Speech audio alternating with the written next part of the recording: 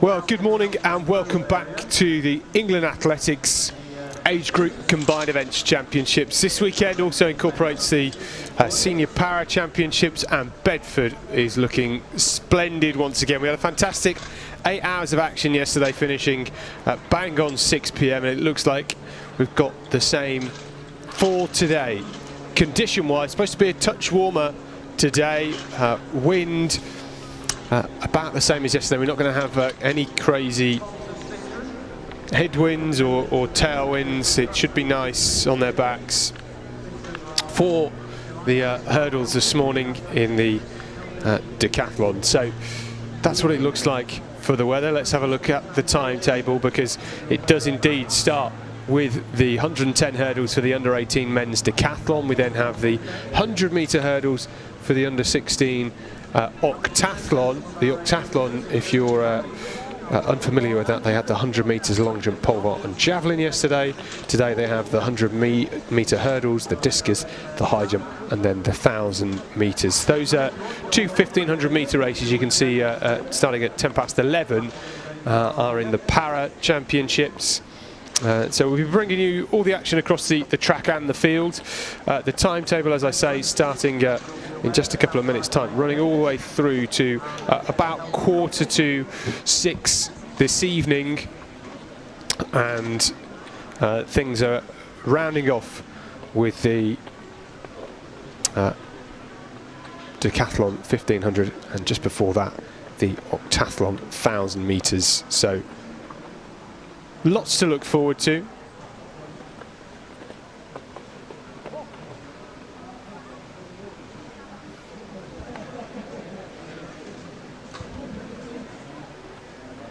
This is the lineup for the first of the decathlon hurdles. Oh, that's the first one.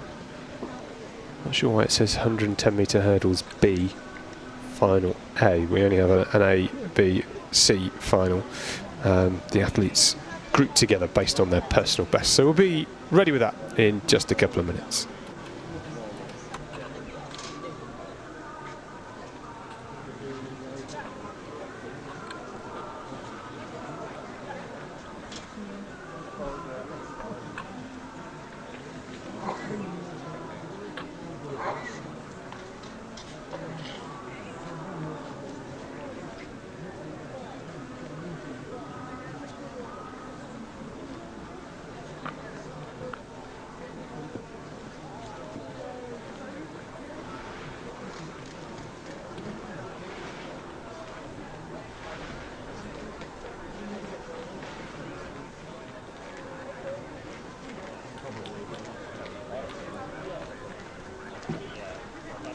The athletes are out for the first race of today.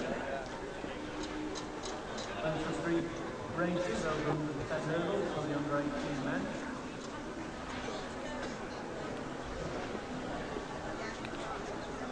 Fixing competitors.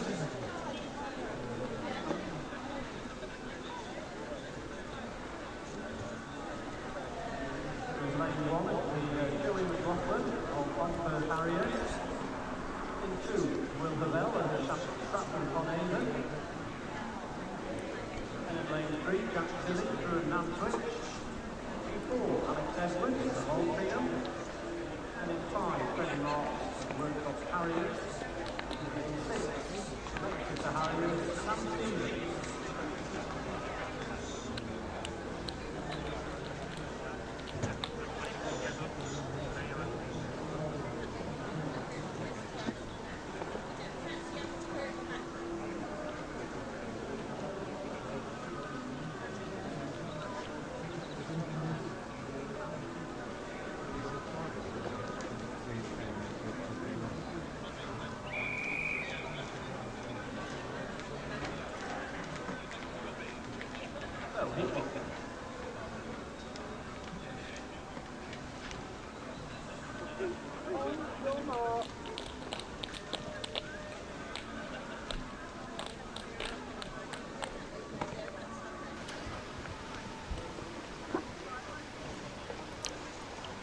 So then, this is our first race of the day.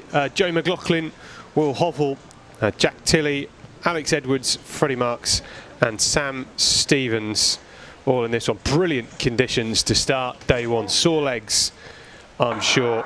Almost a bit of a twitch there by Tilley in the white vest on the inside, but he gets away. Sam Stevens, the Exeter Harrier, who have got good credentials in the sprint hurdles, starting to pull away. Oh, Tilley just coming unstuck on the barrier there.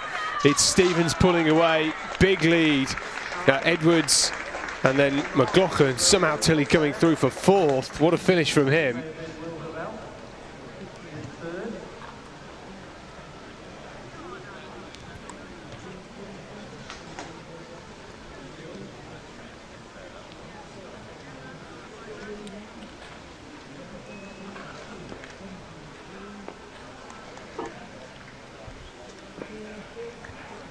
Well, there it was again. I think it was at this barrier. Tilley just in the background there, getting into some trouble. It was Hovell that came through, Stratford-upon-Avon athlete, in third place. So 15.70 the winning time. Wind plus 0.9 metres per second. Nice tailwind.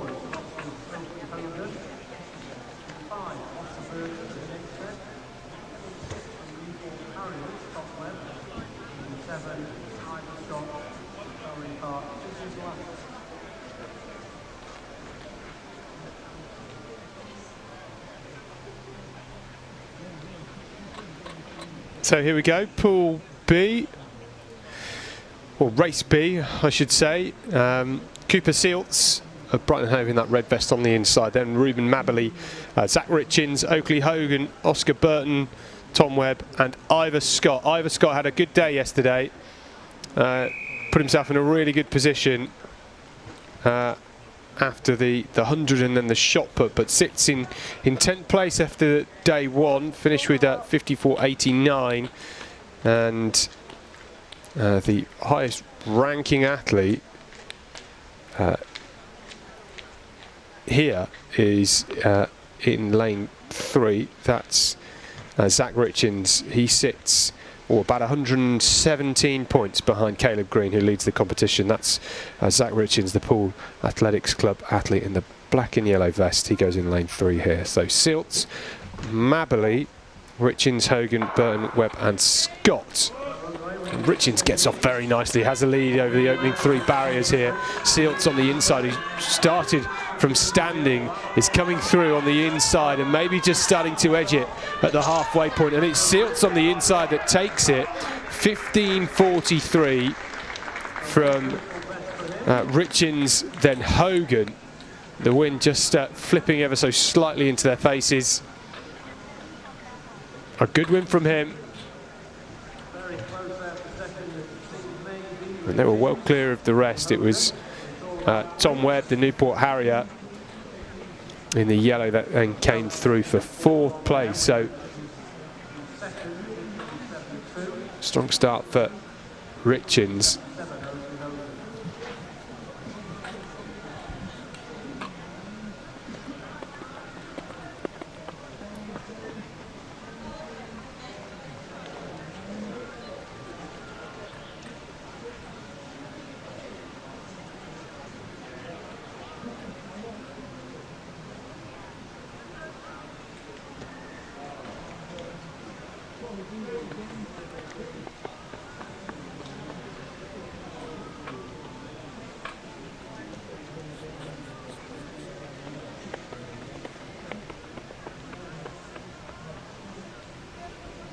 So 15.41 there for Silt. Zach Richins, 15.72, just edging out Oakley Hogan.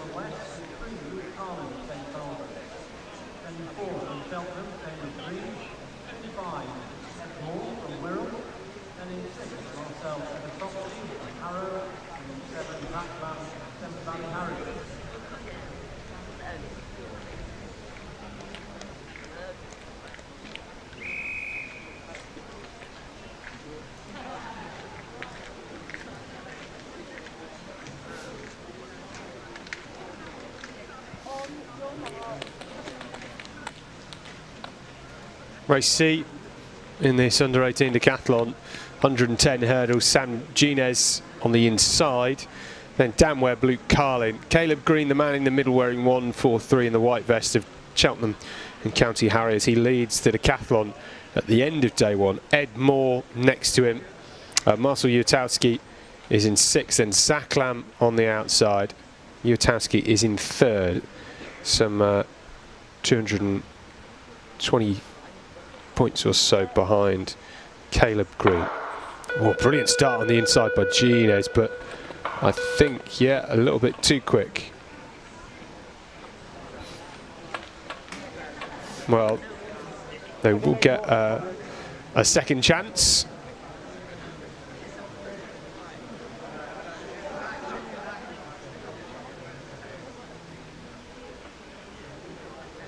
Gines there in lane one. Got away the quickest, that's for sure.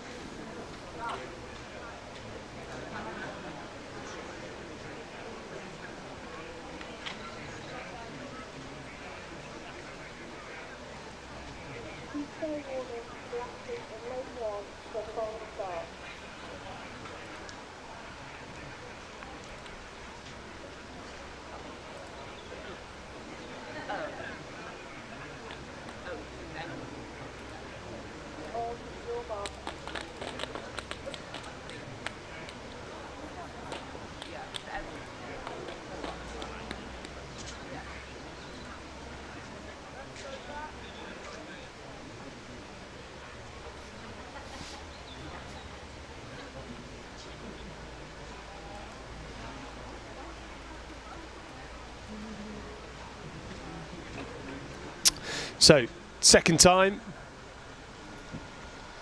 Gines, Webb, Carlin, Green, Moore, Uatowski and Lamb on the outside.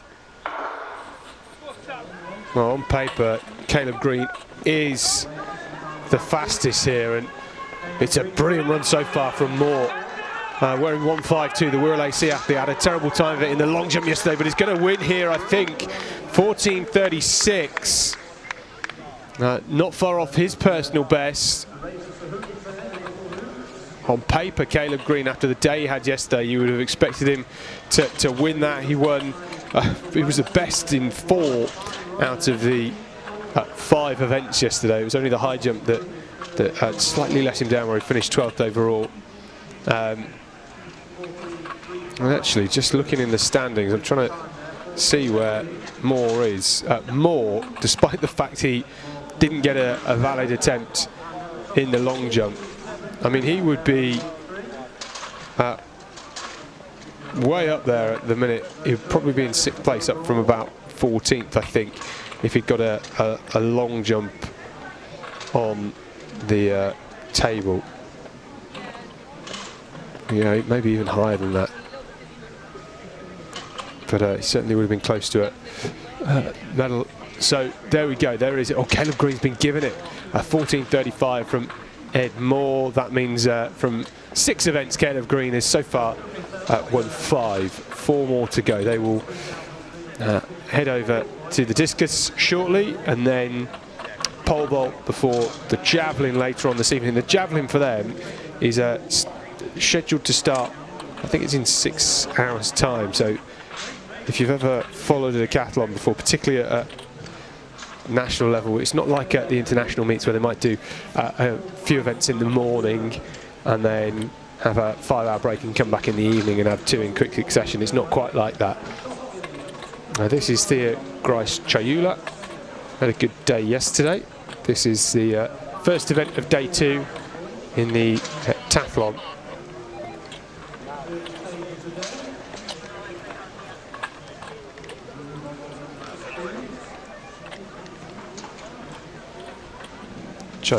Grice-Chayula is in 7th place going into this event.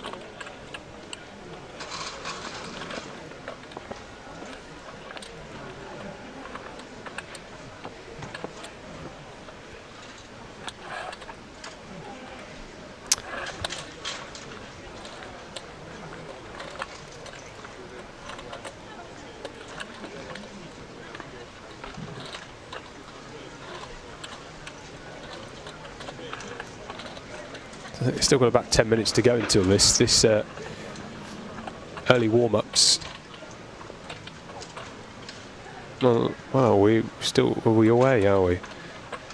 Okay, I wasn't sure. This was actually scheduled to start in about 12 minutes time, so we are slightly early, which is a good thing.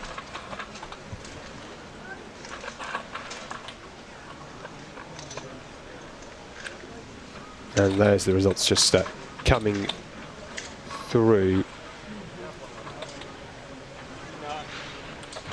Now we have 2 pools in this long jump competition.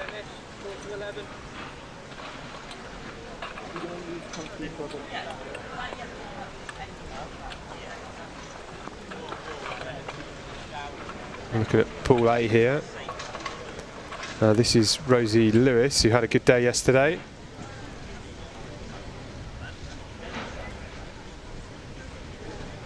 Rosie Lewis in 6th place at the start of day 2. She's not too far off a medal. 200 points, which is definitely doable looking at the long jump and the javelin.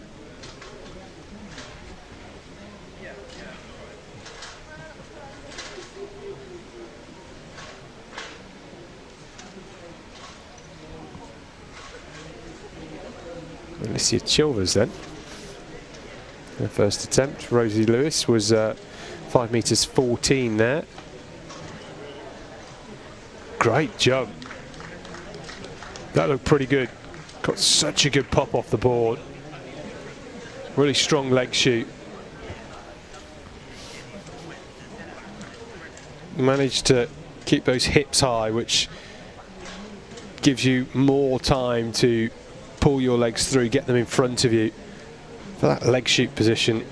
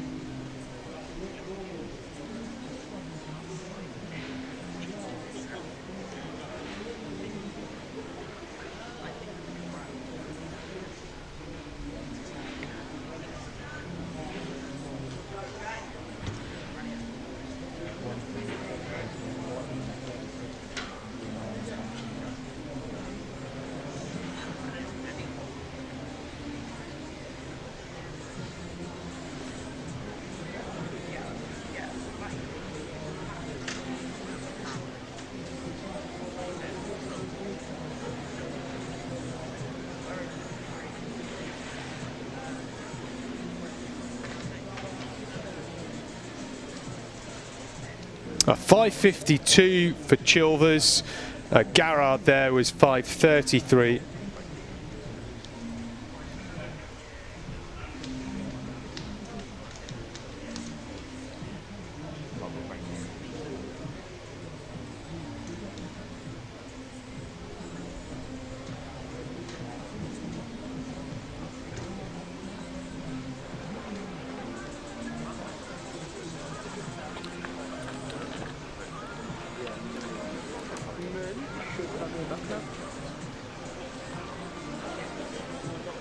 And no jump there for Tiana Odug-Bessan. This is Lila Nuth.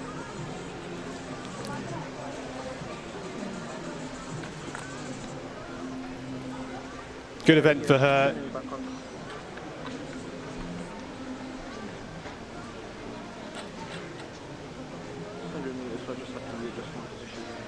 Nuth then down the runway, was behind the board there. That looks close to 6 meters.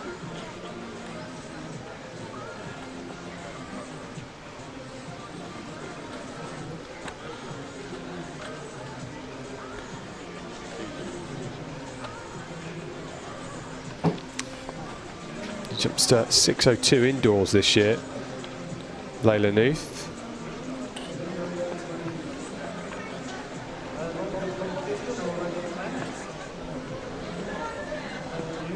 Still only 16 years of age.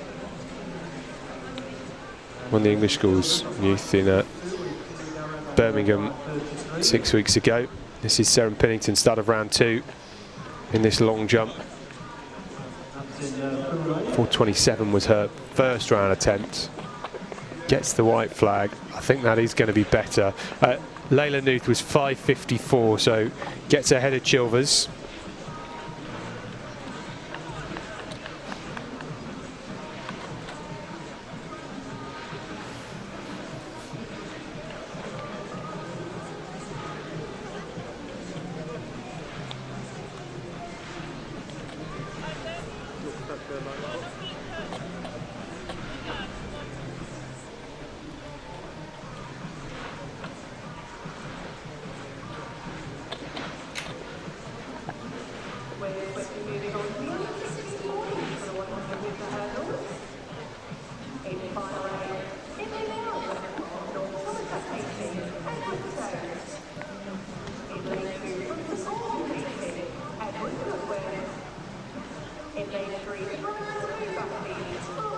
Bryce Choyula there gets a white flag.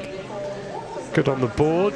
That's the main thing. And that means she's now got 2 good jumps in the locker.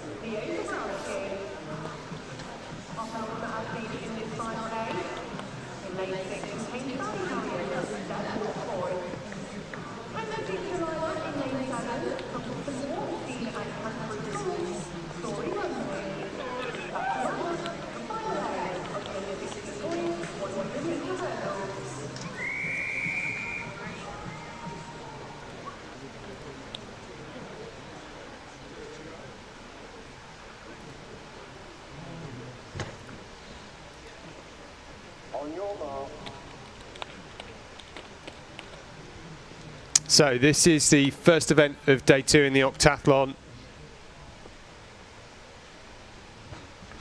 The 100-metre hurdles. Ed Stote is on the inside then. Ed Goodwin, Arthur Rogers, Isaac Machin, Leo Zabrowski, Lev Popov and Story Bundy.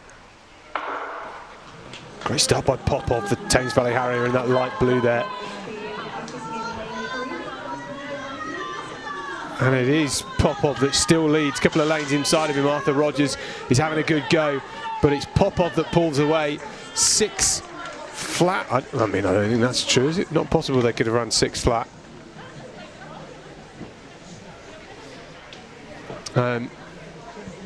Story Bundy on the outside wasn't too far off.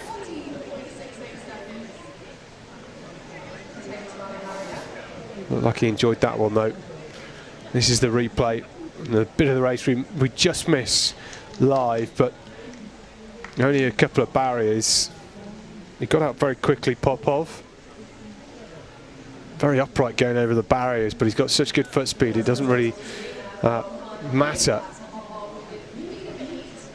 It was then Machin that came through for 14:68 the official time.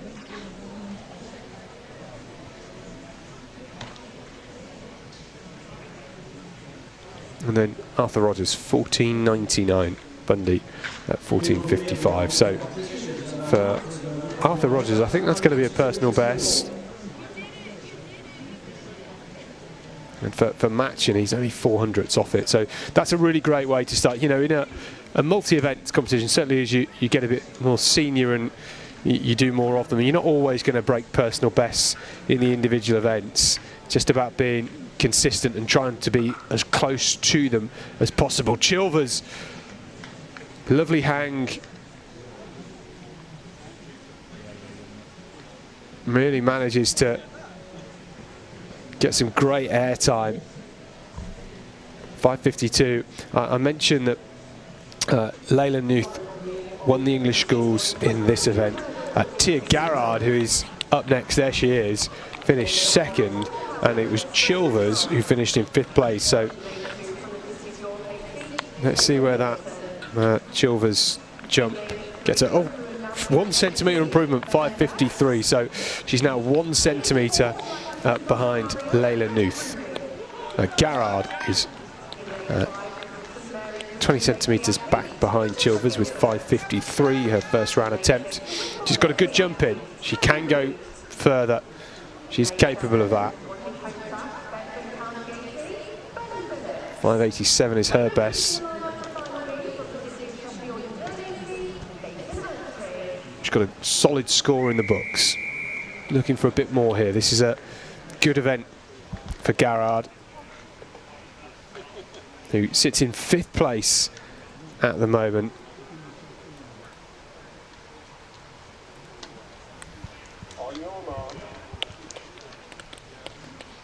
Good acceleration on the runway, clean on the board. Yeah, they've just lined up now.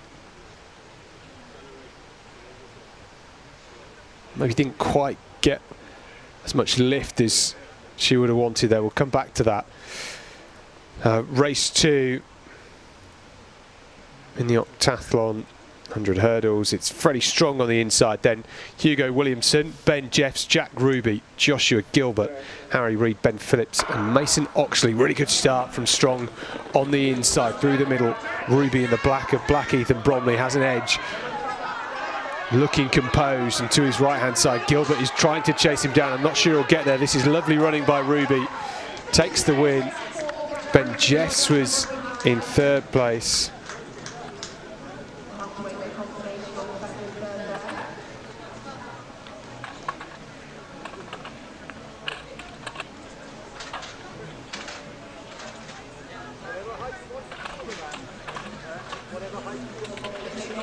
Well, Ruby was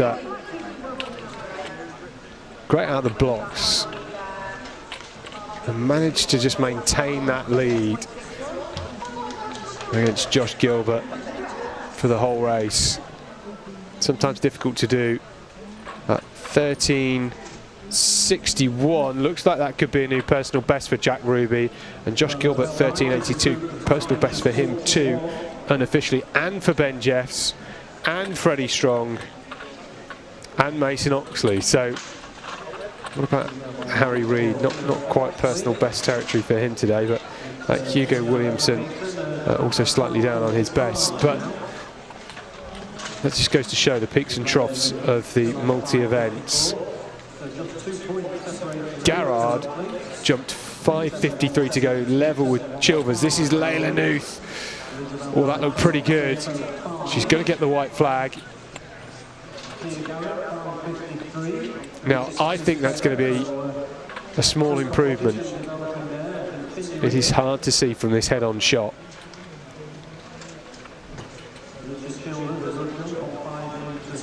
The good news is she's got 2 good scores, and it's 5.72 for Layla Nuth. That was big. Almost 20 centimetres added to her first round effort.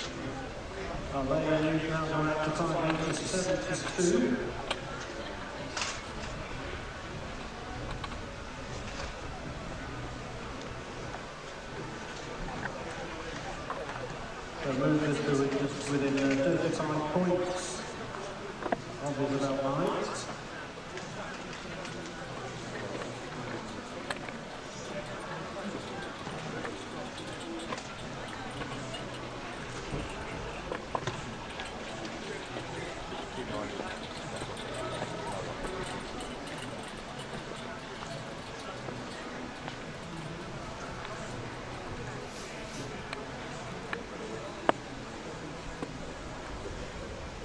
So this is Bryce Chayula.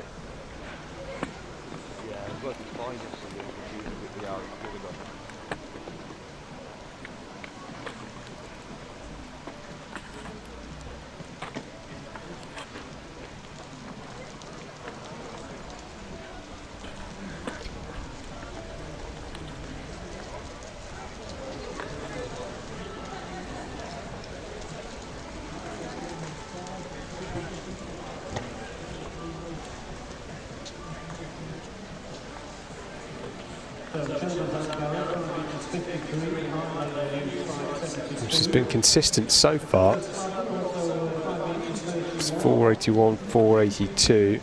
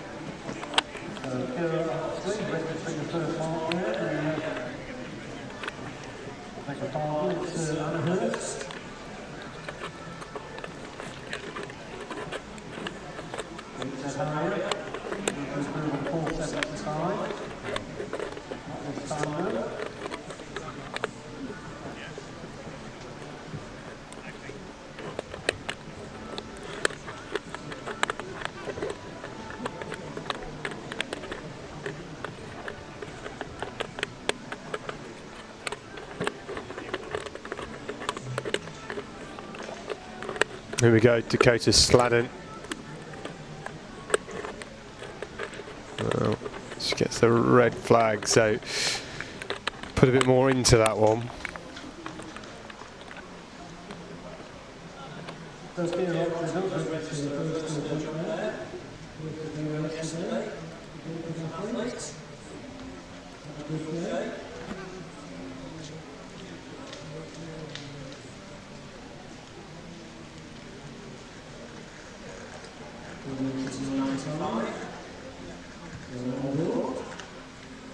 Rosie Lewis then, final attempt for her, well behind the board. Not sure that that's going to be an improvement.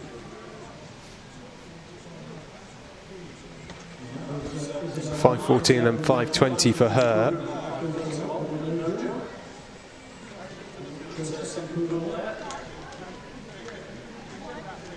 5:09 for Rosie Lewis. Alicia Chilvers then, tied on points, or tied on distance with Tia Garrard in this competition. She can chase down Layla Nuth. That would get her an extra 56 points. So, is that going to be any better?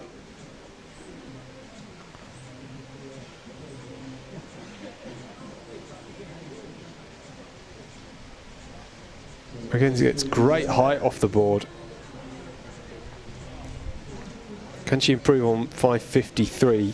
She was 5:52 in the first round, improved that by 1 centimetre.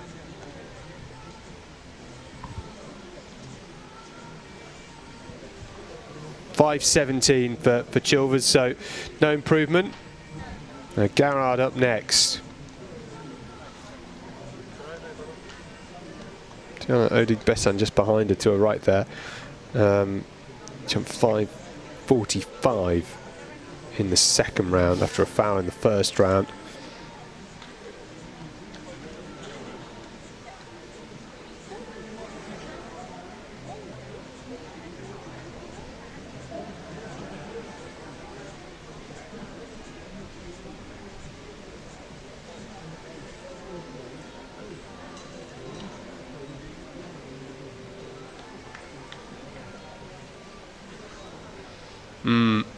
Gets the white flag.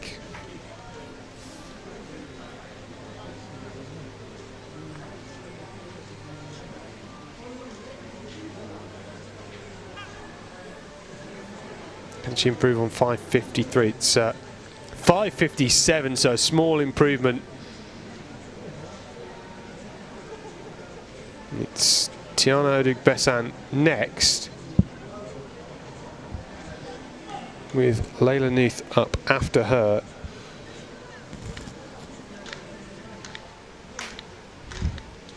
Wanting some crowd encouragement here for her final attempt. She's jumped over 6 metres before 6:01. It's got good speed. I think she knows that wasn't the big jump she was hoping for. She's third, some 100 points behind Isabel Knight in the overall heptathlon standings. At 5:48, so a small improvement for Tiana Odig-Bessan there. Nuth, well, she knows she's got this event wrapped up in the bag.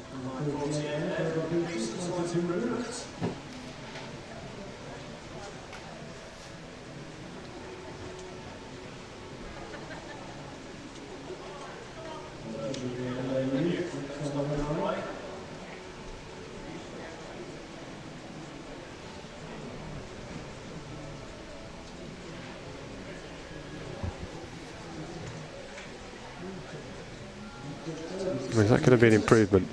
Well, I think she quite likes the look of it. I think that might just be a touch further. 5:54 in the first round, then 5:72 in the second round. Is this any bigger for Layla Nuth? Oh no, 5:67. So nice and consistent. Good start to day two for her.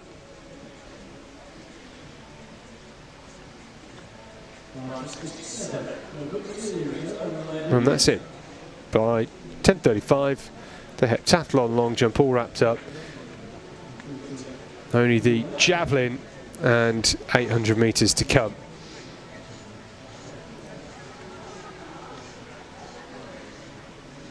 I mean, they'll be done by 2:25 because the javelin competition for them starts in about 1 hour and 10 minutes.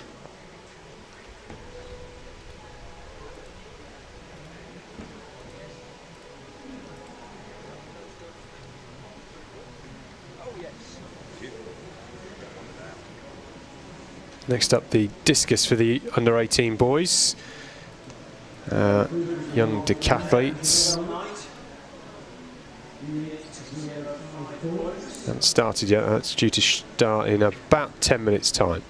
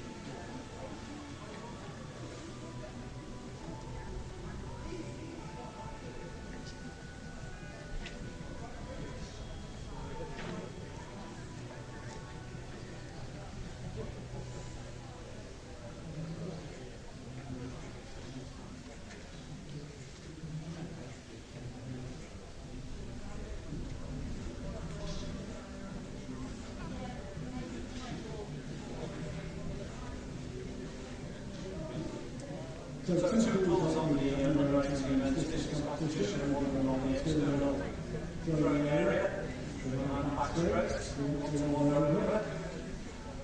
Do you want in 5 minutes time?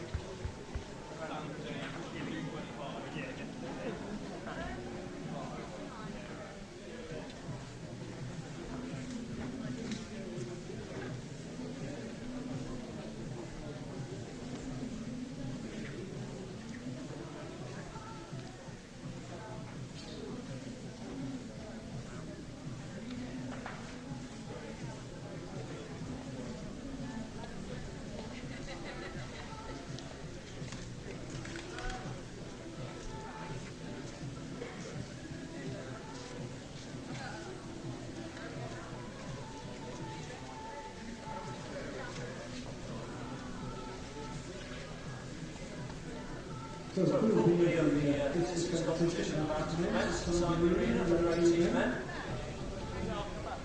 10 athletes in this particular pool.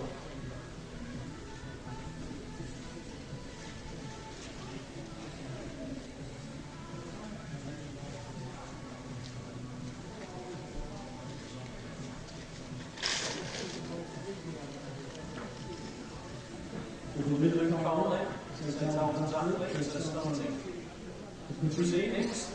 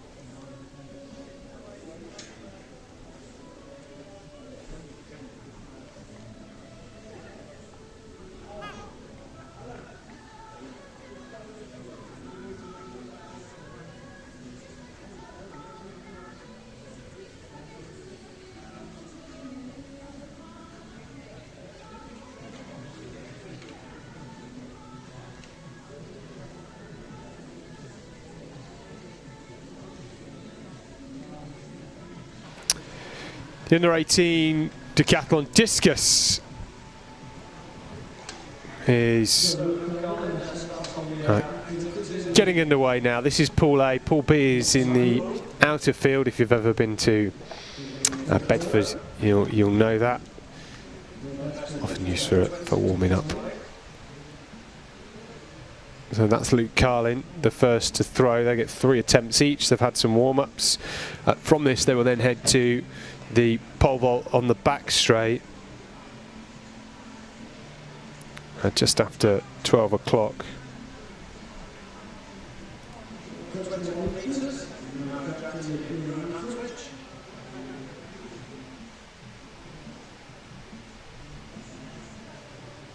That was Jack Tilley. Just remembering to walk out the back of the circle. His personal best just over 19 metres.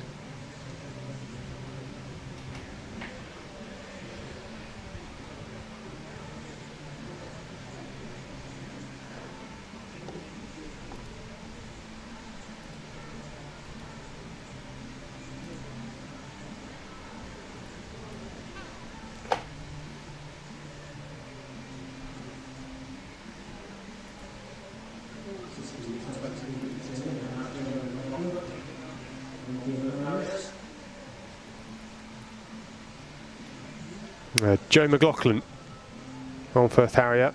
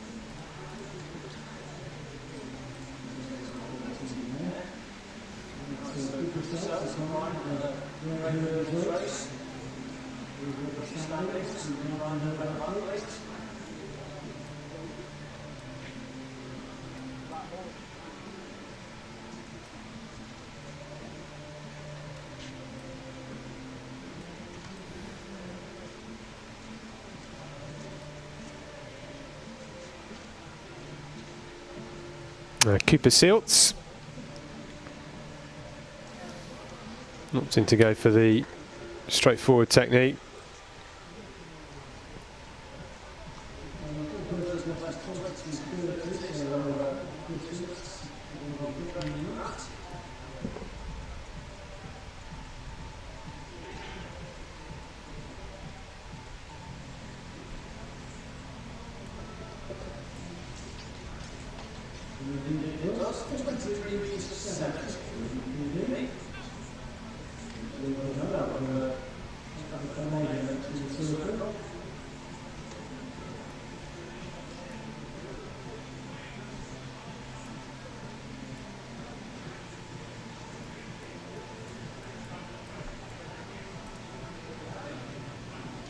Will Hovell from Stratford. Oh, I think he might have just...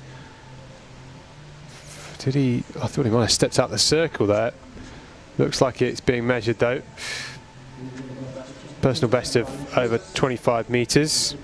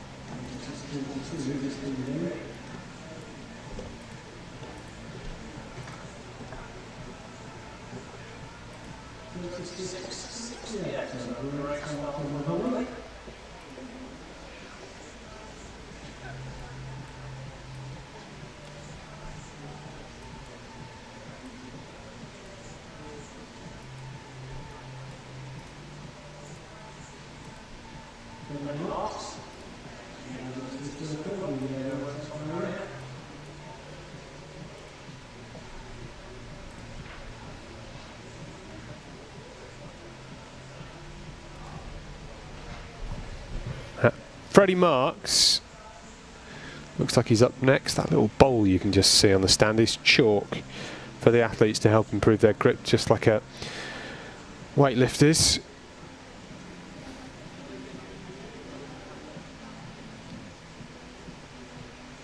Smart move to come with an umbrella too. As I say, the temperature is going to be a bit warmer today.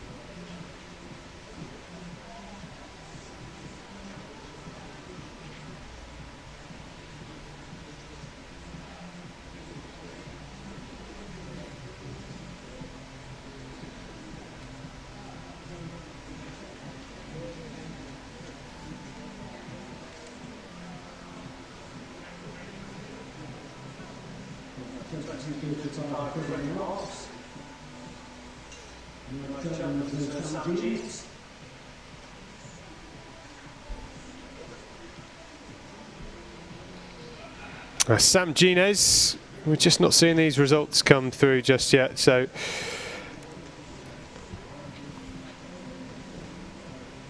I can tell you that the best thrower is Ed Moore of Wirral on papers, throwing 44 metres flat.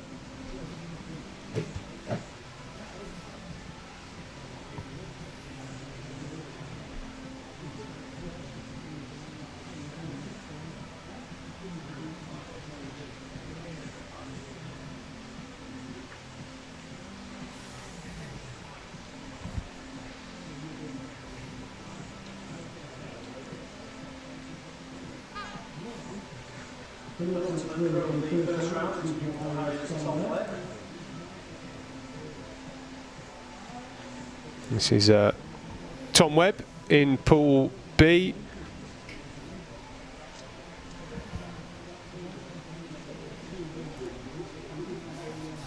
It's Ruben Mavely that's thrown the furthest in this pool so far, 26.68.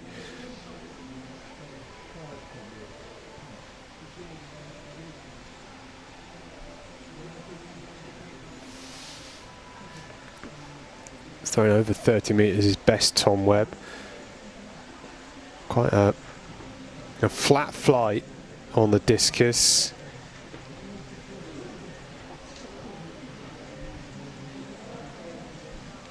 And that's 27.13, so gets to the top of the leaderboard in Pool B here in round one. Still Zach Richins to throw.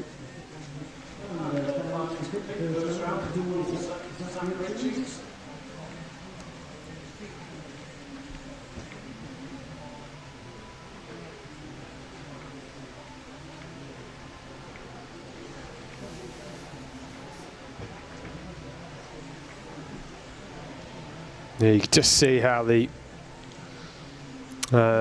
discus was sort of rocking from side to side in the air there rather than spinning nicely. That just indicates the release wasn't clean.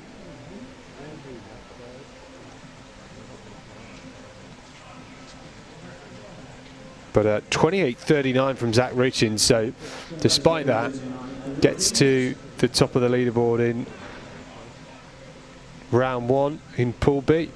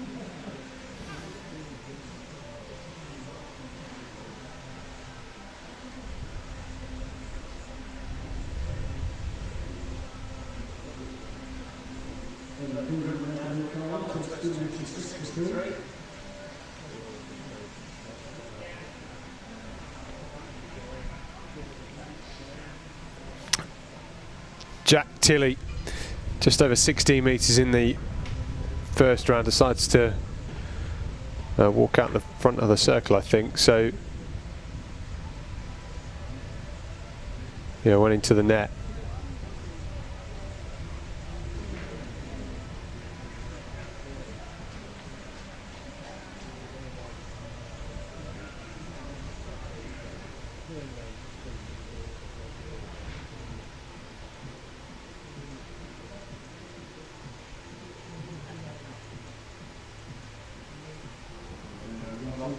Joe McLaughlin.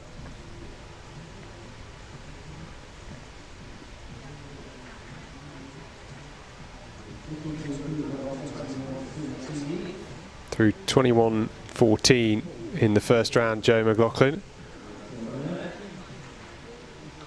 which was season's best. He's thrown 25.07 last season. That's a foul though. Cooper Siltz up next.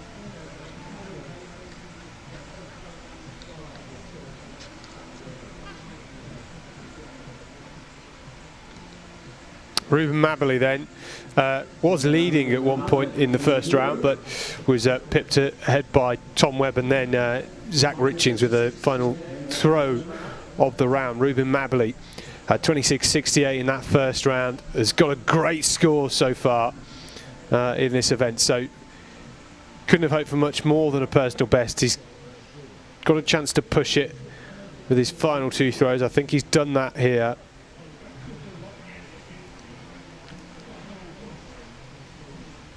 He likes that. Bit of a fist bump.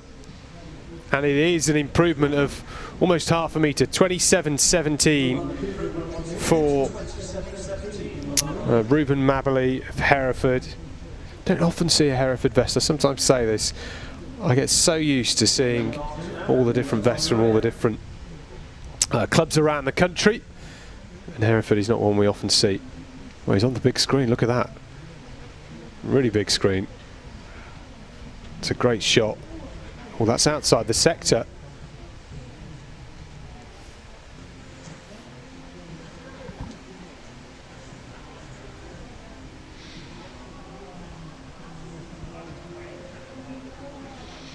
Ruben Mabberley, who saw punching the air. Well, he's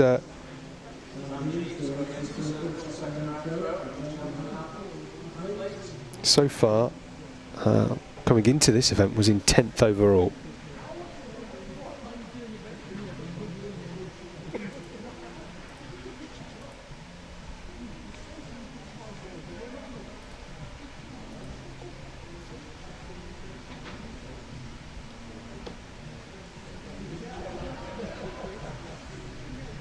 Nice flight.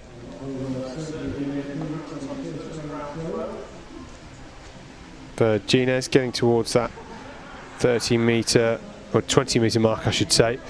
1930 was his best. He's capable of close to 30 metres. So 27, yes, I said 30. 27.13, that's Tom Webb. The score's just come up.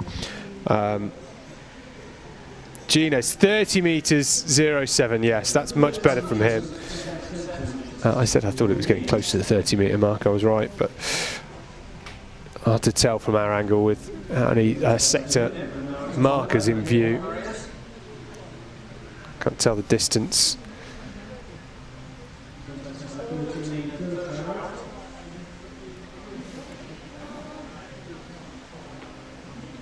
This is Thomas Webb.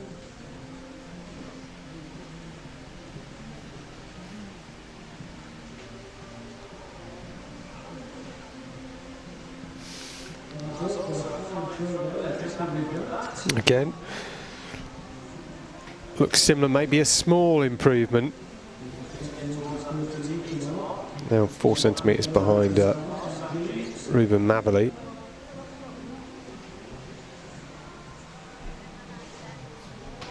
And Tom Webb 29.48, so a good improvement for him.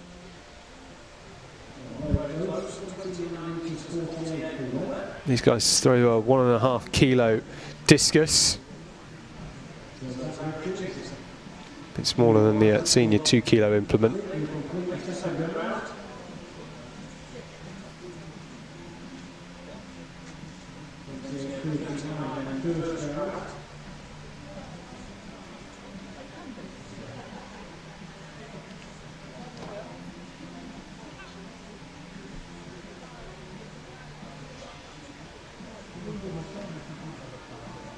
Zach Richins then, final throw of round 2.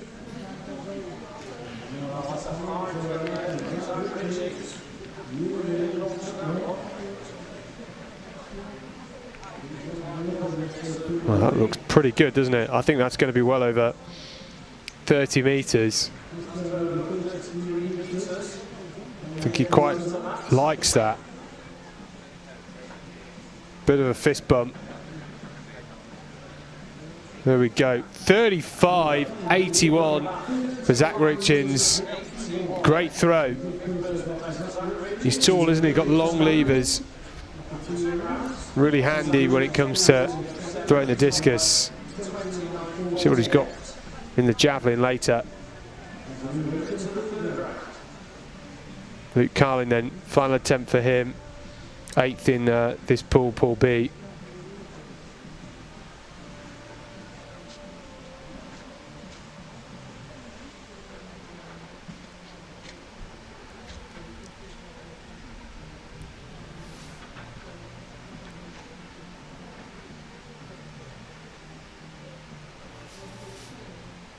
Let's get the best flight on it. It's throwing 21 metres dead, 22.63 in the second round.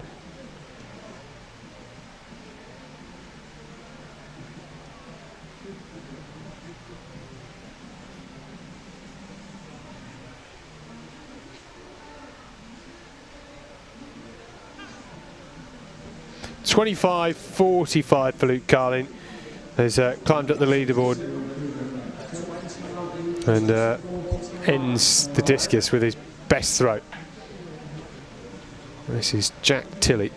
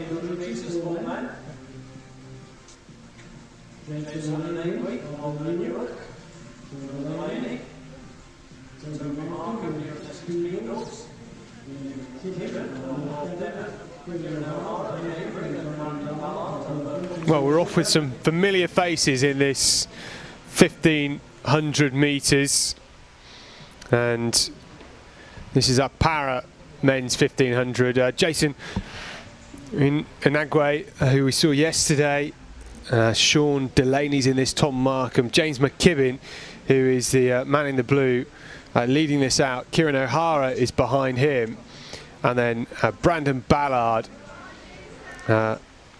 is the other athlete in this. So they're through 300 metres here. We've seen some dust-ups between Kieran O'Hara and James McKibbin before on the track, and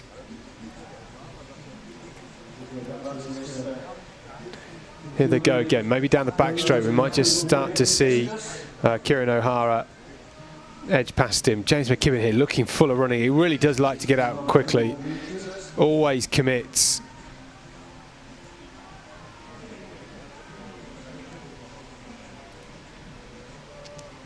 Well, it's certainly a change for Kieran O'Hara, having ran at the Commonwealth Games just a couple of weeks ago, where he finished in 7th place, a race that was won by Ben Sandilands from Scotland. And coming up to the 700 metre mark here, O'Hara just starts to edge forwards. He's got a best of 4 minutes exactly, just outside 4 minutes, and if I remember correctly, had a brilliant race at the UK Championships in Birmingham last year, where he won. And McKibbin now starting to come back down the back straight. Well, this is cat and mouse, isn't it? O'Hara with a burst of energy, and now McKibbin with his own likes to get back in front. It's sometimes a less complicated place to be. You're out in front, you know what your job is, to try and burn off everybody else, and James McKibbin is doing that here.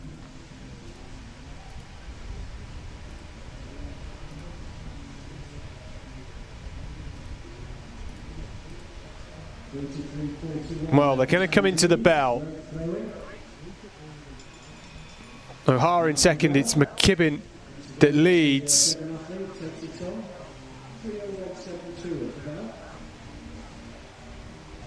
So,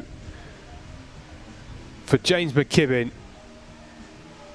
he's looked so strong throughout this whole race.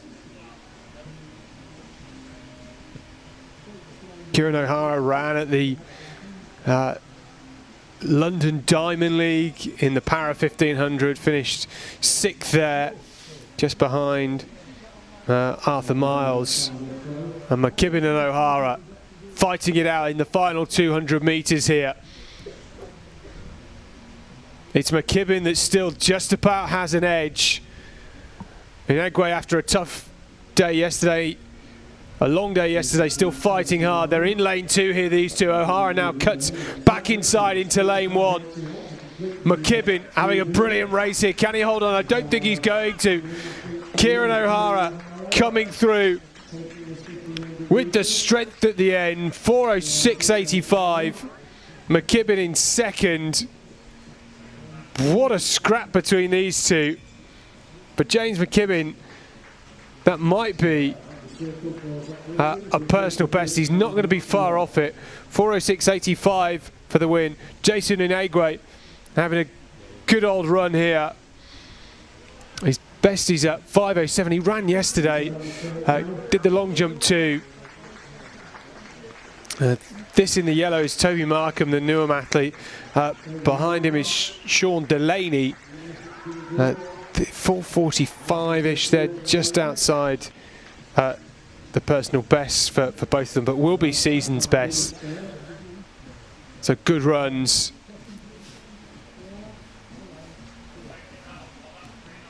And Jason Inagwe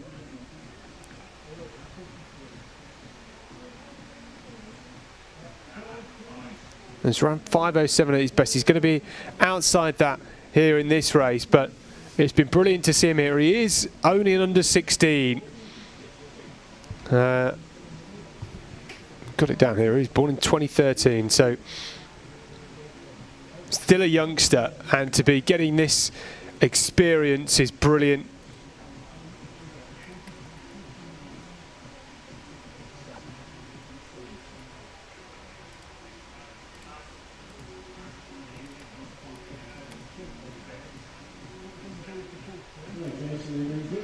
Come on, Jason, big finish here.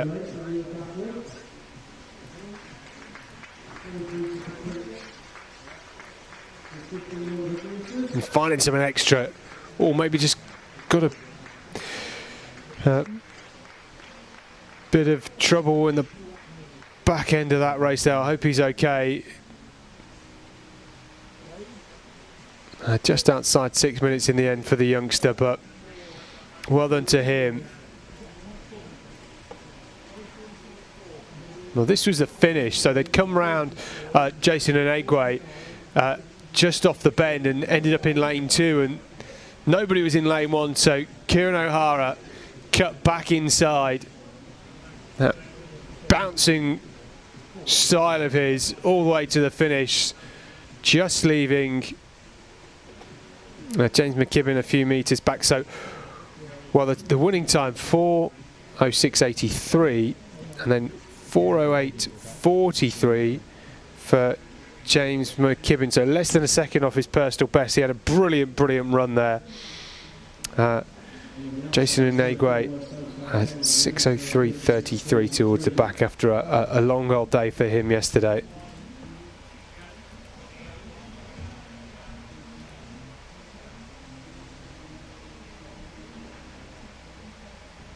Points-wise, consolidates his lead on 5:182.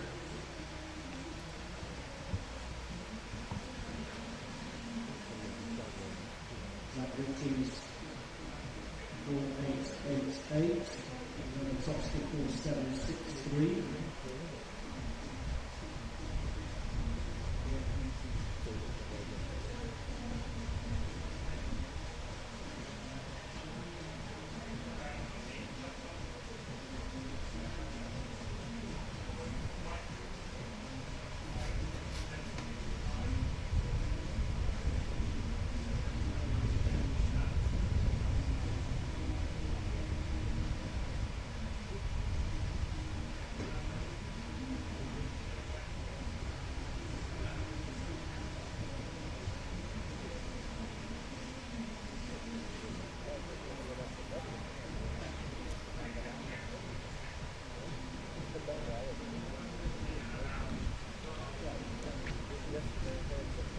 So next up we have the Para 1500 metres.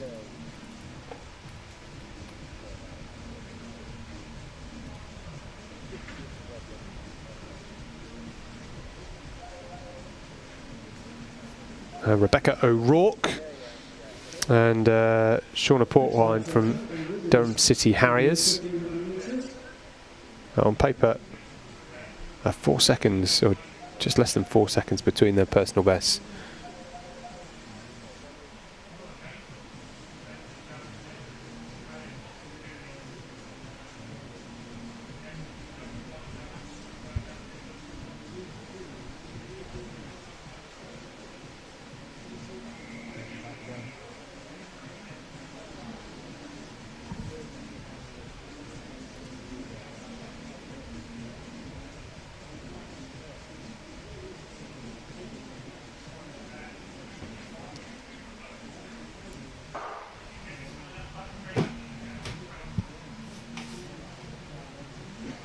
Away they go. Down the back straight. I mean, virtually no wind. Look at that green flag there. Not even a flutter. This is ideal conditions for racing. It's warm, 20 degrees. And Portwine gets to the front in that luminous vest.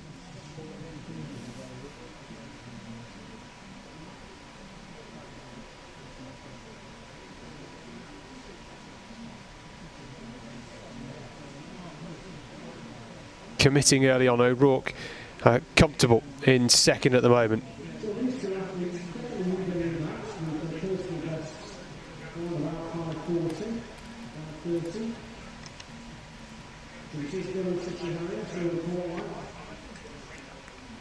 And Port Wine attacking this opening lap.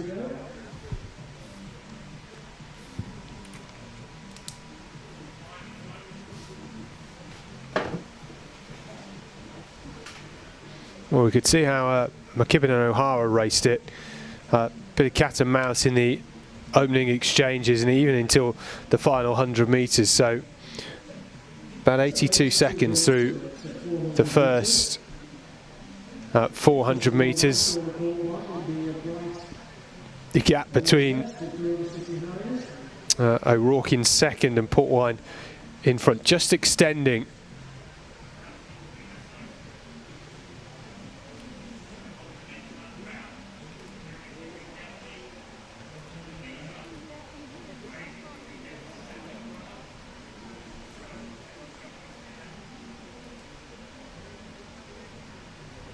And Port Wine still only an under 20. Raced at Coventry over this distance at the National Junior Para Championships at the start of last month.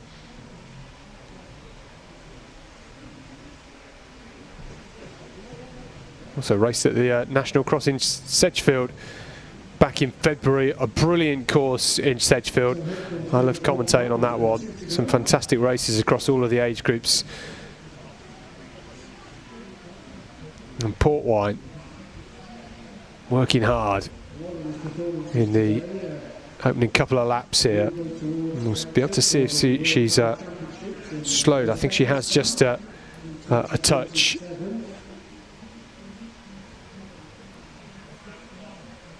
It was a pacey opening 400, that's for sure. There's O'Rourke just coming off the bend. Doing well. She's been pretty consistent pace-wise, O'Rourke.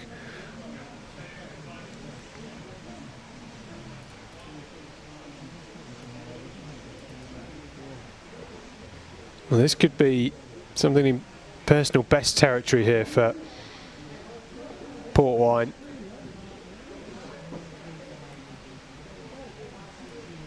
Run that personal best to the North Eastern Grand Prix up in Jarrow back in April.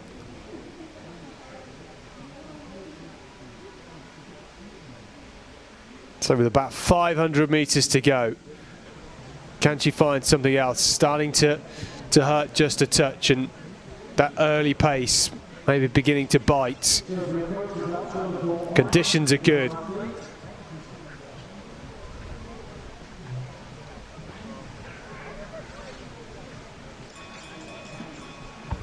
She'll hear the bell. And heads around a penultimate bend.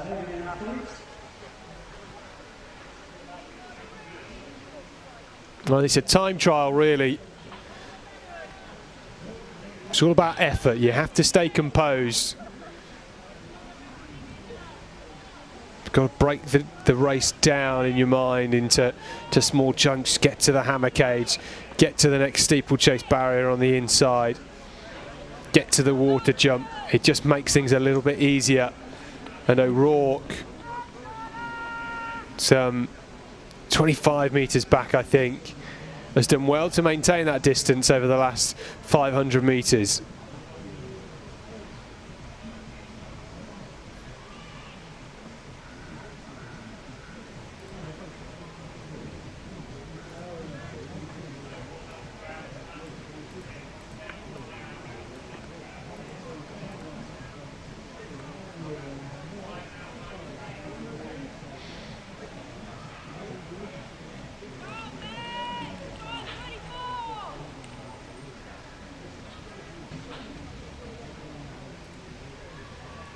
And here we go, O'Rourke in second, doing well to find something extra, but it's Port Wine who's led this race for the whole way.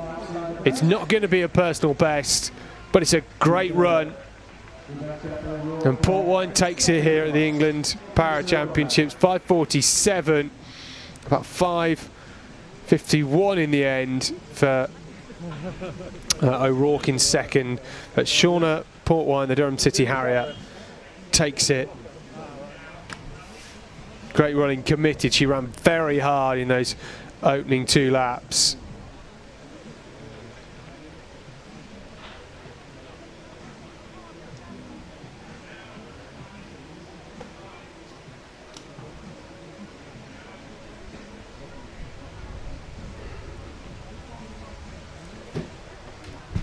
And those are the official times, 5:47.84 and 5:51.67.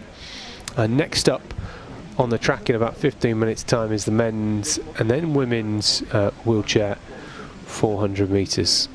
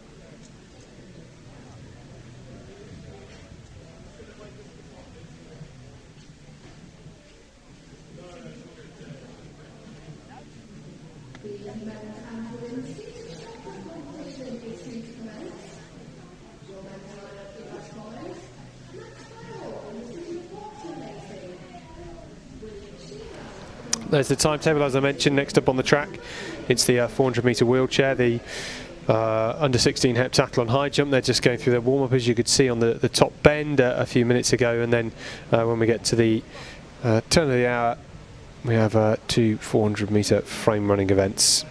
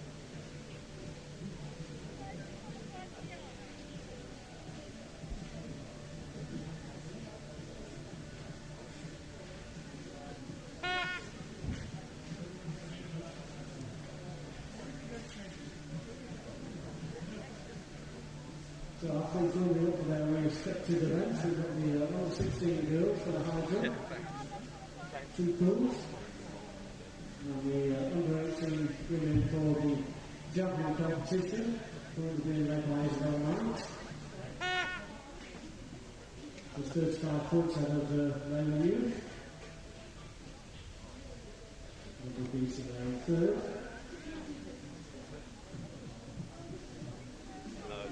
The feet through the chair.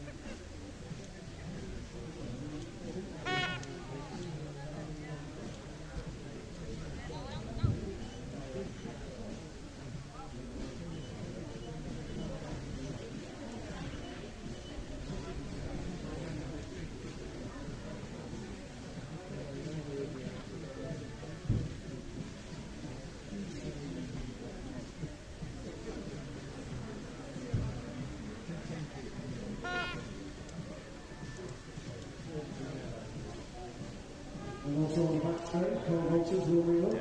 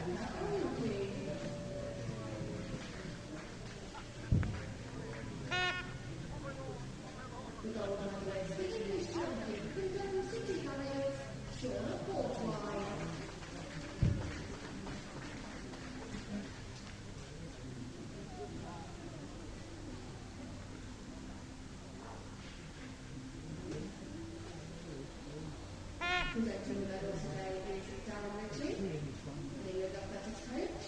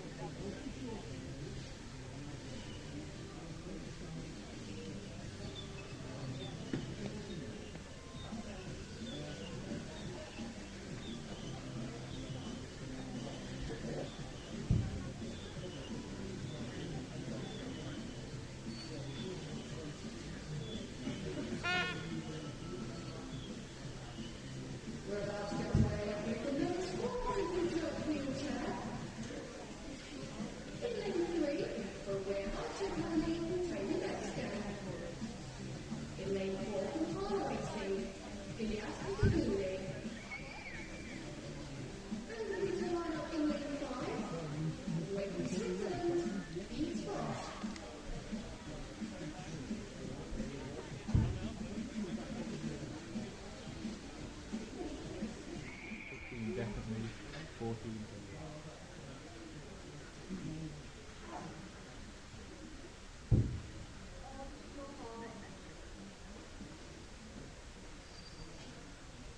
have no idea.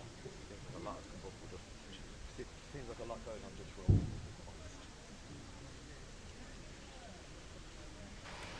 It's time for the men's wheelchair 400 metres. Toby Metzgen starts on the inside, then Ilias Segundi, and then beat Bosch. We saw all of these athletes yesterday. Ilias Segundi in the white in the middle, already blazing past Bosch, the Swiss athlete on the outside. He's clocked 62.1 seconds at his best. Segundi 52.72 is his best, and he's pushing hard down the back straight. Lovely conditions today for wheelchair racing as he goes around this second bend with a big lead. He's going to get quicker and quicker as they come into the home straight. How fast will this be? He is all on his own, having a hard push out here in Bedford. 55, 56, 57, 90 on the clock. A great win for Ilias Segundi. It's Metzgen in second, the T34 athlete, and then Bosch, the T52 athlete, here guesting. All three of them from different classifications.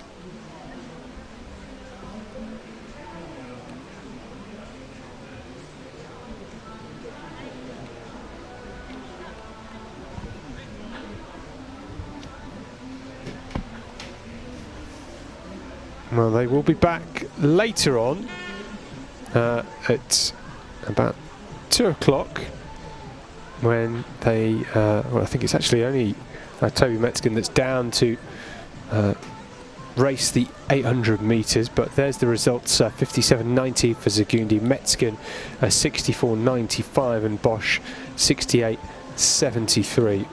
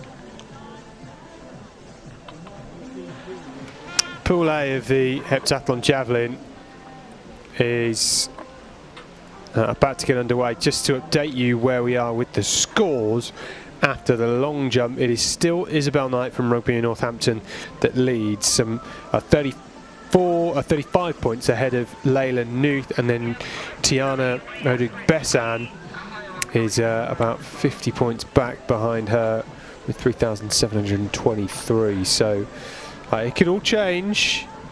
Garrard is in 5th.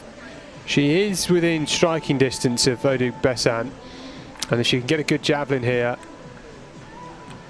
that would help her out. She is, yeah, she's close, less than 100 points behind Odug-Bessan. Between them in 4th place is Kira Oxley, who had a brilliant day yesterday.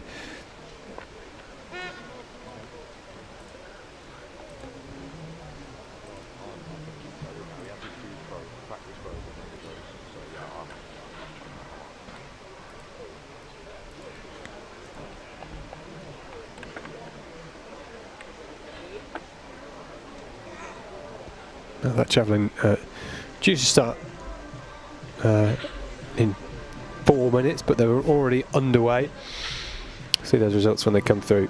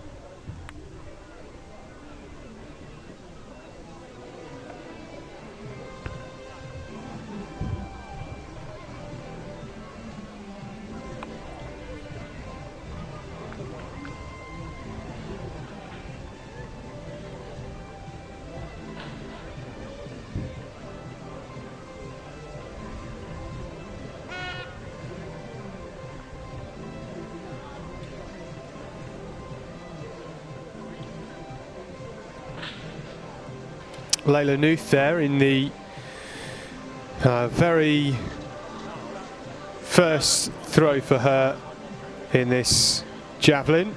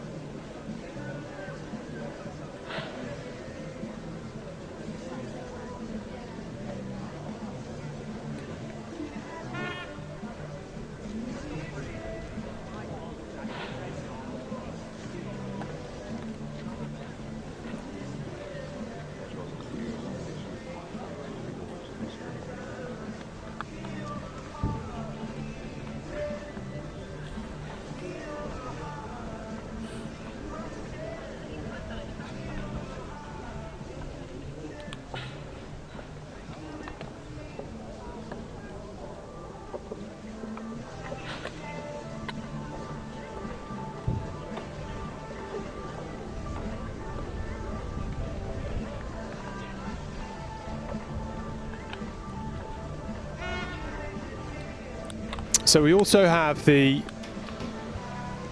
high jump in the under 16 girls heptathlon, and later on we've got more high jump with the octathlon high jump. So that's what you can see in the top right hand corner, the under 16 girls heptathlon high jump. They do a slightly different order of things in the heptathlon. For the under 16 girls, it's 80-metre hurdles, long jump, javelin, 150-metre run on day one, then high jump, shot put, and 600 metres on day two. So that's what they're doing in the top half of the screen. In the bottom right hand corner of your screen, we have the seated shot put, the men and women going concurrently on that one. And the man with the sunglasses on, looking very cool, wearing number 59, is Max Fior from the city of Portsmouth.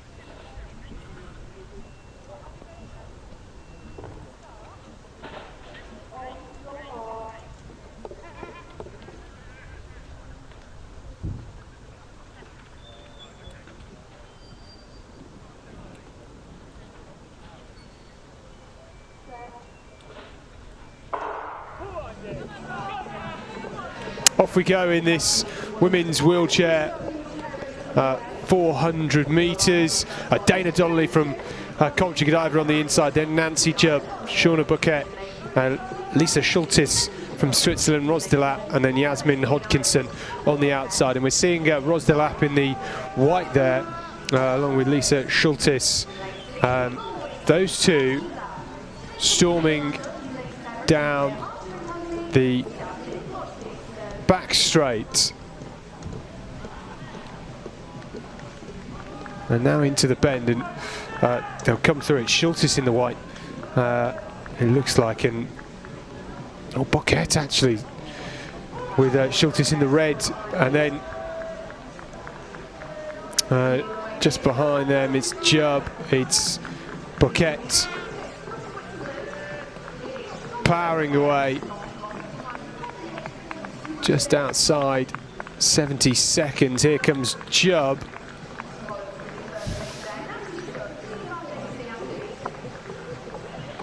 And then Ros de Lapp there with Donnelly just crossing the line on the inside. So our women's wheelchair races will be back just after 2 o'clock to do the 800. So this is a bit of an opener for them.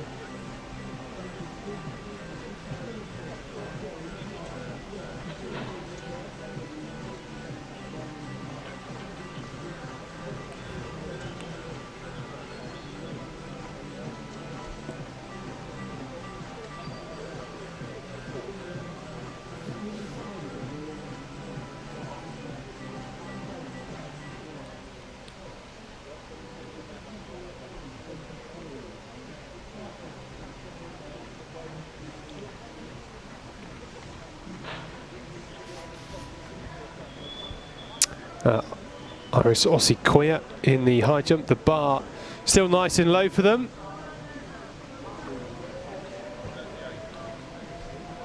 Tia Garrard in the bottom left is going for another throw in the javelin competition for the under 18 heptathlon. Those results not coming through for me, so I can't give you an update on the scores, unfortunately.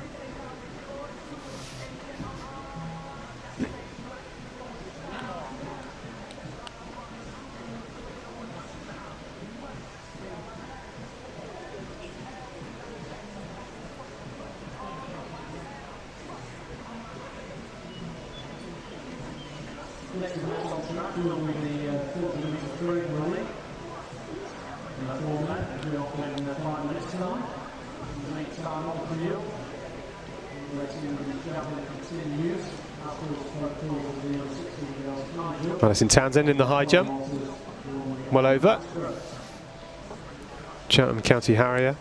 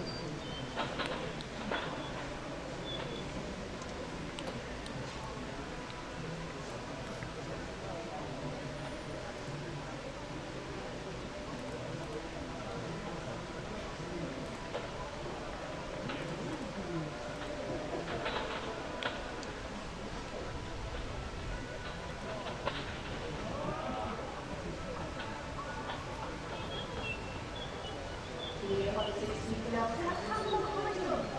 Is underway.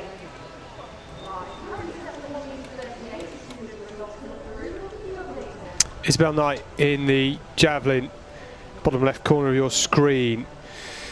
So Isabel Knight coming into the competition for the javelin is still leading. So a good throw here, and you know she's a tall athlete, good levers.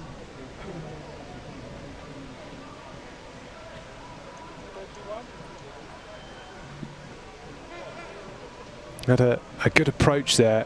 That is a foul.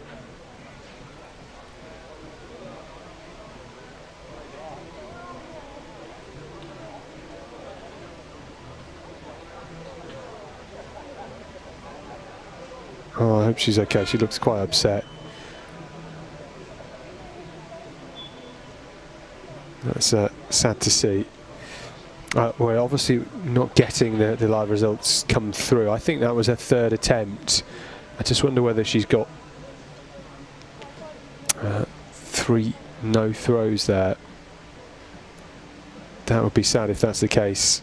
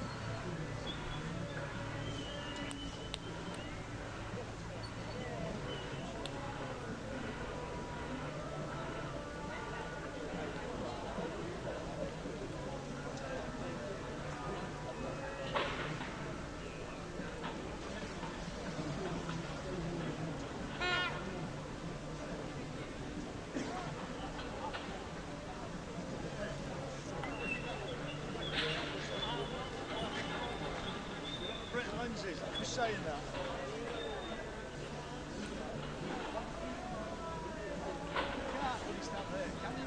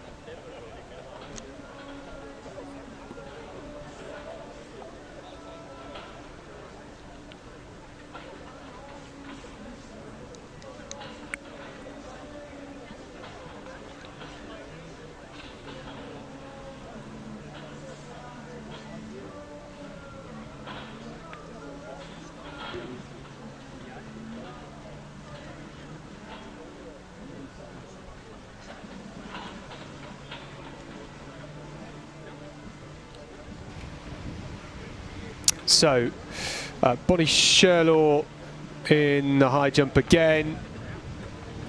Oh, well, she looked clear over that, just the legs. Needs to kick those heels up.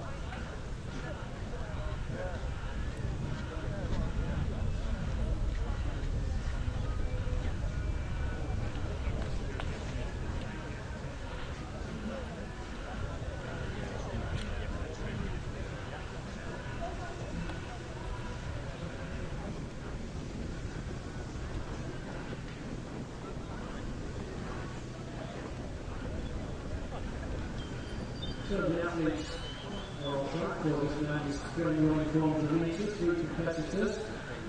This setting the blocks. Line 3, you've got Killing Menzies, of course the Killing. Line 4 is Christian Allen, from the district. Line 5, the Content Driver, Melinda Hager.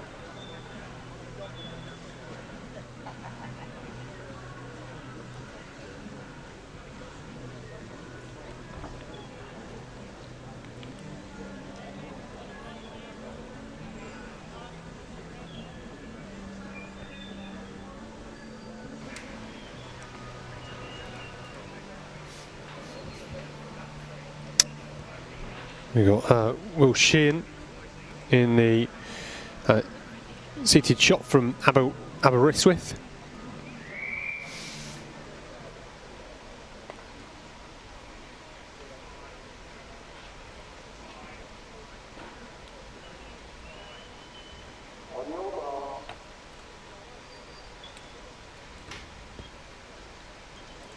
And now time for the 400 metre frame running final. Finlay Menzies will start on the inside, then it's Chris Callow in the middle. They had a good battle yesterday, then Melinda Hayer from Coventry Godiva.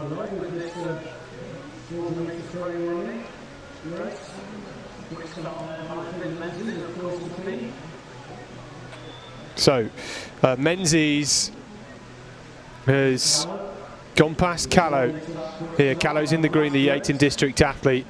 He can finish very quickly. I wonder whether 400's is his best event, because he just seems to build so much energy and momentum as the race goes on. Menzies has brilliant frequency though, and you can see that down the back straight already, the amount of steps he's taking. His feet hitting the ground more often than Chris Callow. And Finlay Menzies, a little bit younger than Callow. Can he hold him off as they come into the home straight? This is a fabulous battle once again.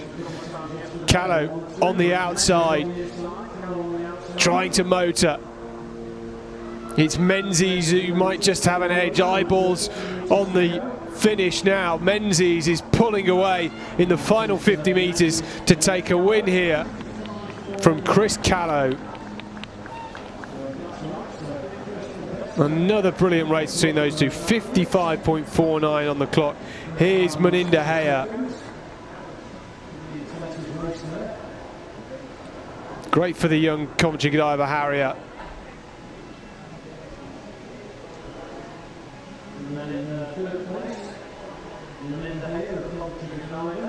Well, frame running is an event which is growing in popularity, and you should absolutely speak to England Athletics if you'd like to get involved. Melinda Hayer here with his third race of the weekend.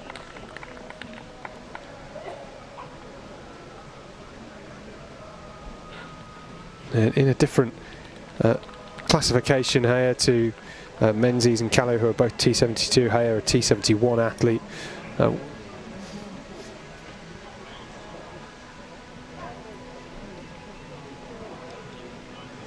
Well, there's the actual times. They now come up. Oh, 55.4. I wondered, it did seem a touch quick, but 71.17, the winning time, a personal best, and then Callow 71.45, a personal best for him. Melinda Hayer 1 minute 56.56.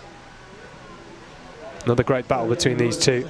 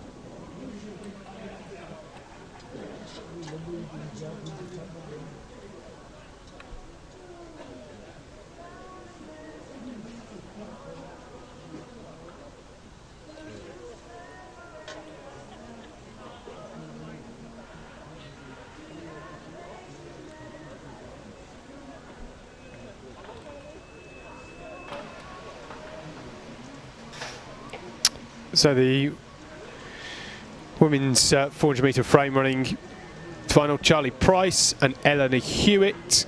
Charlie Price starts on the inside in the white vest of Gloucester, whereas Eleanor Hewitt is of Yeaton District and wears the green vest. So Charlie Price, a T72 athlete, Hewitt, a T71 athlete. Both of these two athletes opting not to use blocks.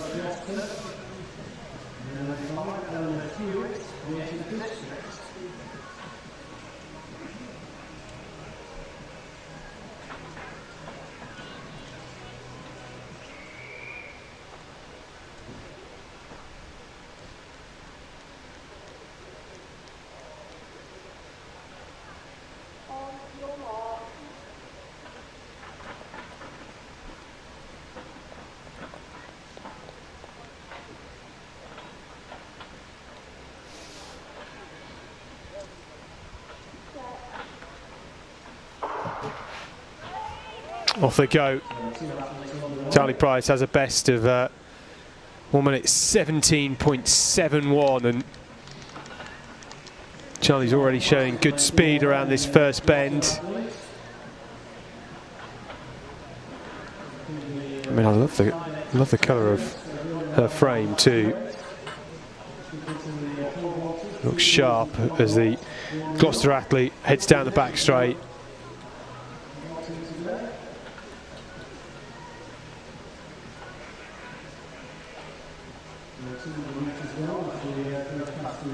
At that halfway stage, looking good if she can keep this up. And her stride just shortening as she comes around this bend to help navigate the turn.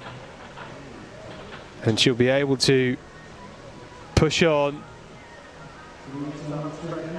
in the home straight.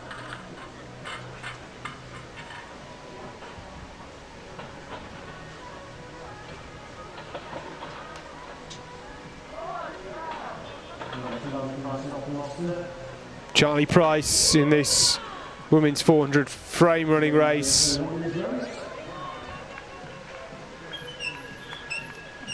Gets the job done in 83.5 seconds.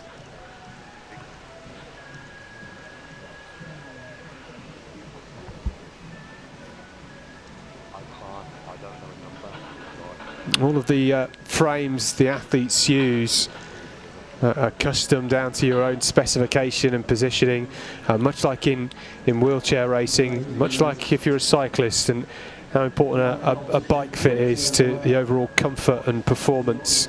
And it's certainly the same in frame running.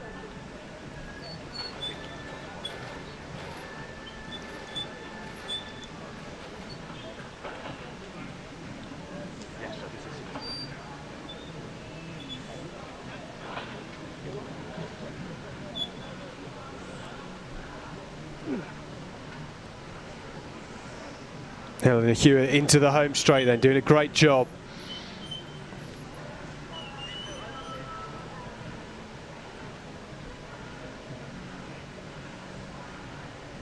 In lovely conditions here in Bedford. No headwind down the back straight, as the 400 runners will often attest to. Conditions immaculate today.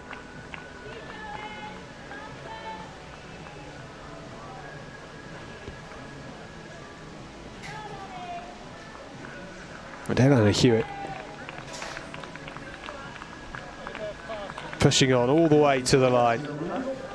Great to have her here.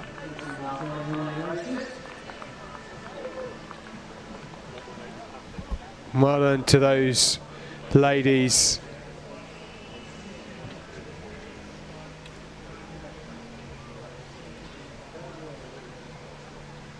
Of course, these are England Athletics Age Group Combined Events Championships, and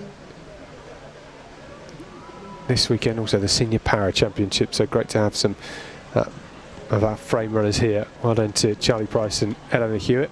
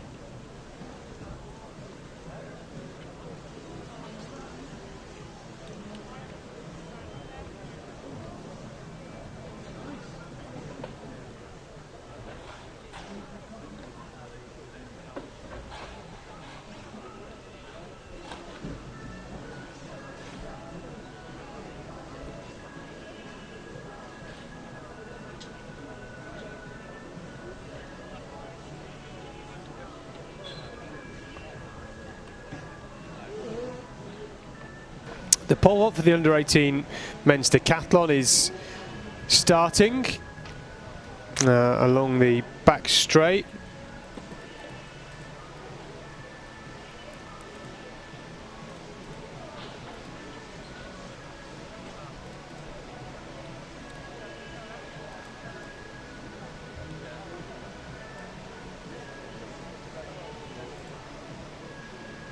They're still not getting any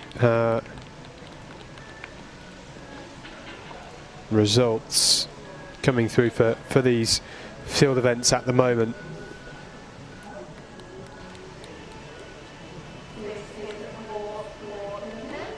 But we are now for the high jump, so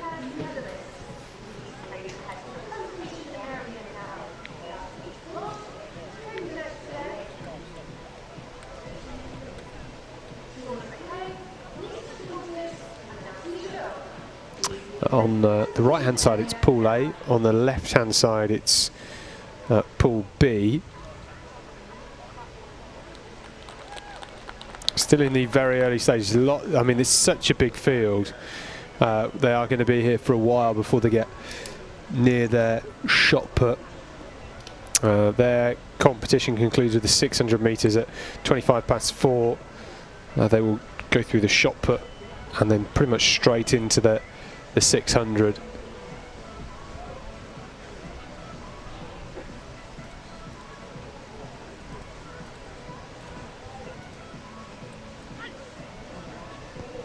The bar at 132 on the left hand side. It's the Pool B, and then in Pool A, Beth Holloway of Gloucester, nice and clean over the bar.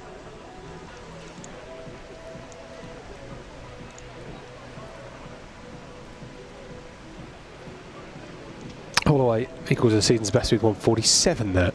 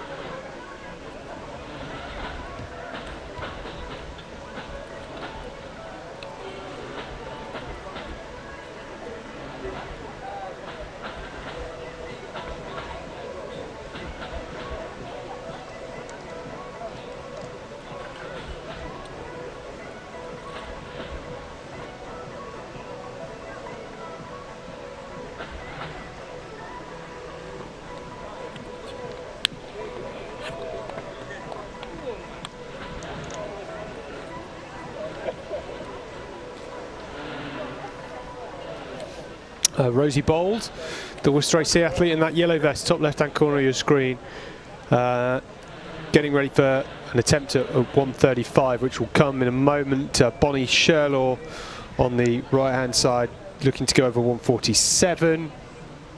Oh no, that's going to take at least another attempt for her. She was over 144 first time. And we're still waiting for Damilola Ajagunna to come into the competition in Pool A, which is in the top right, and then Sarah Rowe to come in too. It looks like she's going to come in at 150, and pretty much everybody now is in Pool B. So Sophia Horsfall Sam is about to attempt 147. She was over at 138, 141 and 144, all first time. Just coming under it there. A bit too close to the bar, didn't get enough lift before the bar. Rosie Bold on the left hand side did there at 135.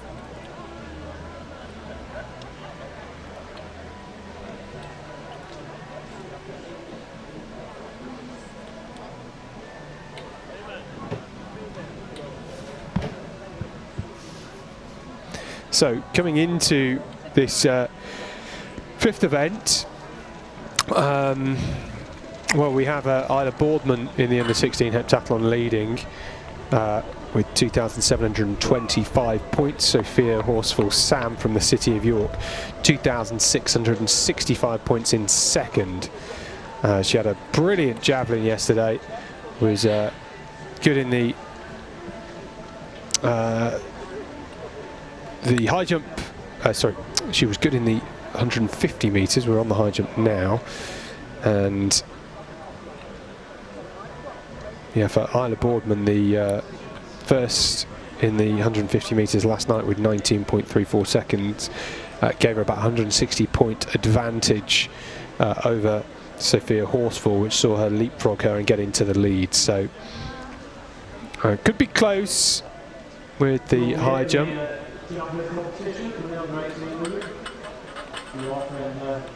Boardman has a best of 148.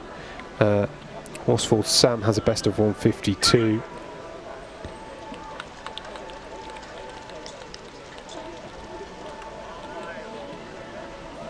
And every 3 centimetres is worth about 30 points. So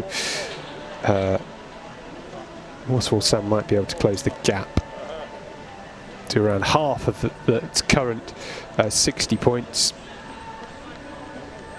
after this high jump. You never know.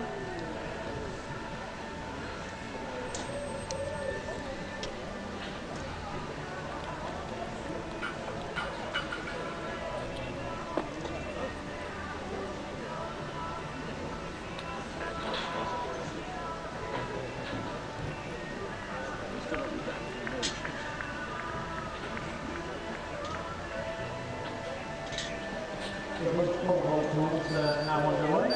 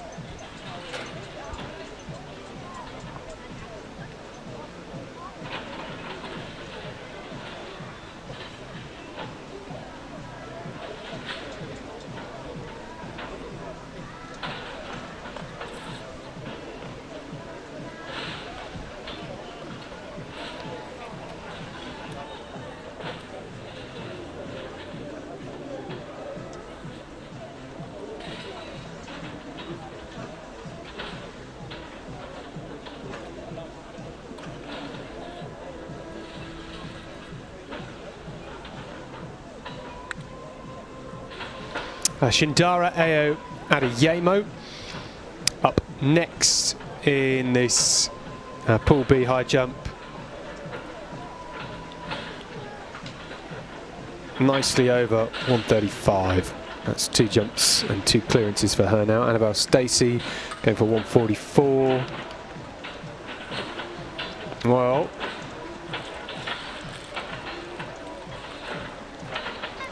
we'll have 2 more attempts.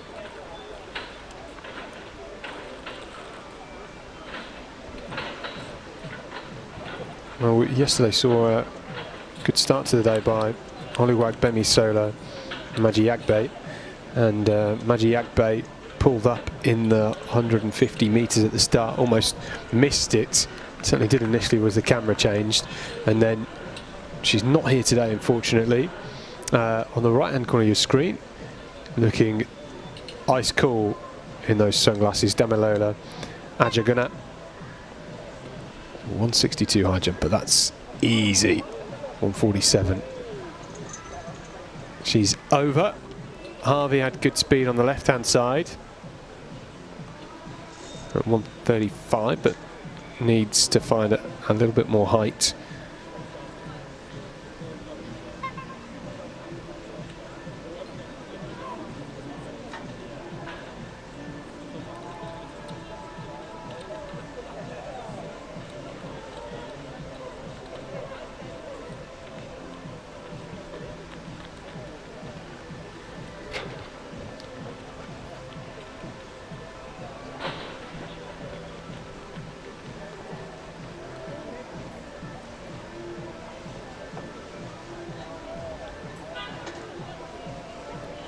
Bonnie Sherlaw, her second attempt at 1 metre and 47 about to come up. Sherlaw, a 1 metre 50 jumper, so she's getting towards her limits here with 147. This looks good on the approach. No.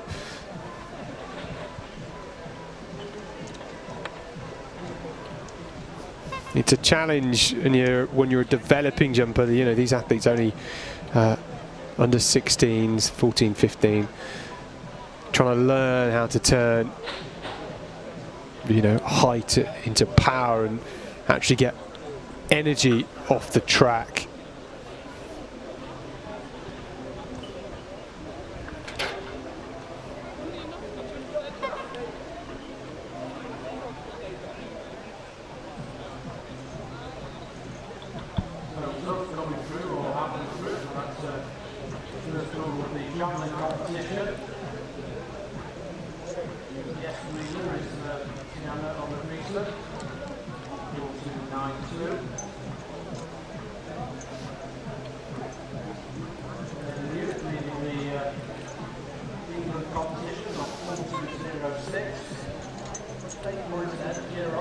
Juliet Callew up in the top right. Had a good day yesterday, Callew. Finds herself in 5th place.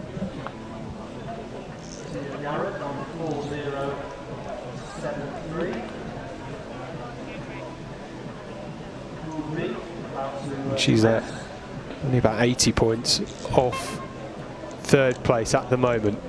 Good high jump would help. Well, good technique with the high jump, but again, just needing a bit more height there. Bowditch on the left-hand side with the heels clipping off the bar.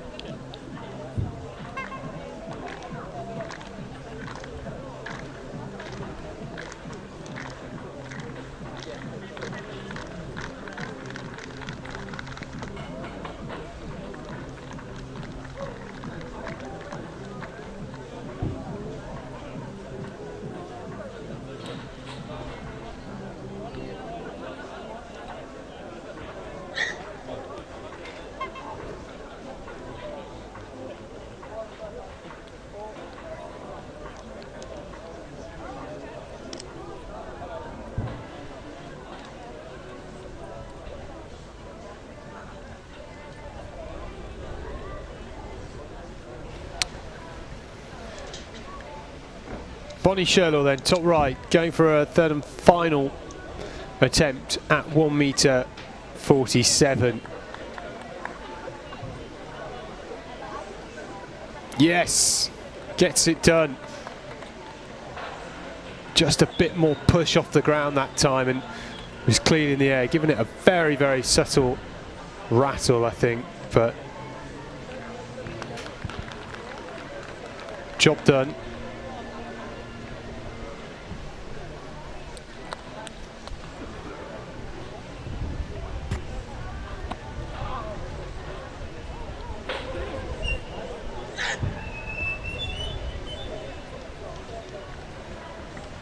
Beefy ball. Not to be on that one. This is final attempt for Sophia Horsfall Sam. Yes, much better. Well, her heels were almost higher than her head before she crossed the bar then. That's how much lift she got, which was good.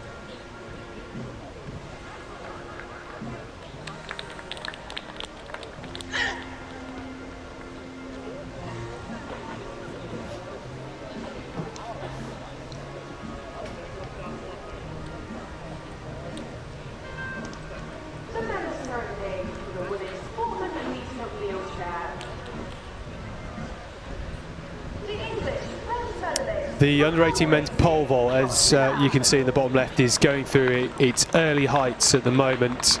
We have two pools running. You can see the two beds down on the back straight.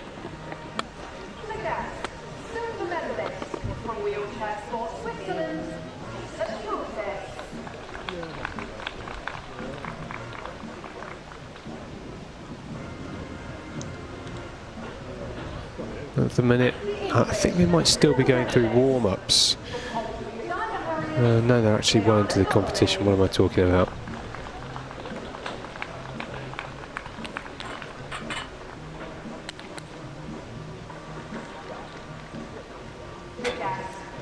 Downward there just with a foul. I'm not seeing the results come through for that yet. So we'll join that later on. That will be a lengthy competition.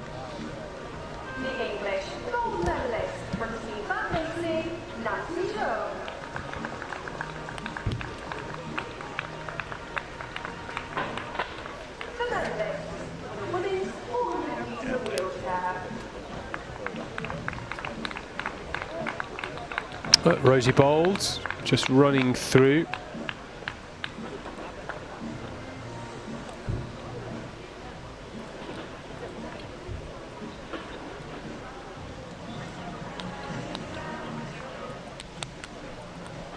That'll count as a foul.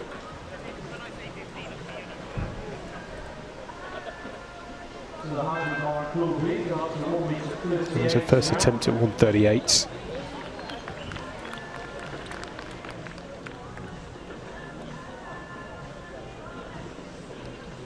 Athletes clear at the previous line, 135.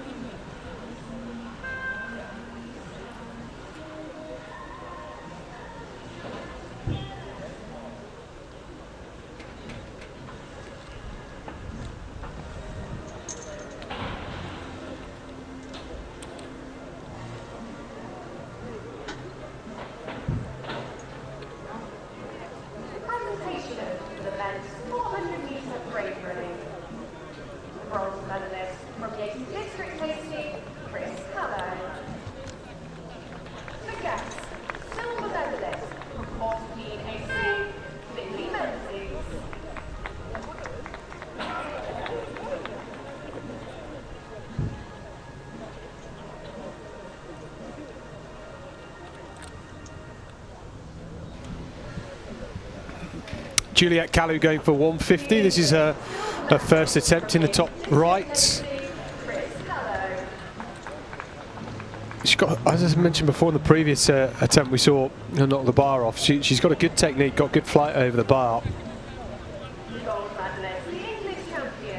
Just need a little bit more up. At the minute it's a little bit too horizontal. You've got to drive up in the high jump before you think about leaning back, pivoting. Right, Lila Gallina is up next. Stratford-upon-Avon. Great to have Stratford-upon-Avon, Shakespeare's home, and good to see so many Stratford-upon-Avon athletes here this weekend.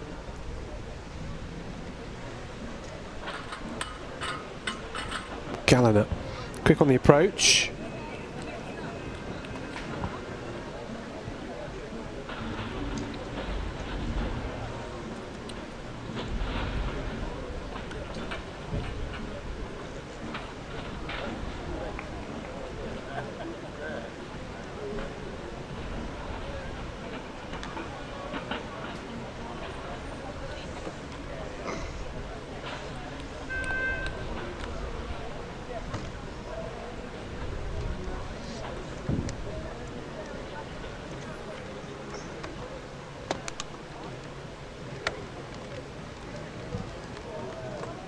Our second attempt now on the 38 in the Pool B.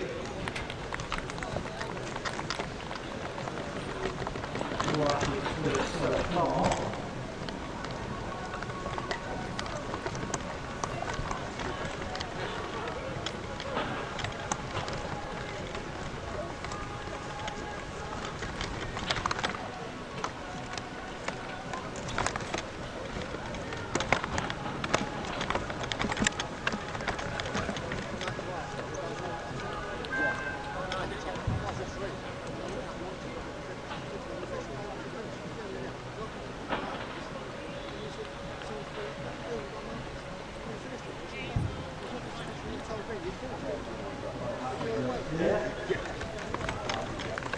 Shindara Adeyemo is up next in Pool B for the high jump.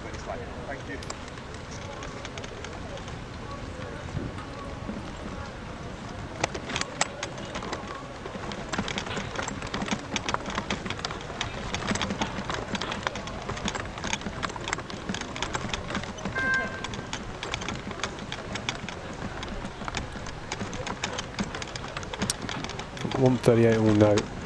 She's going to have one more attempt left.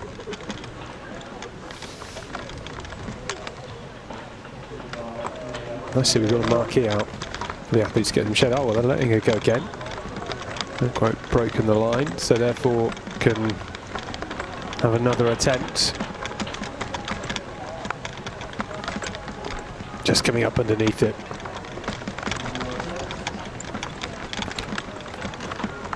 Showed speed on the approach though, which is so important.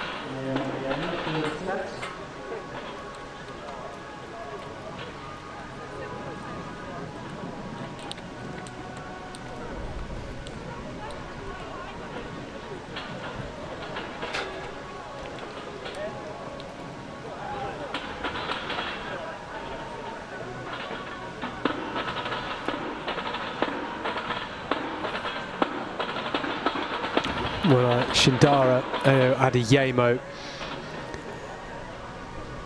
just having a bit of a mental blocker perhaps coming into the final attempt at 138 of this high jump, just giving her calf a bit of a punch there. She's more than capable of getting this height. She's been great this weekend. Oh no, just coming up underneath the bar. That is such a shame. Still the shot put and 600 metres for her to come.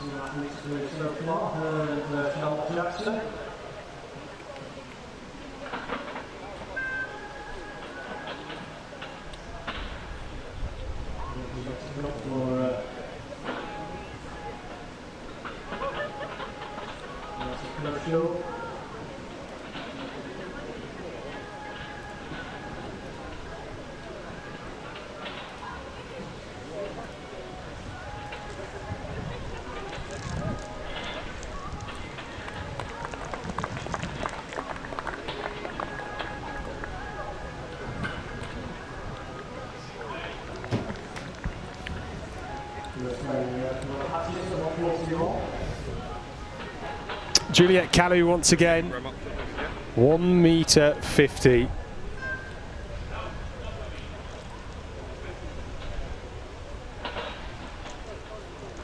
.153 is her best. She's done 151 this season.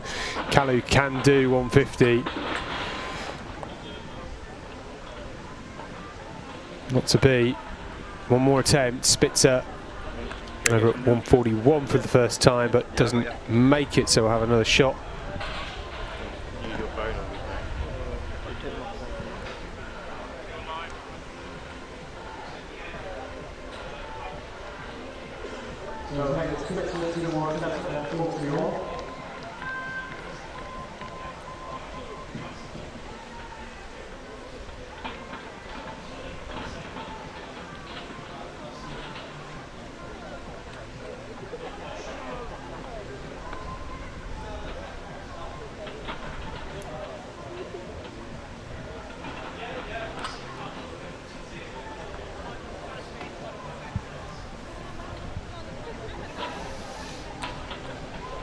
I think you can see in all of our four corners of the screen the amount of white polo shirts from our officials.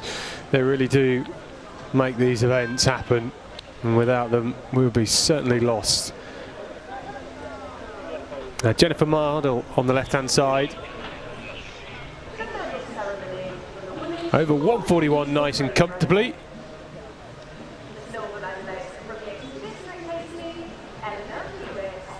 That was her second attempt. She entered the competition at this height. Summer Johnson on the right hand side from Worksop. Clips that with her heels.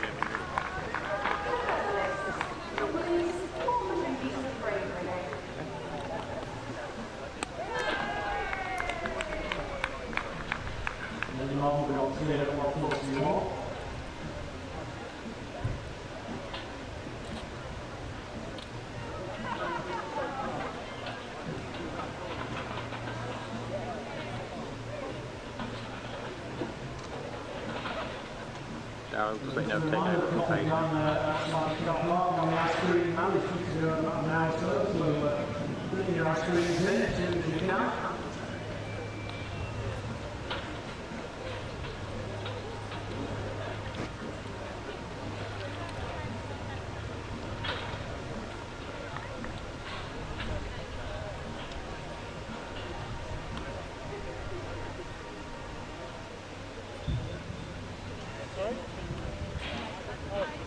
Yeah, sorry. This Thursday. This all done as well, Darryl, because it seems it.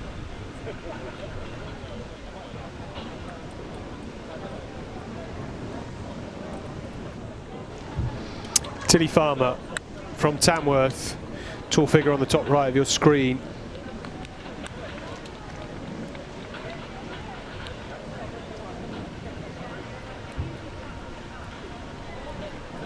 Going for 1.50 m, second time.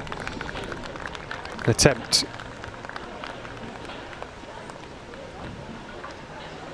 Gets it this time, gives it a bit of a rattle.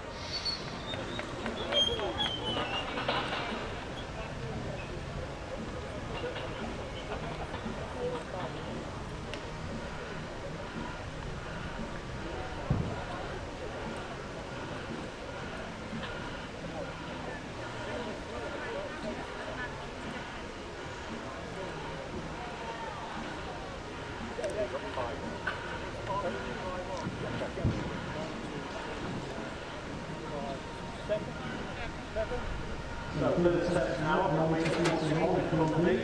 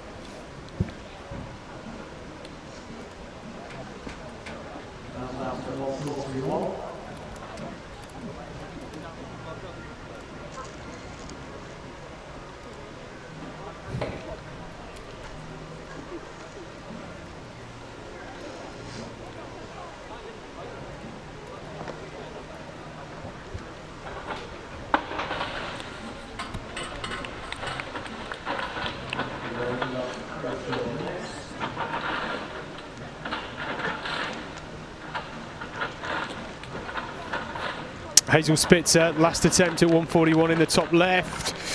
No, that's a high jump over.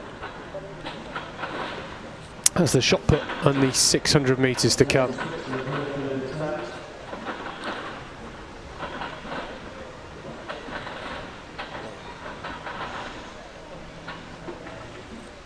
Bonnie Sherlock, final attempt at 150. She got 147 at the third time of asking no. That's her competition done. Still a good point score. And that's a great jump from Darcy Croshaw. Now Juliet Calu is up next. Patiently waiting.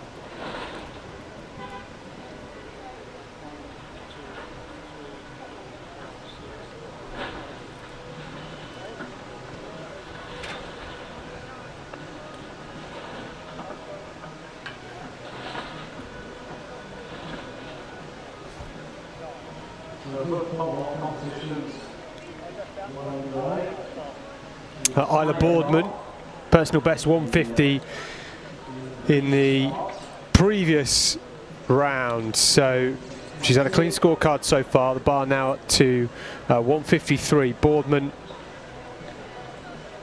looking to get a new personal best once again here at 153. Tied at the top with Scarlett Ashford. Both of them started at 141 and have been first time clearances ever since.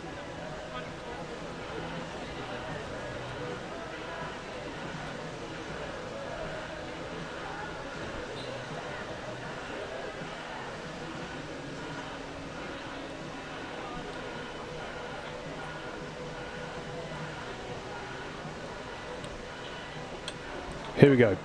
Isla Boardman. No, that was a good attempt. Didn't fully clatter it.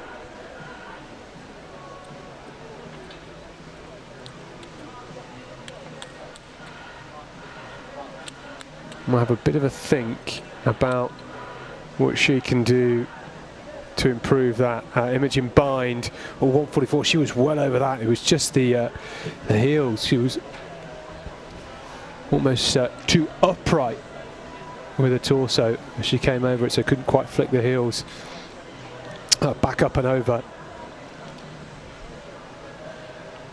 Sophia Horsfall Sam was over 150 at the second attempt. She now goes for 1m53 on the top right of your screen. Moved a bit further back, bit of a longer approach. Almost a bit side on with that as she came into the bar. It was a good attempt though, she has the height.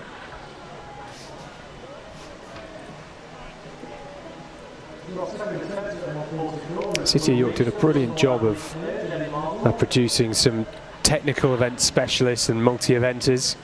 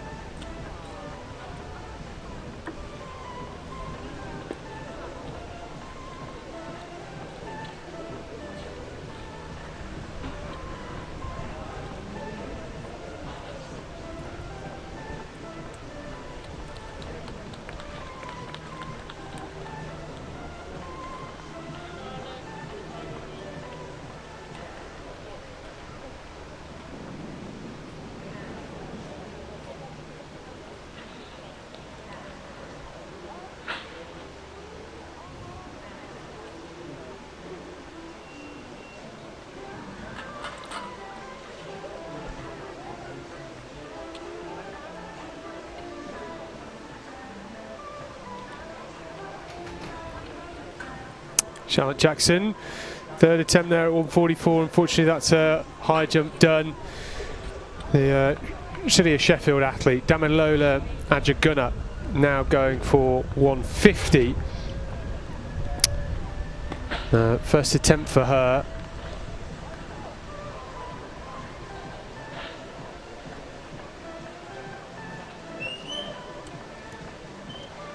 I'm surprised. I think she's probably the only athlete I've seen this weekend wearing sunglasses.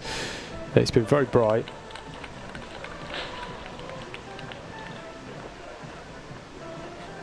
Damilola Ajagunna then, full 150.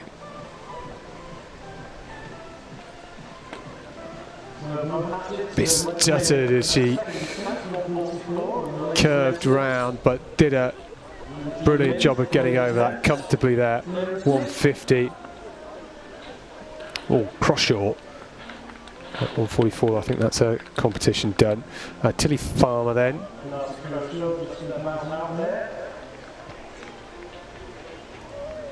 Going for 153.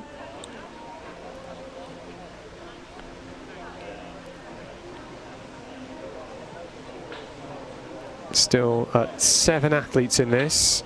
Pool A on the top right. The Boardman failed at 153. And Farmer is over at first time of asking 153. So she's still in this.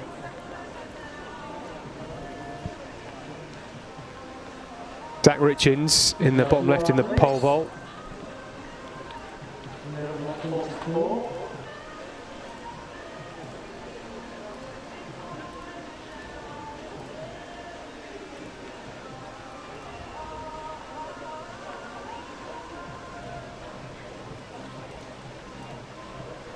Not getting any live results from that event, so can't quite update you at the moment. Seren Rowe, 170 high jumper. She could be in this competition for a lot longer. That was actually her first attempt, so foul at 153. She's had a long time to wait.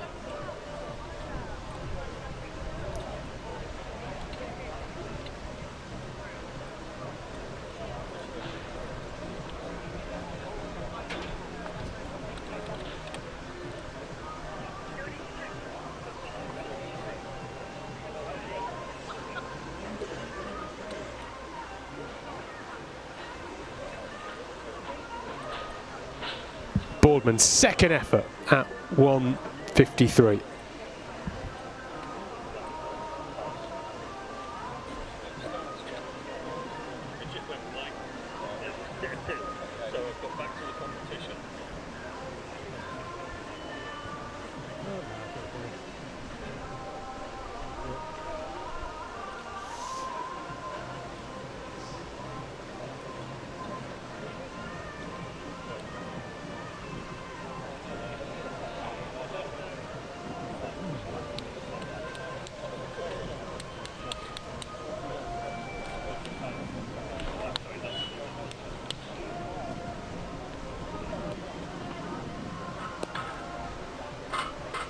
No, not quite for Isla Boardman.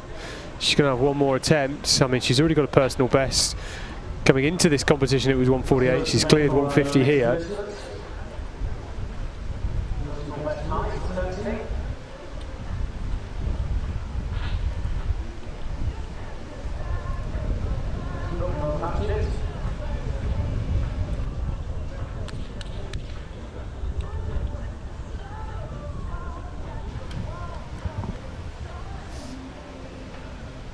Sophia Horsfall Sam. Second attempt at 153. No, she's going to have one more attempt. It starts to get to a point when you've been through so many heights and you've been out there warming up for a long time. You know, for Sophia, she started at 138. Saoirse Casey Bond, who is still in, started at 135. This is Scarlett Ashford, who came in at 141. You've just been in the competition for so long, and including your warm-up, which is pretty extensive for the high jump. You know, it's a lot of waiting around, particularly in the multi-events with big fields, and they tend to come in a lot earlier just so they can get a sensible height and get some points on the board guaranteed. They tend to have to find their rhythm, and that's a brilliant jump by Scarlett Ashford.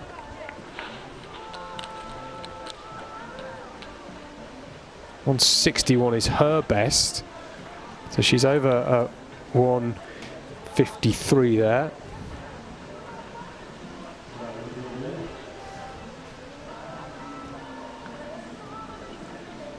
Yeah, for these multi-eventers, they just have to try and find their rhythm by starting a bit earlier. They obviously spend a lot less time high jumping than the full-timers in that event.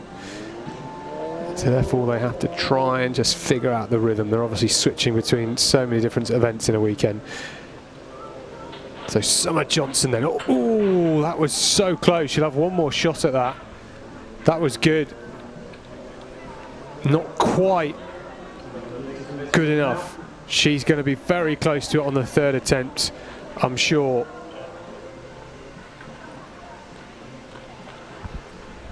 Sometimes you just have to pump yourself up and hit it hard. Don't think. Trust in your training. And this is Saoirse Casey-Bond.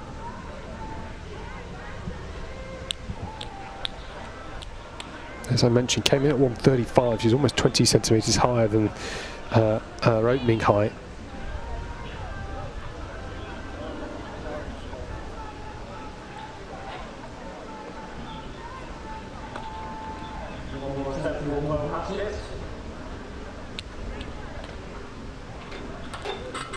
No, she'll have one more attempt at that.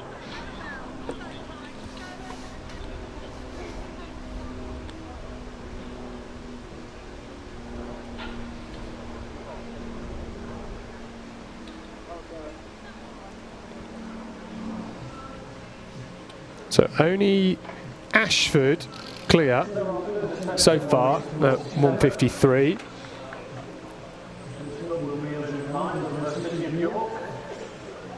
Annabelle Stacey, this is her second attempt.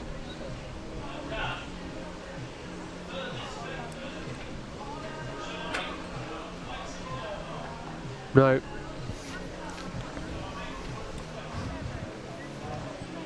For me, she just kind of lost a bit of speed coming into the bar there. The approach started well.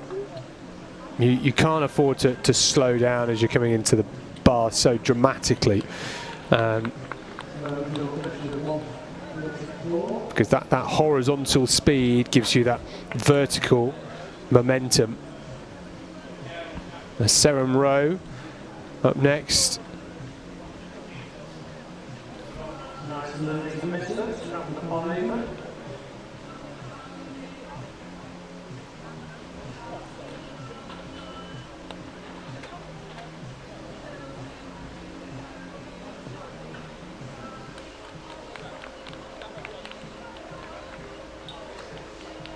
So Seren Rowe, Brighton and Hove athlete, much better that time. Great high jumper.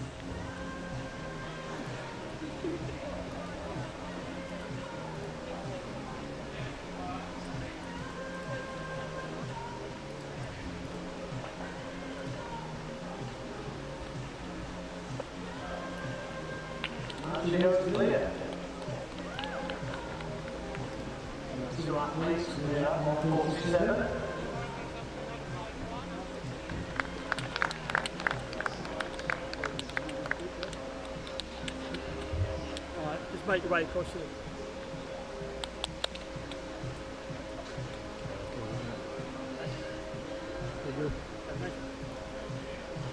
Right, unless you want your mug shot in it, get across.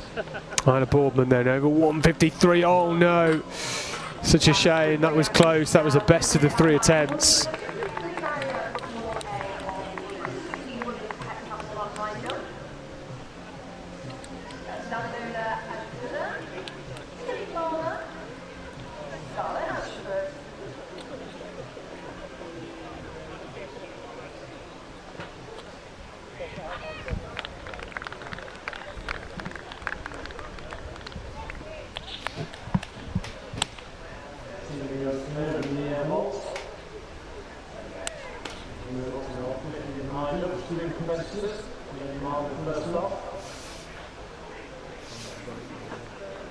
So third and final attempt about to come up for Sophia Horsfall-Sam.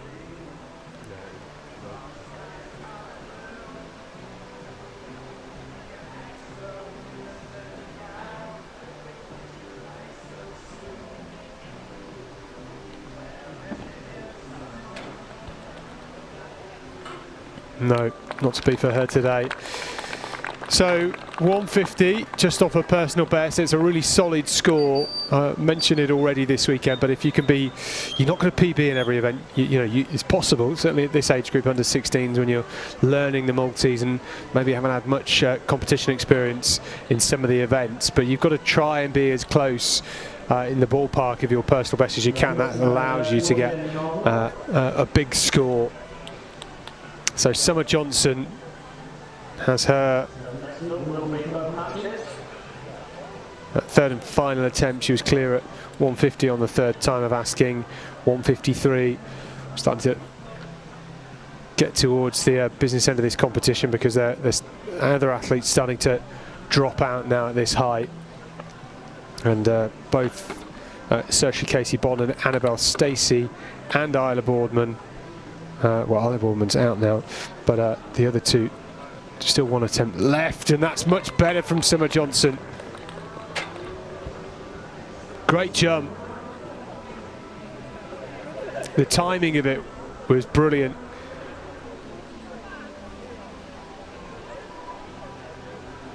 Just as her hips started, were over the bar and started to drop down, she flicked her heels up. Yeah, brilliant, brilliant jump.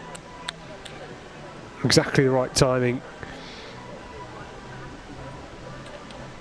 Saoirse Casey-Bond was over 150 first time of asking. It was a brilliant jump.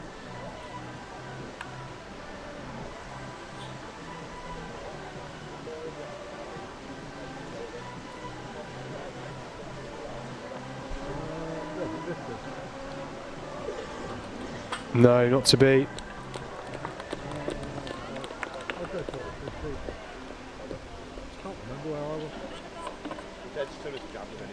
Yeah. Yeah, I think they were throwing like between 30 and 40. Actually, no. Oh. Probably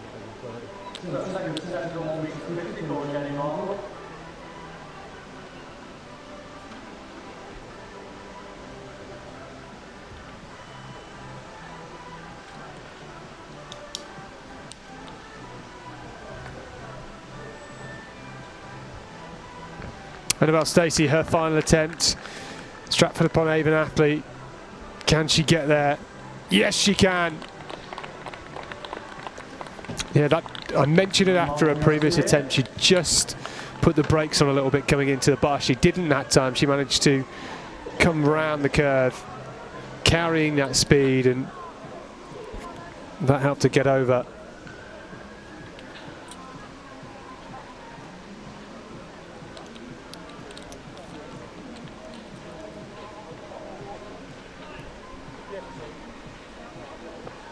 Bo Hatchett, second attempt there at 150, coming under the bar.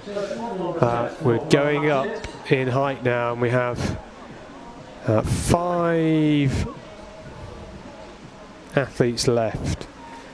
Summer Johnson, Annabelle Stacey, Sarah Rowe, Scarlett Ashford, Tilly Farmer, and Damilola Ajagunna.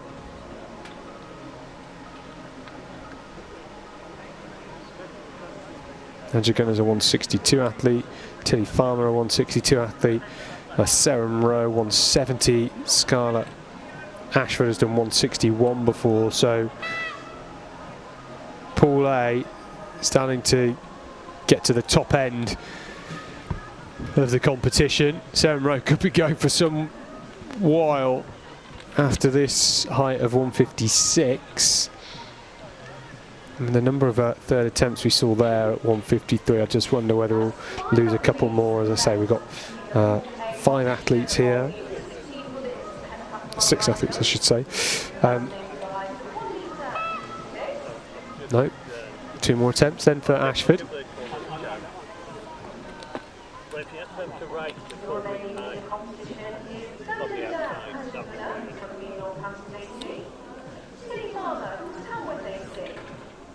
Scarlett Ashford from City of Sheffield today. Sarah Rowe from Brighton Home. Summer Johnson from Worktop Harrier. So first pen in there for Hatchett, just use the 4 seconds, just one athlete left in it, Mulvey. Nearly normal, City of Norwich.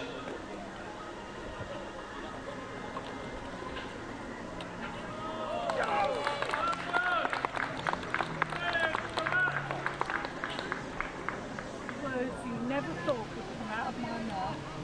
What did you say it? Yeah, that one, yeah. Then I have to keep an eye on that. And then I'll Summer Johnson over then, 156, first time.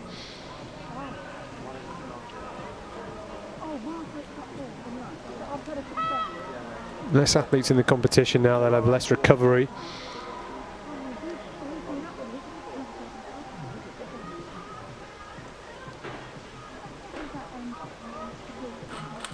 No.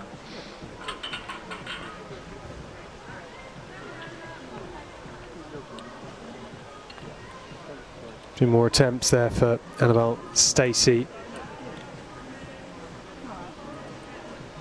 I'm going to find out how the other two are. Okay.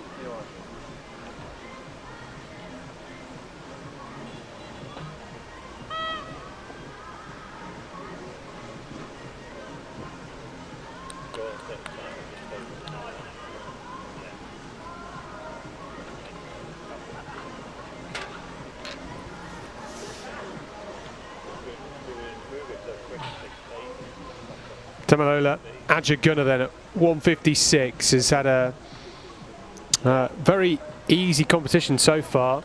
Came in at 147, cleared that, came in at 153 and cleared that. So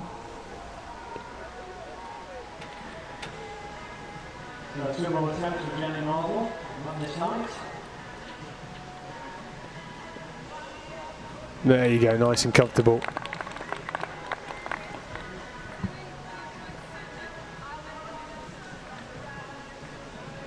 Looks easy, doesn't she? Nice to see when an athlete's in full flow. She's cruising at the moment.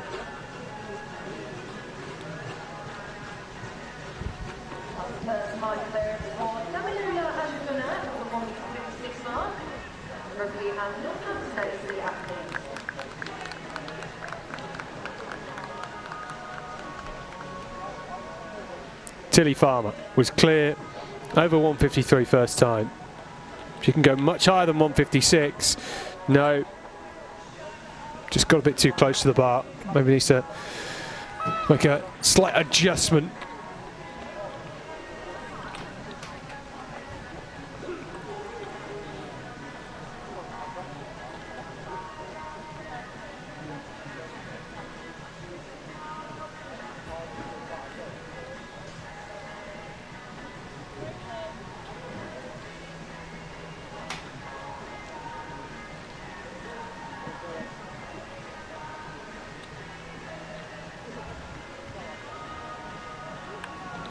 Seren Rowe, 156, only her third attempt to the competition. Oh, she's come down on that. Yes.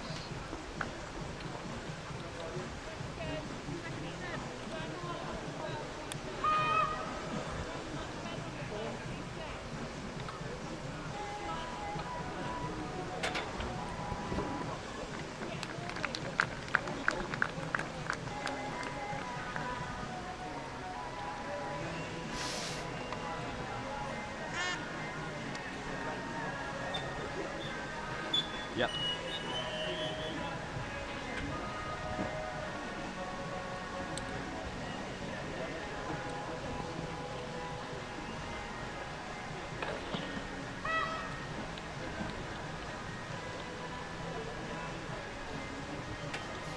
Scarlett Ashford, second attempt, 156. Much better approach this time. Looks, I mean, I think she has got it in the locker. Whether she can find it today, I don't know. Annabelle Stacey is up next.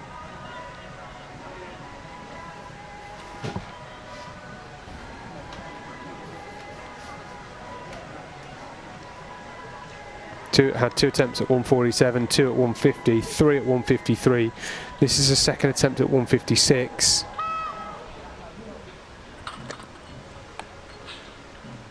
She's got good height on the bar, but again, too just high. coming down on it. For the women's seated distance throw. The gold medalist, the English champion from Enfield and Harry JAC. You have to be brave to be a high jumper. You're putting your body in difficult, compromising positions. It's not the sort of thing that you. It's not a transferable skill to much else in life. You know, nipping down the supermarket, but it's incredibly physical skill. And Tilly Farmer here will have one more attempt at 156. Looks like she's been struggling with that leg, just limping a little bit. I hope she's okay. That is a takeoff leg, so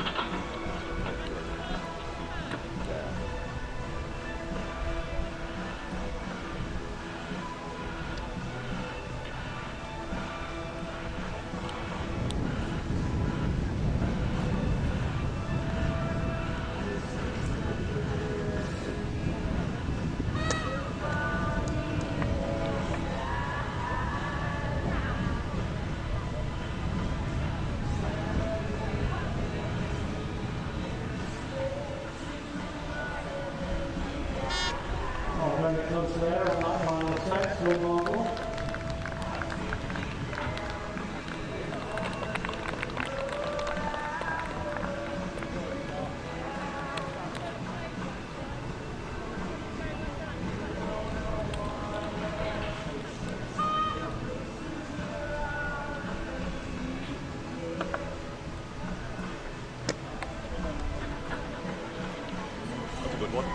right, Scarlett Ashford then, one more attempt for her. Those knees taped. Getting in the zone. Looks like we're complete in Pool B now. So only the 6 athletes in Pool A remaining, and this could go on for a little while yet for the under-16 heptathlon. They still have the shot put afterwards.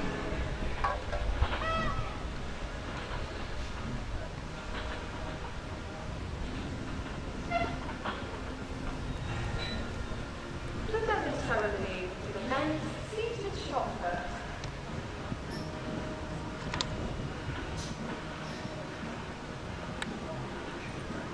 Oh no, not to be. She's got a lovely run up. Maybe the best out of the athletes still left. But just couldn't quite get the height today over 1:56 Scarlett Ashford. So we're down to 5 here, and that might drop her down to 3 in just a couple of minutes, because Annabelle Stacey's up next, then Tilly Farmer. I wonder whether we'll see Tilly Farmer, because she looked a bit well, she looked in pain, didn't she? A bit of discomfort. Annabelle Stacey, final attempt, 1:56. No, unfortunately for her, that's job done in the high jump. Pool A in the pole competition for the under-18s. Margin of 3 metres 50. This is for Alex Edwards. At the moment, you know, the athlete's clear. Kayla Green will have one more attempt.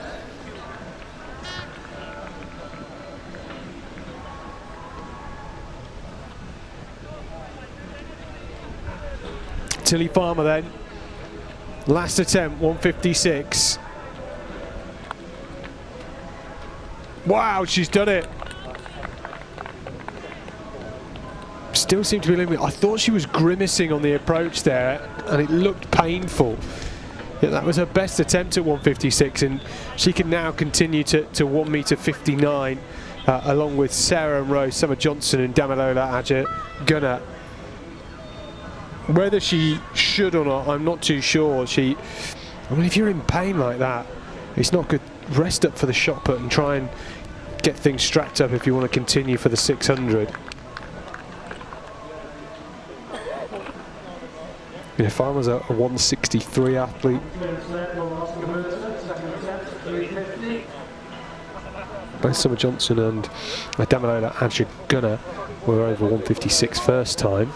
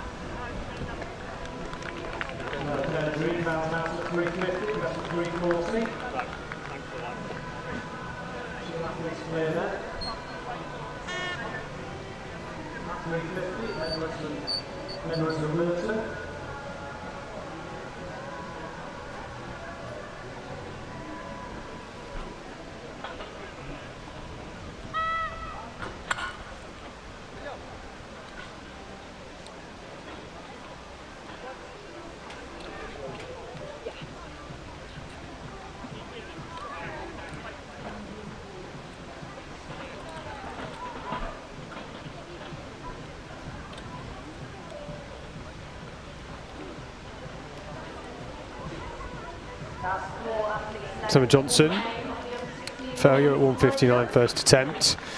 So this is Damilola Adjaguna. Well, has only had 3 jumps in the competition, cleared them all first time, 147, 153 and 156. 156 certainly the more difficult of the 3.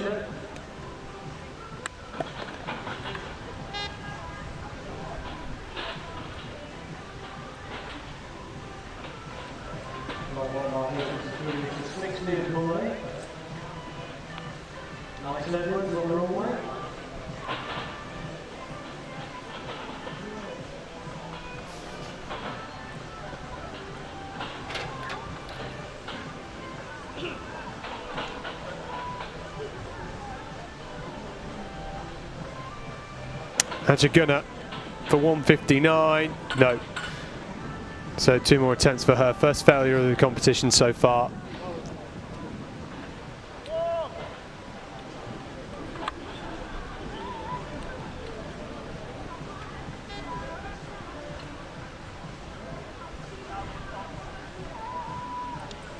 Top left you can see the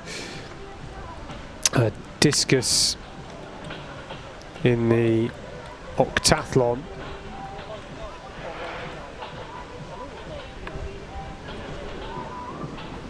That is pool A, that's the outdoor throwing area. So from that they then go to the high jump and then the 1,000 metres.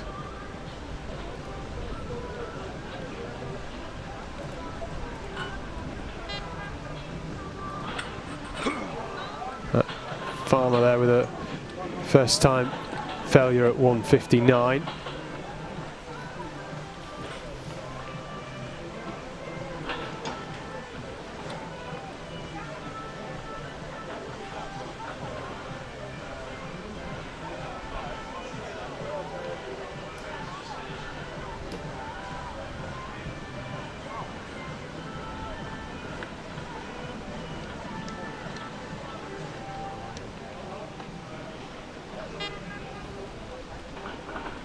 Seren Rowe 159 first attempt. Oh no. As I said, she's a 170 jumper at her best.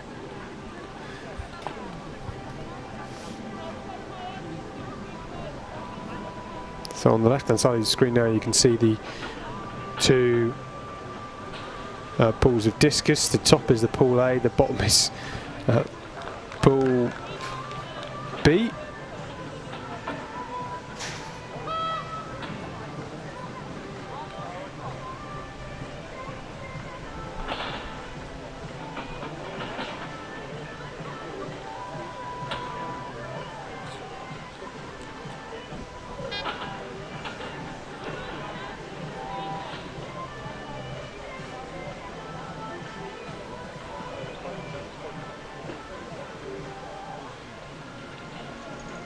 Bar up to 3.60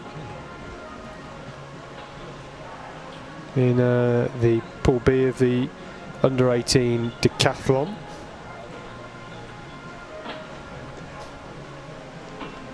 There's only Oscar Burton, Alex Edwards and Luke Carlin left.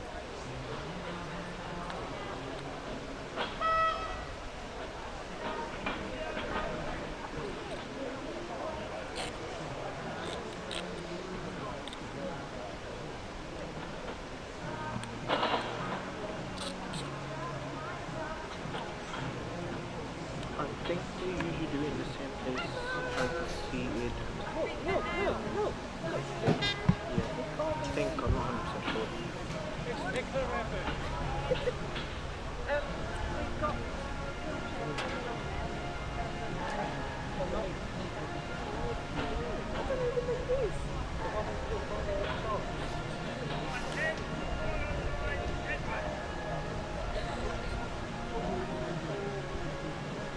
Summer Johnson, second attempt, 159, very good over 156 first time. All four athletes left, all failing their first attempt at 159. Can Johnson make it? No, she can't. Well, this might be the height that decides the high jump.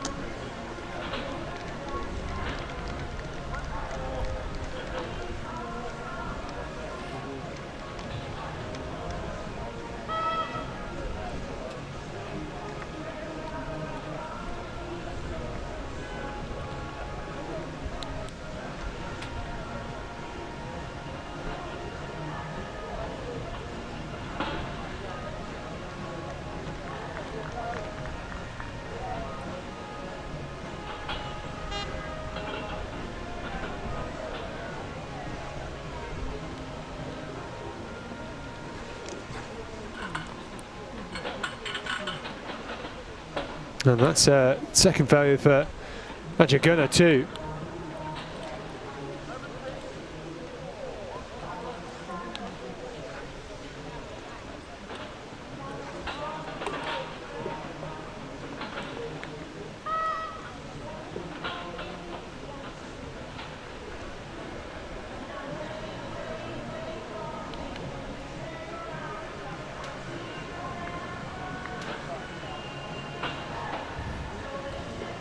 Tilly Farmer, 159, she pulled it out of the bag with 156. No, not 159, she'll have one more attempt.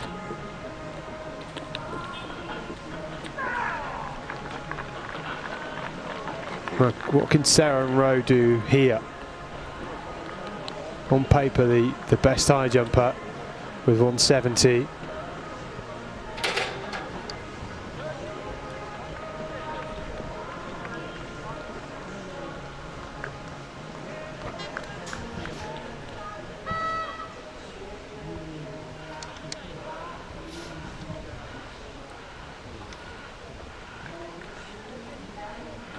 Oh, that was the best attempt we've seen at 159. She knows that was pretty close. She'll have one more attempt. You know, 156 gives all of these athletes 689 points. And they would get something like 723, I think, for 159 point for scoring 1m59. So yeah, it's worth about 34, 35 points.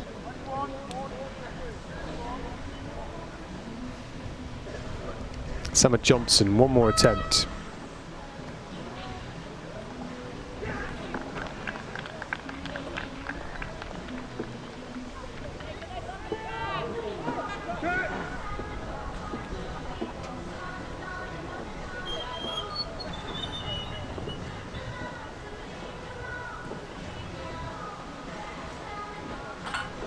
No, that's her competition done in the high jump, unfortunately. Very valiant efforts from Summer Johnson. Third attempt, clearance at 150 and at 153. She got 156 at the first time, but that's a lot of jumping.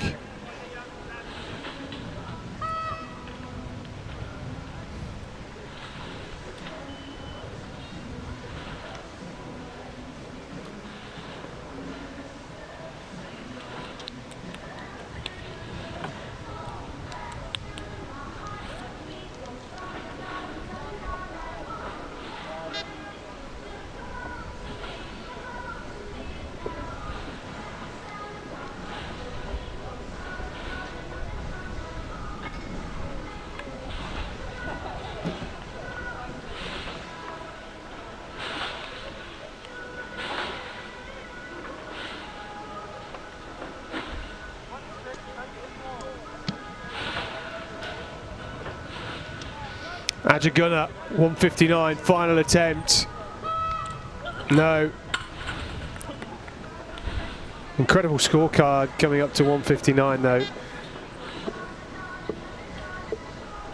Sometimes I wonder with the under 16 heptathlon, with high jump being the first event of the day 2, whether that impacts how athletes feel. Usually in the heptathlon, decathlon, you're a little bit warmer coming into it. You've already done other events, but not for the under 16 heptathlon order.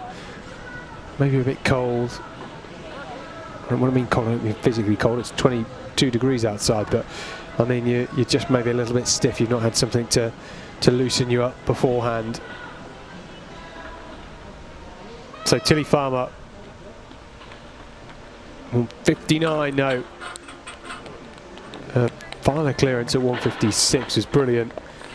Only Seren Rowe then left. She has one attempt, that could be it. She only came in at 153. Took 2 attempts to get that and 2 attempts to get 156.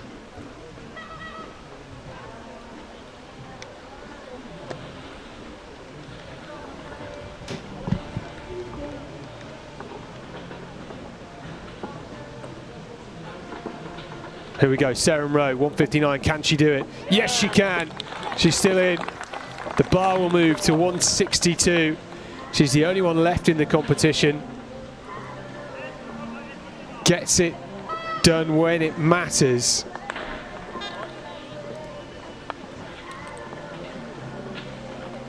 Seren Rowe, who's in 7th place. Coming into this event, we'll not get a huge point score and see her jump above a few athletes. I think she's going to be up in, yeah, she's going to be up in 5th place now after this, and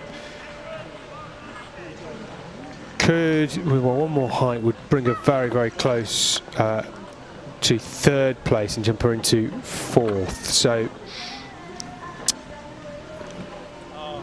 that's just my quick maths. That's not mine. Pole competition now to 370 in the bottom right. Oscar Burton of Gateshead. Went over 3 meters 60 at the 3rd attempt. This is his 2nd attempt at 370 we're about to see. It's only him and Luke Carlin left. Paul B, which is in the bed behind them, they're up to 280 now. There's 5 athletes left in that. From that they will then go to the javelin. So they're getting through the pole vault in pretty good time.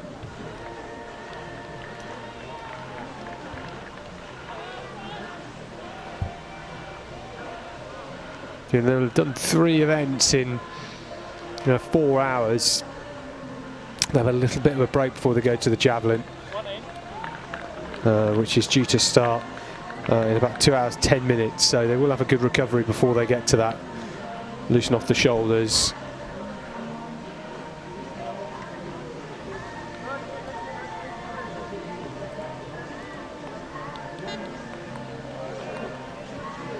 Burton, no.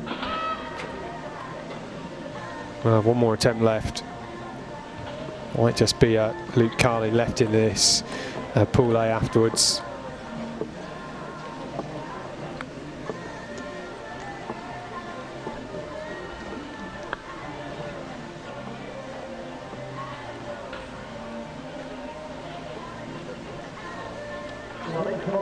Going on now. 3 meters 90.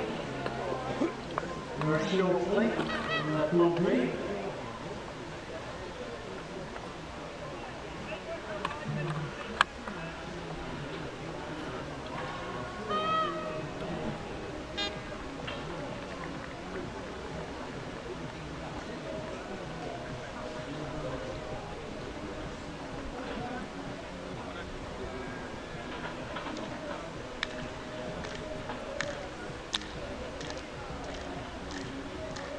will be in the discus competition on the way in the second round.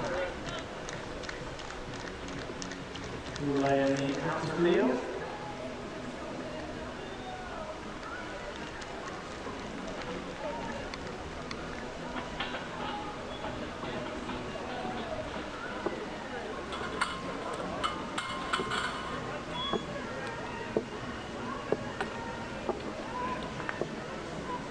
Still 7 athletes or more left in the pool for me in the pole box. U18.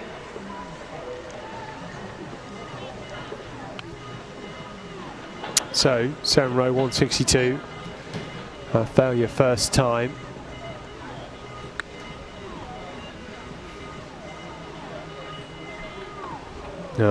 Oscar Burton taking his time before his third attempt at 370. Didn't get it in the air for 370. Sometimes they're just not quite feeling it. They won't lift off, but he's got a bit of time if he needs it. They're talking about another pole for him, maybe.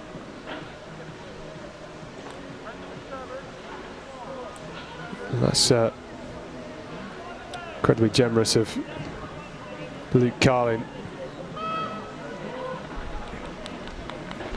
So could this be at the magic pole for Oscar Burton then? 370.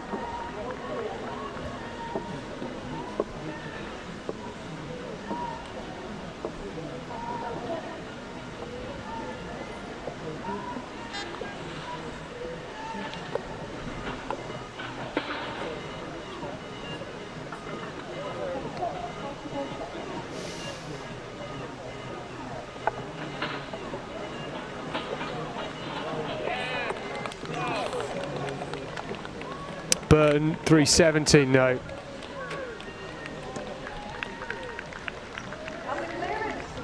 Only Luke Carlin left.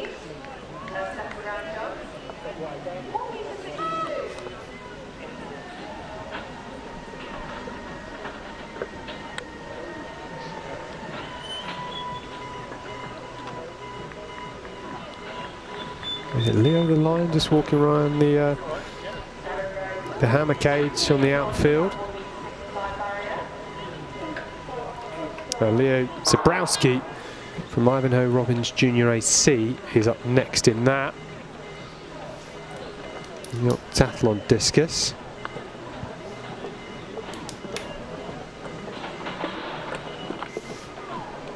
Just losing a bit of balance there, was leaning far too forward, which is why the discus release was very, very flat, only about 6 foot in the air.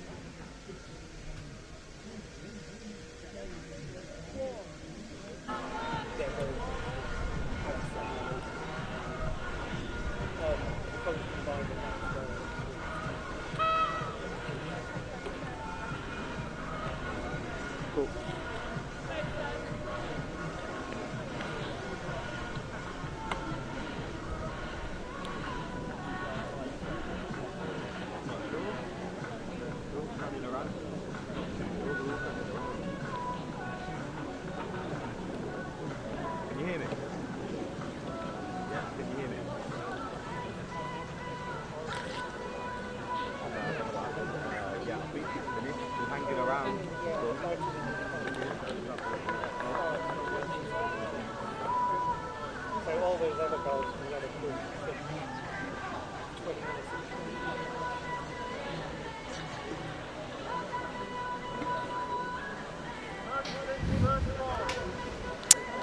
Sarah Rowe going for a second attempt at 165.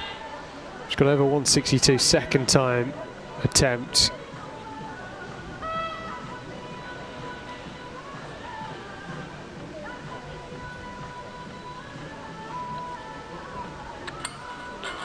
No, she'll have one more attempt. Well, she is closing the gap now. This high. Back to my abacus to try and work out the scorings, but now she is over at 162. That does give her a big score, 3-1-3-4, which puts her equal third, would you believe it, with Harriet Stitchbury, I believe. So this could be an important score going into the shot put.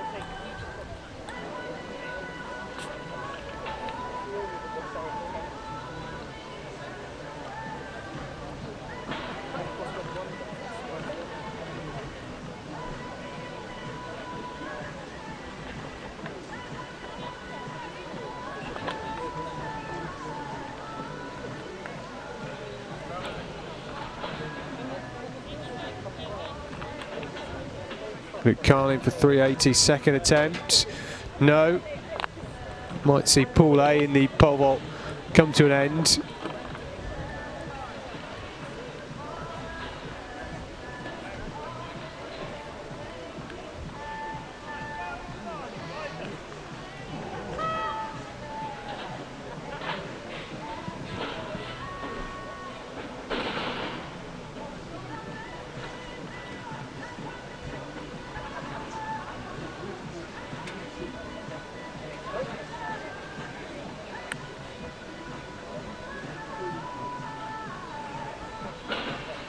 Sarah Rowe 165, final attempt. Attacks the run up. Oh no, not to be. So she wins the high jump. And I think that means now she goes equal on points with 3-1-3-4 with Harriet Stitchbury, with only 2 events remaining.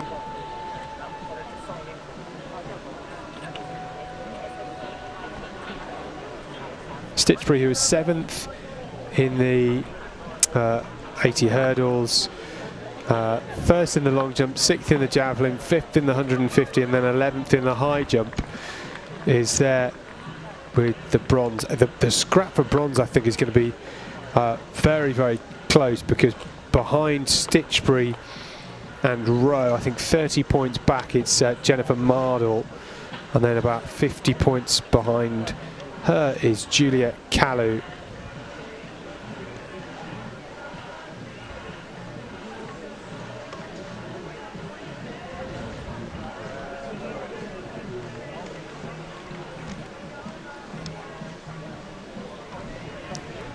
So Luke Carlin will have 1 chance left.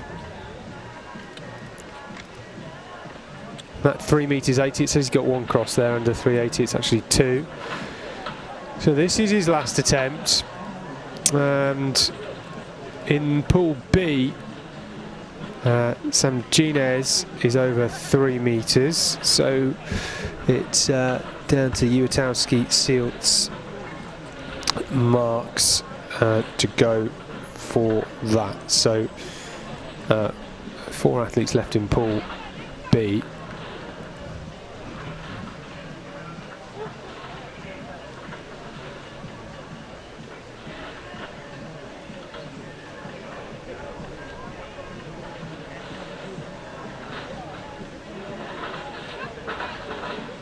No, not to be.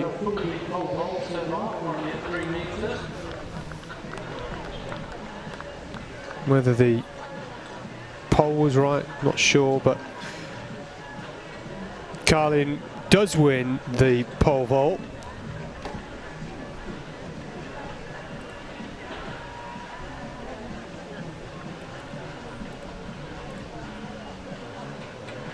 So that means Carlin, who is in 8th coming into this, having won with 370.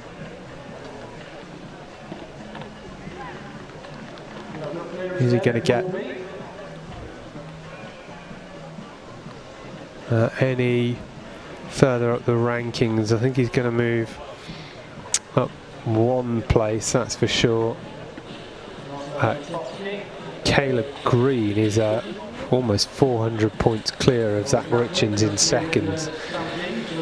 So Caleb Green having a brilliant weekend with only the javelin, and you know what, I suspect he's going to have a pretty good javelin based on his long jump. His discus was pretty good, he was 3rd in that. And he has won 5 out of the 8 events so far. He's lowest placing the high jump, discus he was 3rd, and pole vault 4th. So next up on the track, it is the wheelchair men's race. Toby Metzgen, who you can see just down there in the white t-shirt.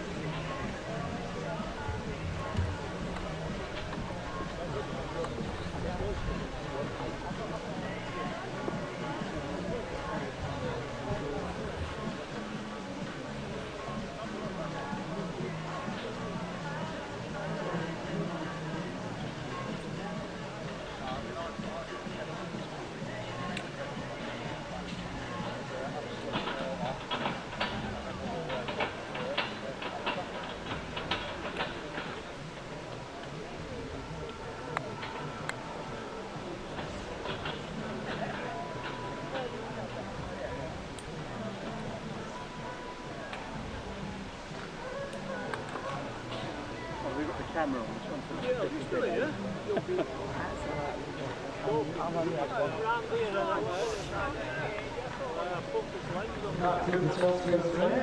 At 3 metres, second stance.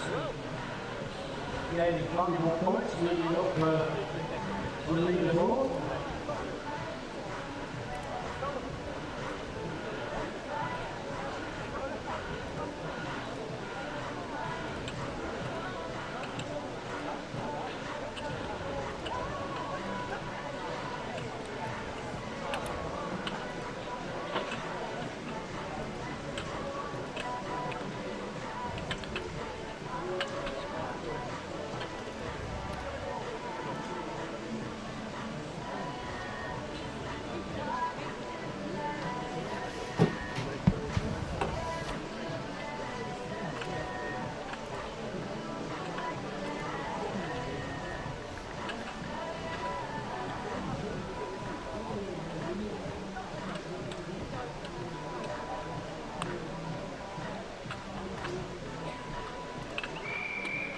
So we do have a women's wheelchair race after this, over the 800 metres. So Toby Metzgen then saw him earlier. He's got a best of 2:03.43 in this event. Still an under 16, the T34 athlete, so he's a youngster here at these England Championships in Bedford.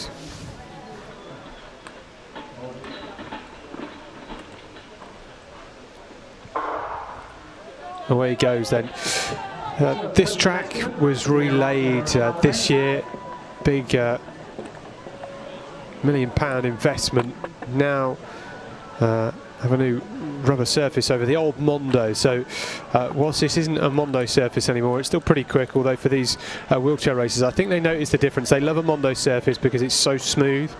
means they get less friction. I mean, if you've ever been out on your bike and been over nice, fresh, smooth tarmac, that's what these athletes want compared to the rough, bumpy, horrible tarmac that you sometimes go over, well, quite a lot in this country. But this is what these athletes want, a smooth surface. So it might not be the quickest time for Toby Metzgen. He's out on his own. This is going to be a hard hit out, and he's really attacked this first 300 metres, which is good to see. He's going to have a big final 400 metres, can open up on the straights, coming through in about 66.5 seconds, so can make up a bit of time on this second lap with a rolling start. Metzgen after the 400 earlier on, putting in a classy demonstration of wheelchair racing here. Look at him motor, that arm frequency is so difficult to do. If you've ever been on a ski erg at a gym and you've gone as hard as you can for 2 minutes, that's what Toby Metzgen's doing here, but it's significantly more difficult to do than a ski erg at your gym. And he is flying, pumping those arms around this final bend to try and give him as much momentum as things unravel into the straight, into the final 80 metres.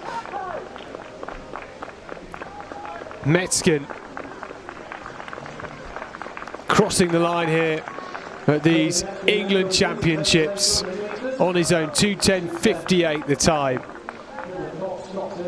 Good effort from him. Tough to go out there on your own.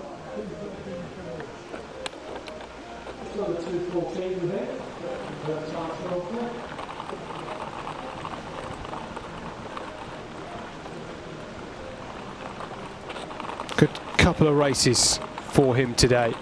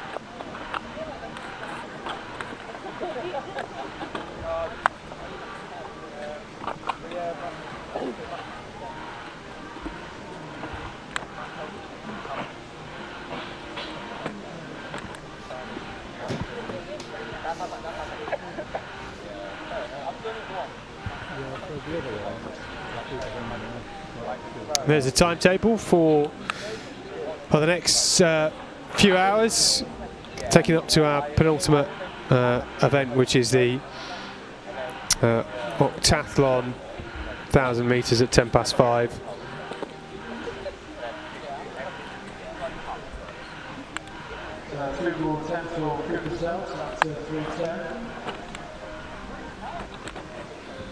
Almost.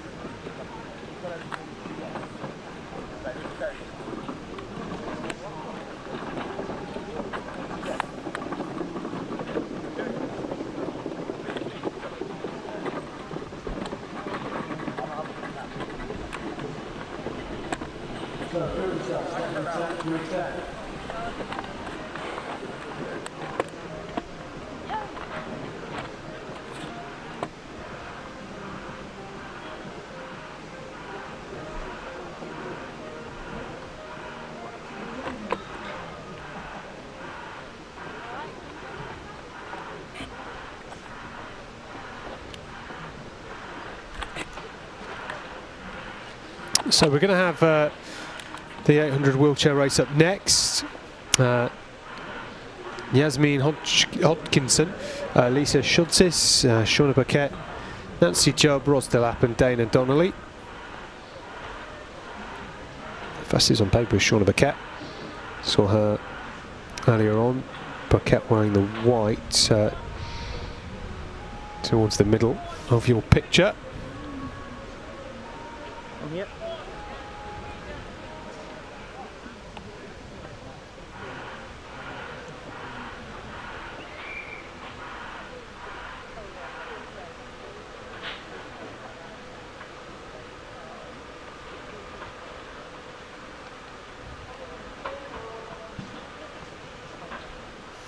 They're called to the line for this wheelchair 800 metre final.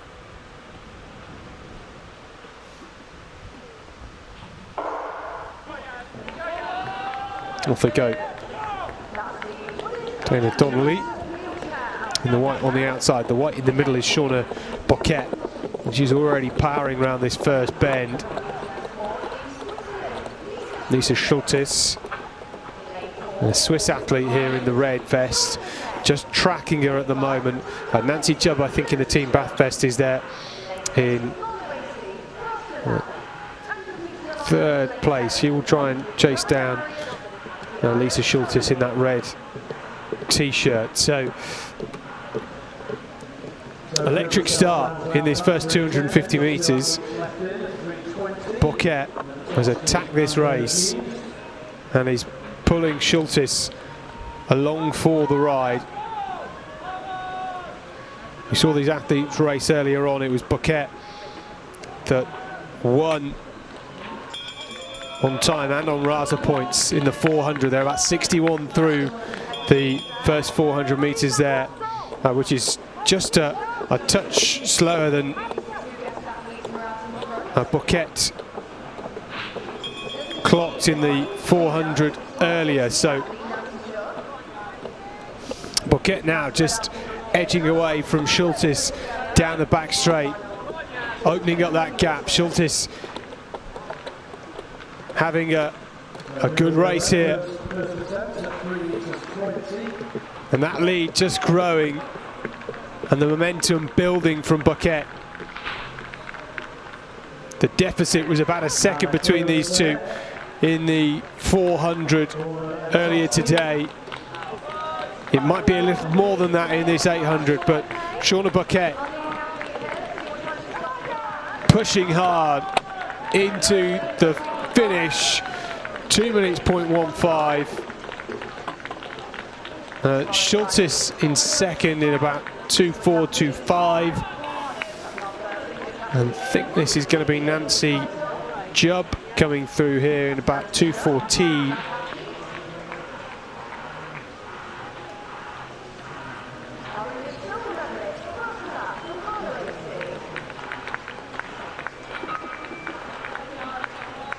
Look like Ros Delap, I think, coming through there. This is Dana Donnelly, and then Yasmin Hodkinson. Well, there we go, with our women's 800 wheelchair final. Next up in about 10 minutes, it's the first of two under-18 girls heptathlon 800 metres. It's going to hurt. We'll talk you through those scores in a second.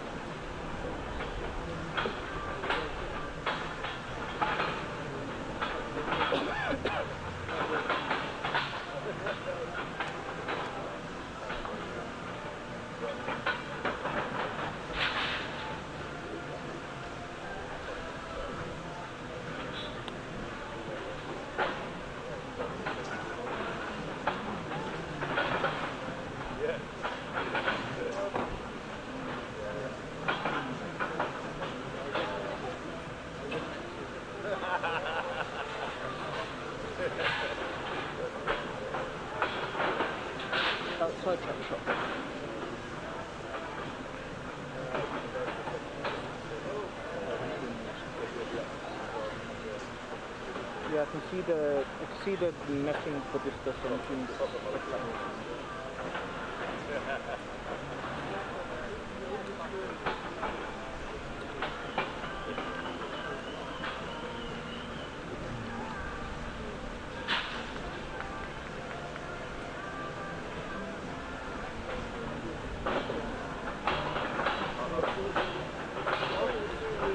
Oh, it's not in the fjord. Okay. Okay.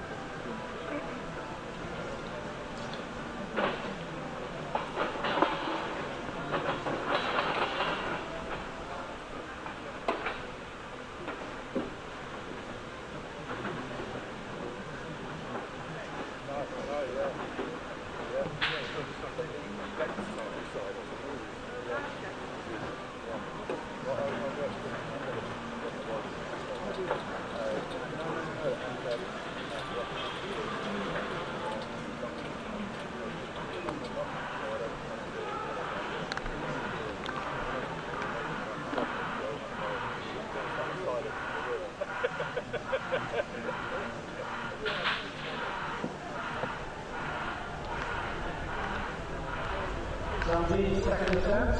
It's the ball on the far side.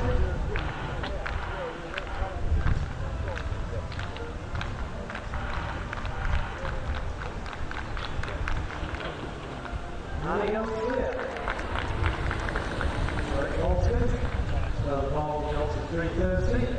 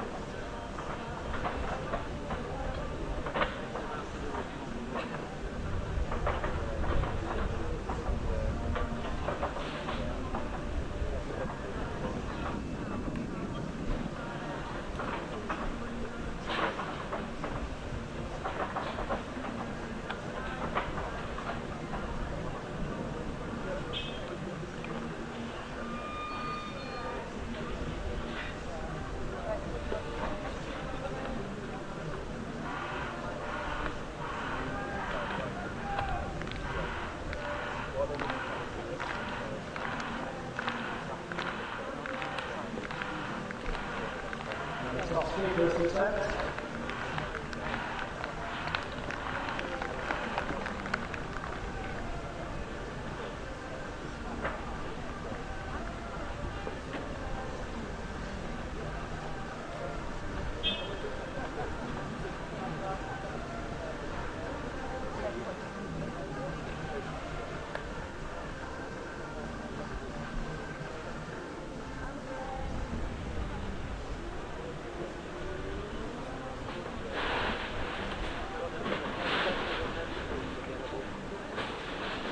So next up will be Sam Jeans. Rest of that to PB 320.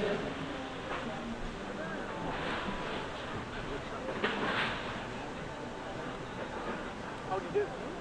He did look at it. Yeah. Who's still there? Marcel.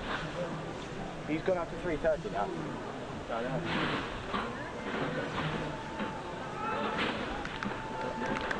So here we go, Sam Jeans, first attempt, 3 meters. meters.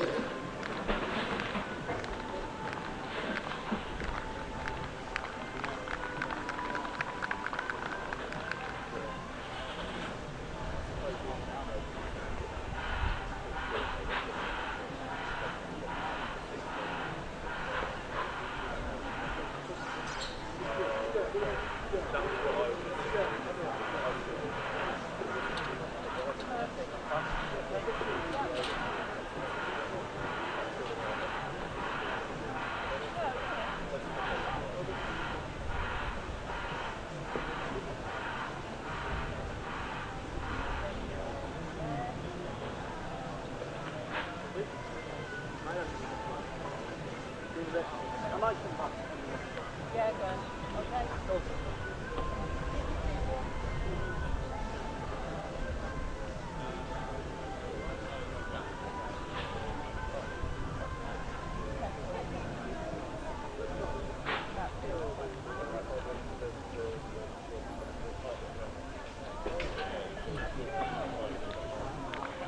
So top speed, second attempt, 330.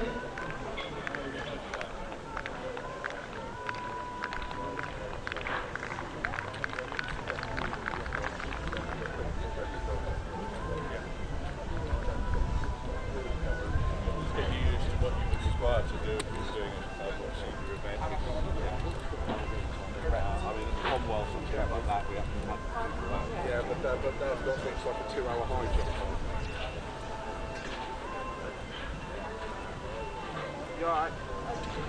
I don't know, I'm going to find out. I'll have to send you.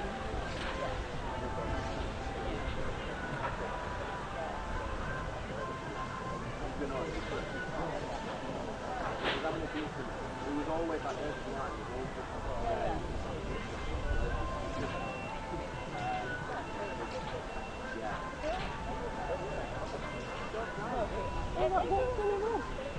Yeah. Oh, it's brilliant. It's one of those things, you know what? It's outside. Oh, yeah. Like,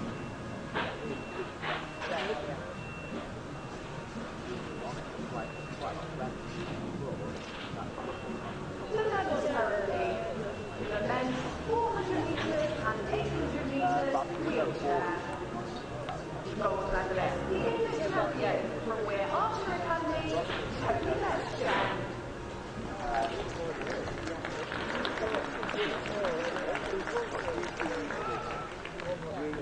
That is the small box.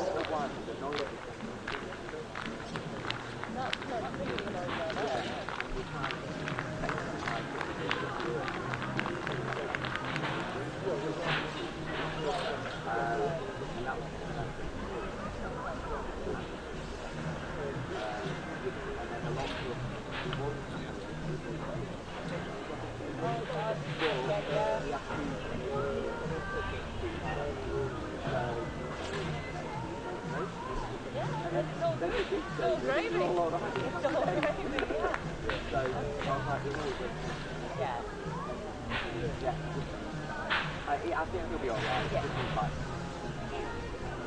Yeah. Fine. Exactly. You know exactly how it is. And then he'll be alright. And he loves spending time with the boys. Yeah. So, Yeah.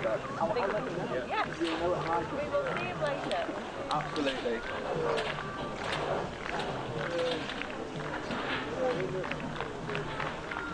Quick reminder to make sure you check out the gallery just plus the exhibition area to get a copy of the morning at 4:30 this afternoon. Also, please don't forget target partner free, again with different music options.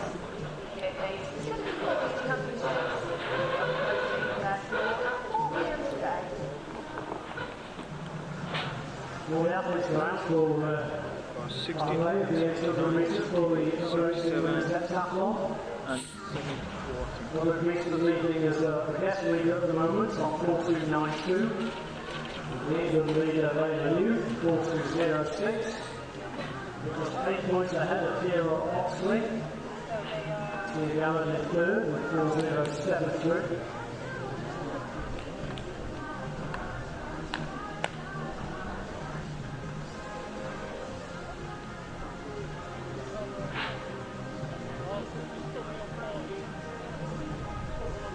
The Stallions, final attempt at 3:30.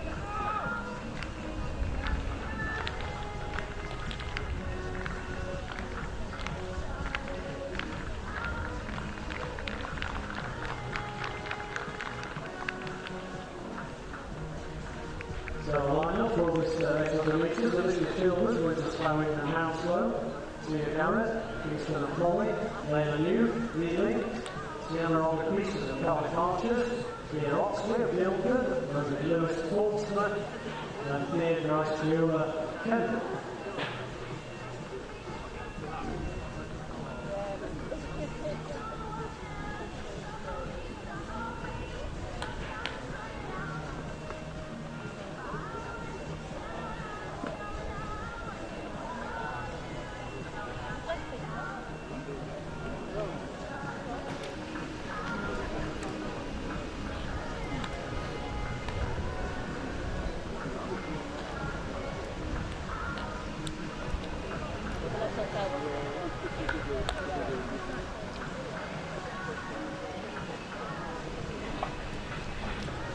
So,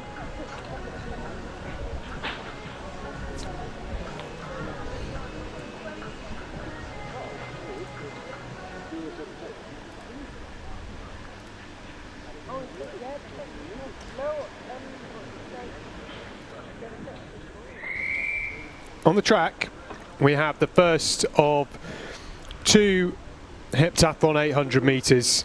Alicia Chilvers, Isabel Knight, Tia Garrard. I'm just looking, is Isabel Knight there? I don't think she is.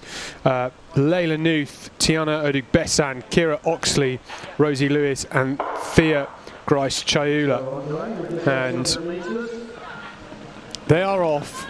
On paper, the fastest 800 runner is Tia Garrard there in the blue, and she's taking this out to try and chase down some points and get amongst the medals. To update you on the javelin throw which came earlier, and this is a big lead already. Layla Nuth is sitting there in third place behind Thea Grice Chayula. Unfortunately for Isabel Knight, she did not get a valid throw. I think we caught some of that earlier, which is why she does not start this 800 metres, because she is out of the medals now as a result of that, which is such a shame because she was leading. So Tiana Odug-Bessan is ahead of Layla Nuth by almost 90 points, and Garrard is 120 points behind Kira Oxley, and just under 66 seconds. That is very, very quick for somebody who can run 2:20 at her best. Oxley is there in third, wearing 79. Oxley's ran 2:35 at her best. Layla Nuth a 2:29 athlete. Odug-Bessan just trying to keep in touching distance to Layla Nuth. If she does that, she's going to win this. It's such a shame for well, it's a real shame, isn't it, for Isabel Knight, but she's not in this race, and she could have still got a score, which may well have seen her.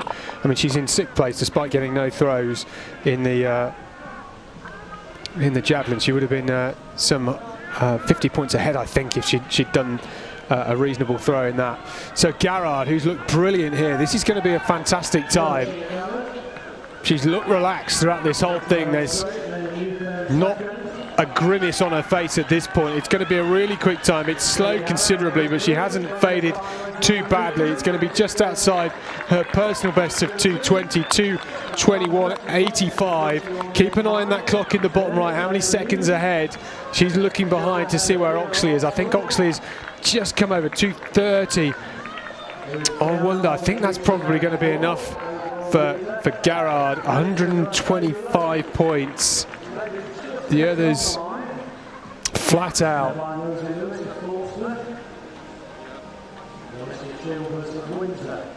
Well, we'll see very, very soon when those scores come through. I'm going to try and just crunch some numbers myself.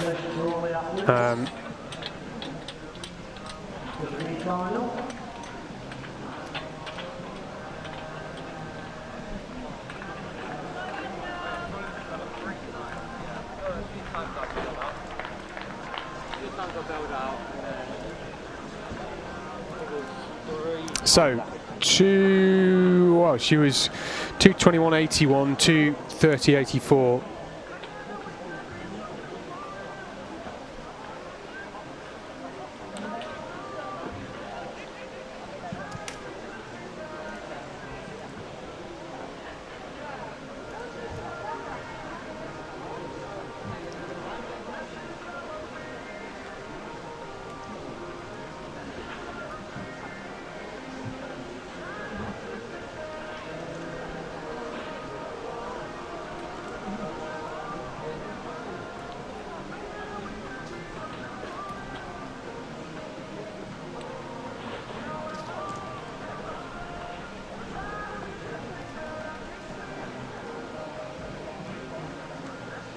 And I don't think she's done it. I don't think Garrard's done it. The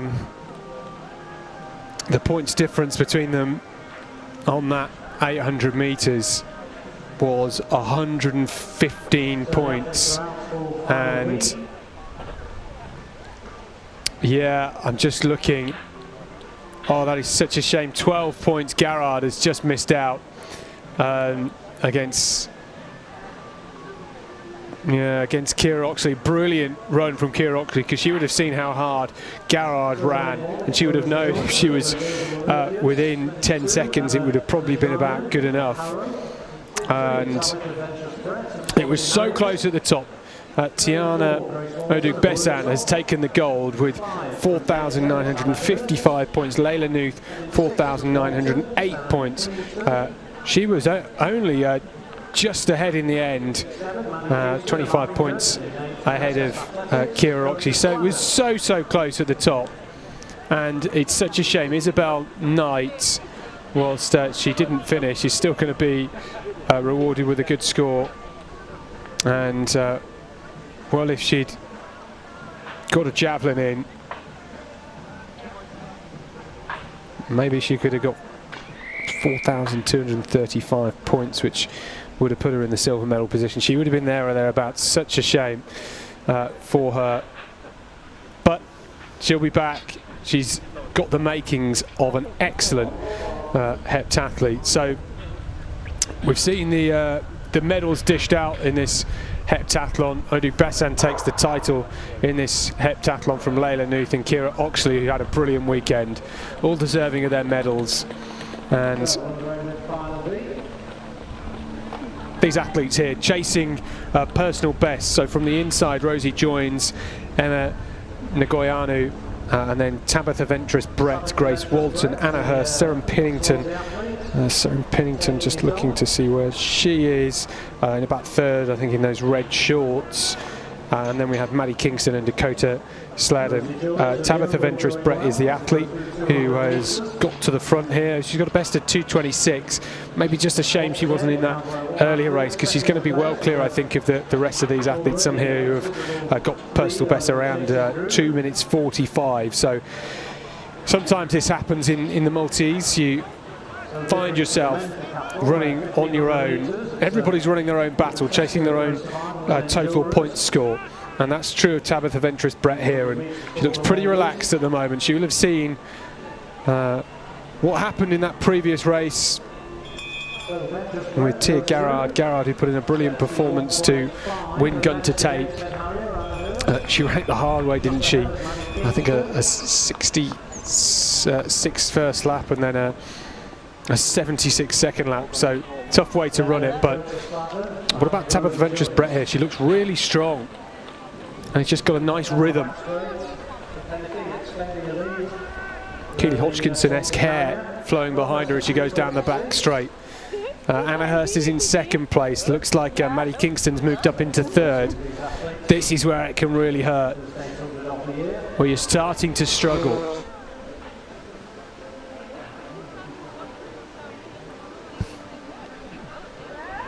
But she's doing a good job here.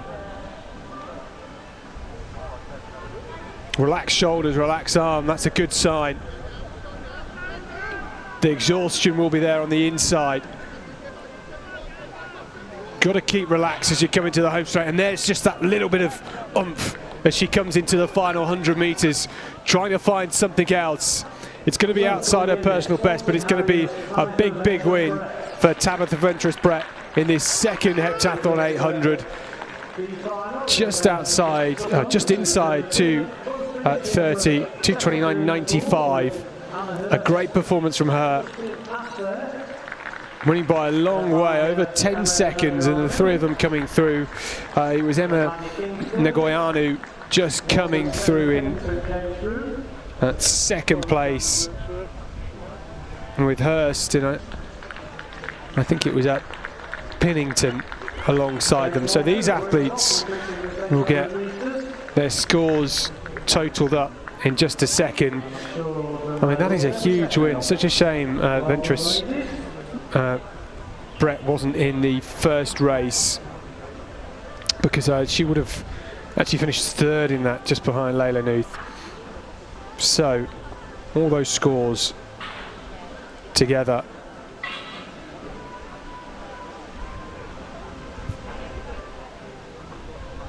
Ventress-Brett, well, she's going to get something like 690 something points, I think.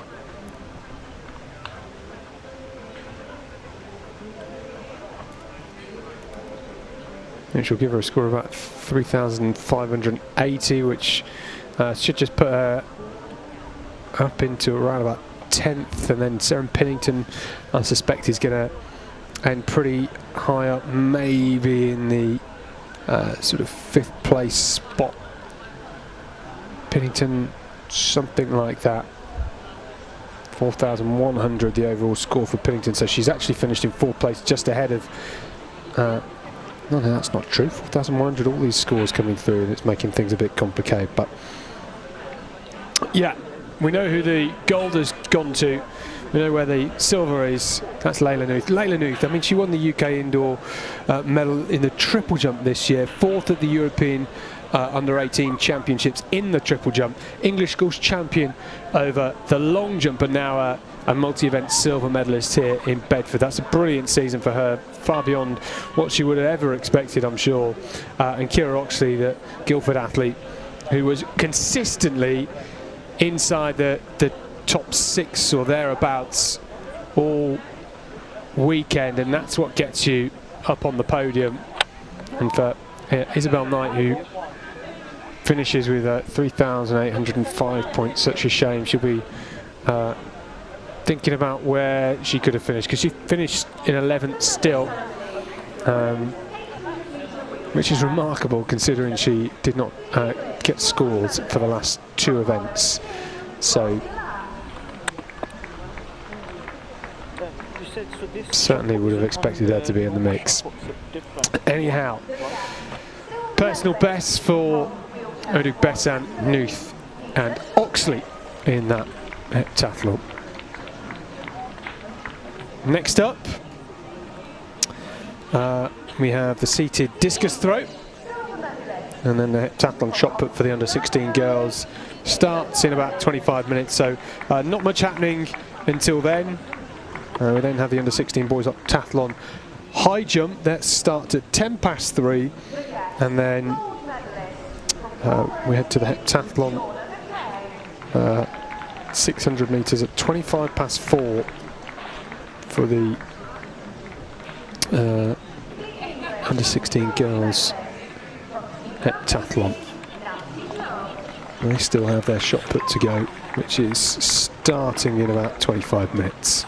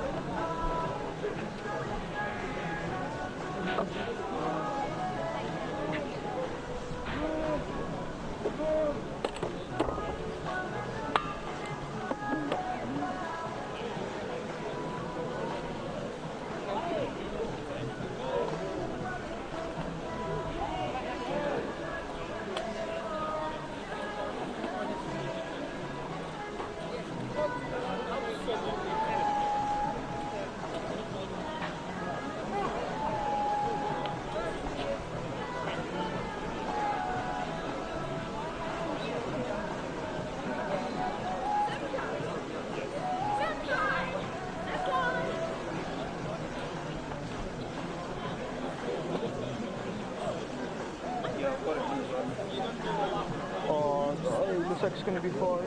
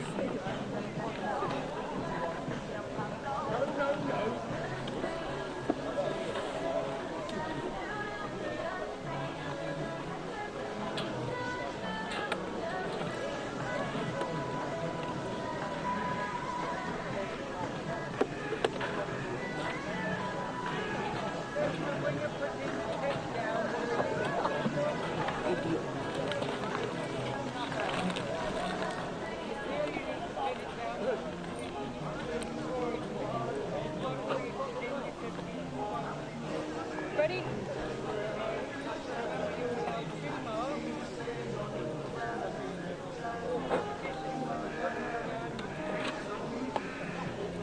Well, it looks like they're about to get a red card also.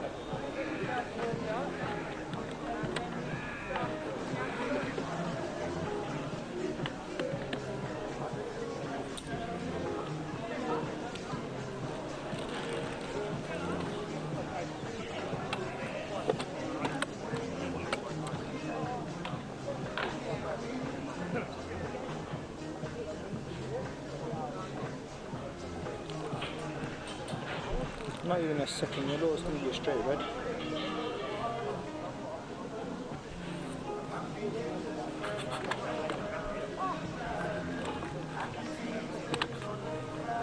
Yeah, that's bad.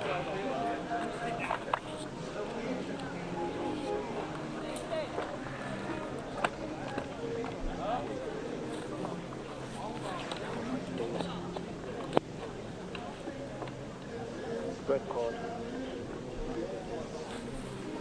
Lì sopra ancora Andrea da con.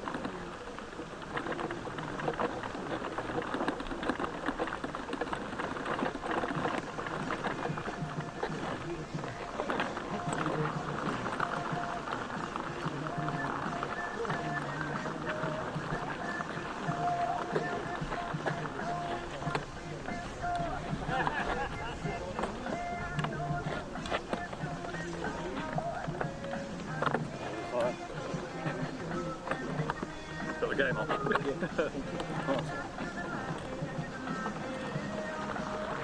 Yeah, I think we realised that was there last time, wasn't it?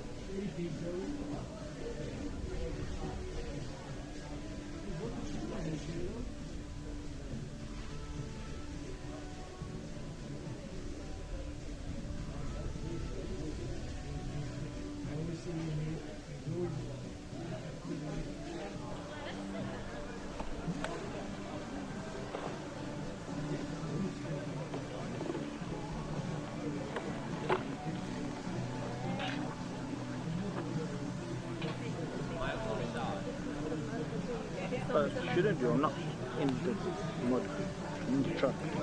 So unless they're, I'm assuming, breaking world records, I think I should be fine.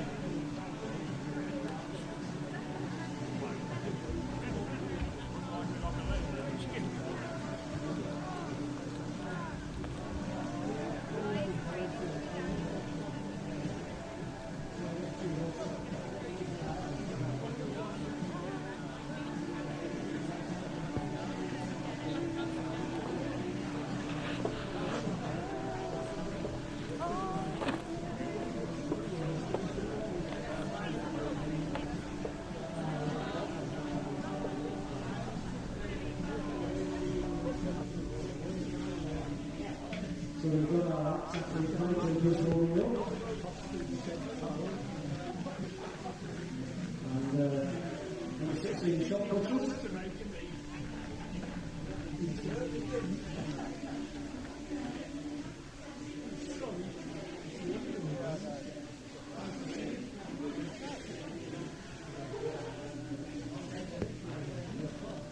So could we ask all our U18 athletes to report to presentation, please?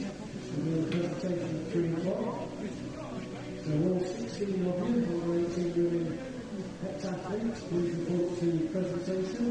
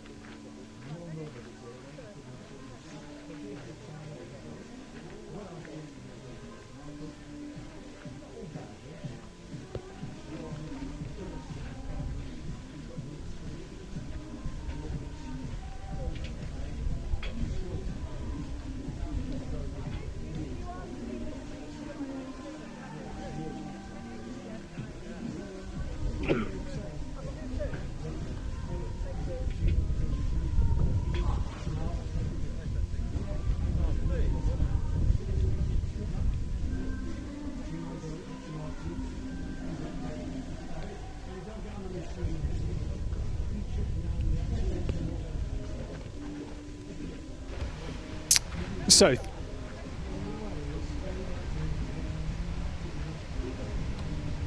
things are starting to get underway in the under-16 heptathlon shot put. We've already seen the conclusion of the under-18 women's.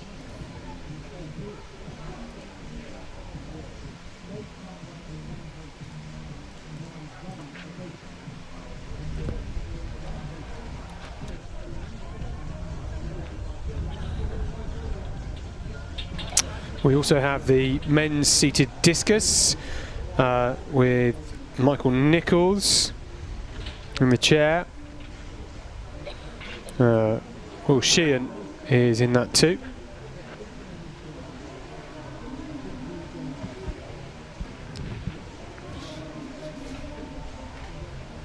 And we have the two shot put circles in action. There is one just on the outside of the track.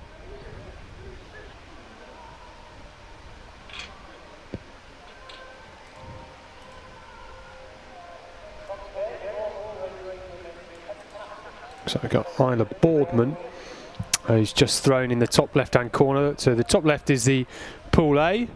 And top right is Pool B. So I think they're just going through their warm-ups at the moment. They'll be throwing officially in a second.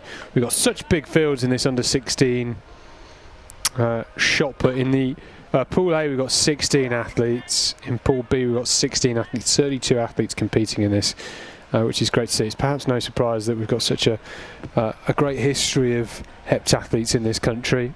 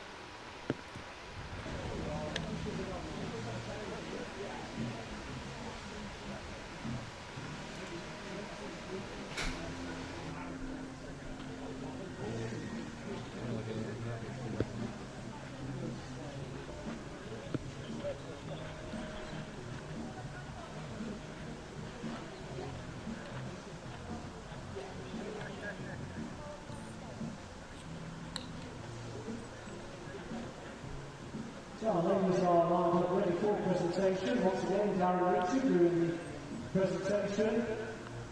Congratulations on medals. So in 16th place with 3,210 points from Yoga Olympians Rosie Jones. Underway for a step forward.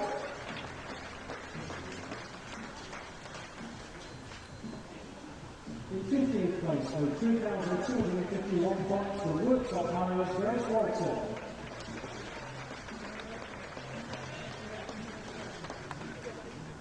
And in 14th place, personal best of 3,312 from Harrow Anna Mesurano. In 13th place with a personal best of 3,584 from Swansea Harrows Tabitha Venture Press. The next couple of athletes not there, we have Dakota Slavin on 3761 and Isabel Knight on 3805. So we go to the top 10 and with a PB of 3991 from Gateshead Harriers Anna Hurst. In 9th place, personal best of 3997 from Abingdon, Maddie Kingston. In 8th, with PB of 4100 from Walton, Sarah Pennington. And in 7th, PB of 4278 from Kelvin Field, Rice Tulip. Into the top 6, with 4373 from Windsor Slough and Hounslow, Alicia Childers. And in 5th place with 4549 from Portsmouth Grammar School, Rosie Lewis. So our top four now, and with 4,872, our England third placer and also under 17 third place best performance from Kingston and Polly, Tia Garrett.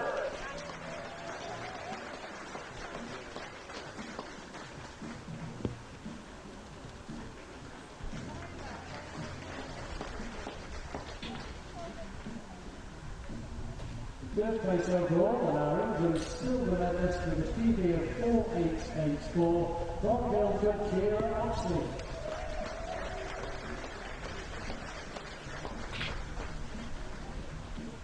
So second place overall with a PB of 4908, our England champion from Ealing, Southall and Middlesex, and also the under 17 second best performer, Leilani.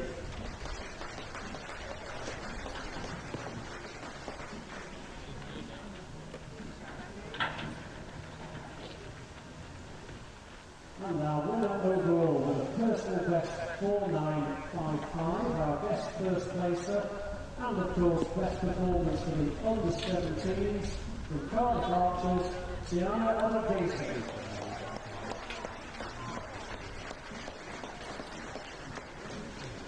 Well done to all our ex-athletes. And well done.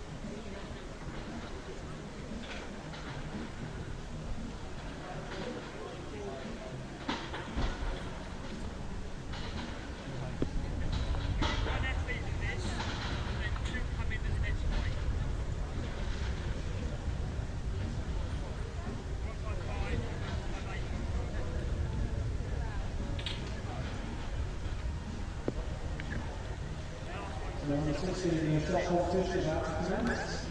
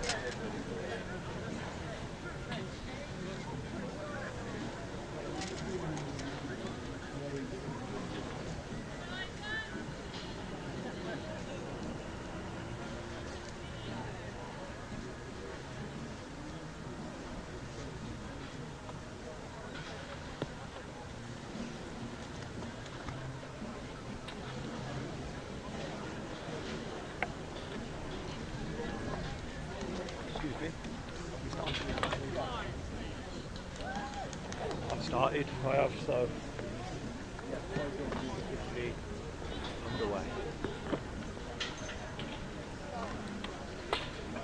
Just asking, he says yeah. Yeah. Yep. I've got one speaking in front of me yet. I'm not sure. That's if you started. Yeah, yeah. Because no one jumped through me, so okay, I'll work it out anyway, I'll follow it.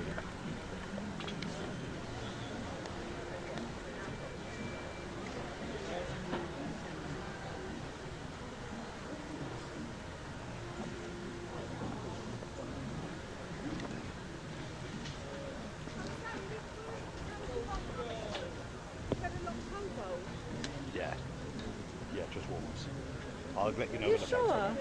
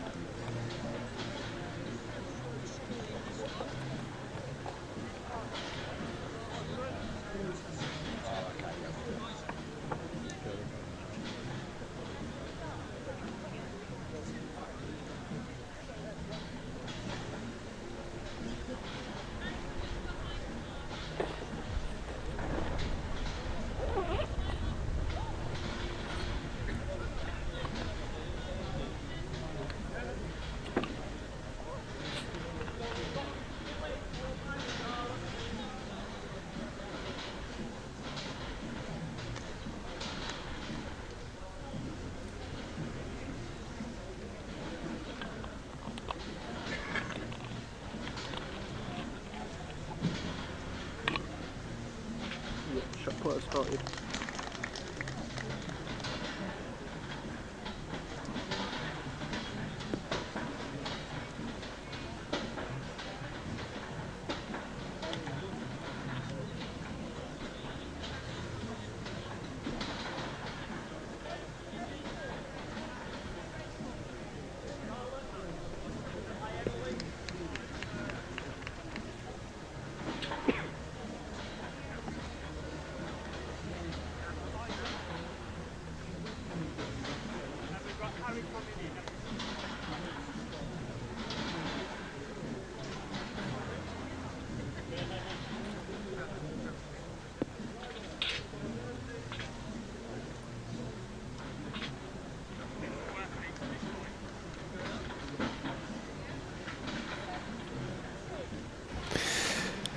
Looks like we are getting underway.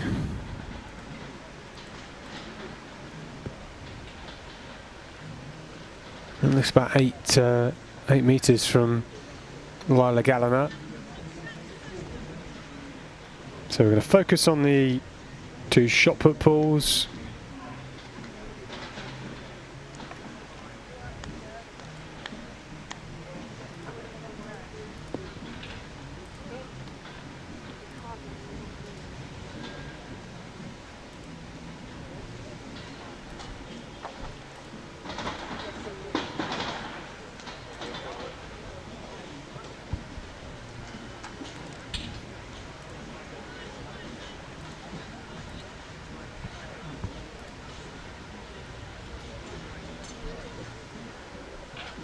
I don't know, I've seen them a few times they do stuff like that.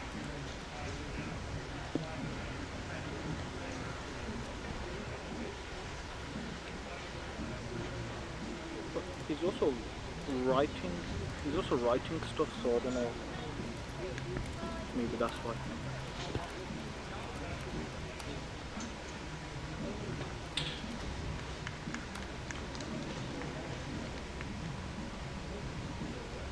I think they do 6 rows each.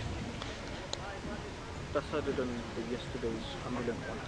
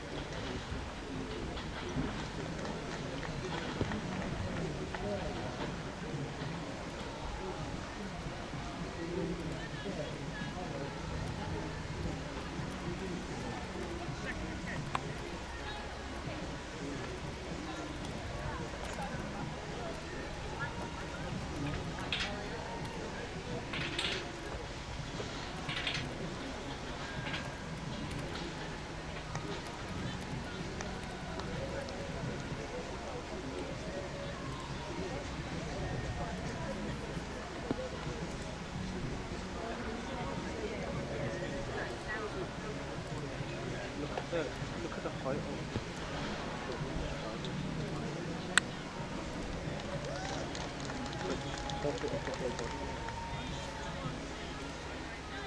just walking past him now.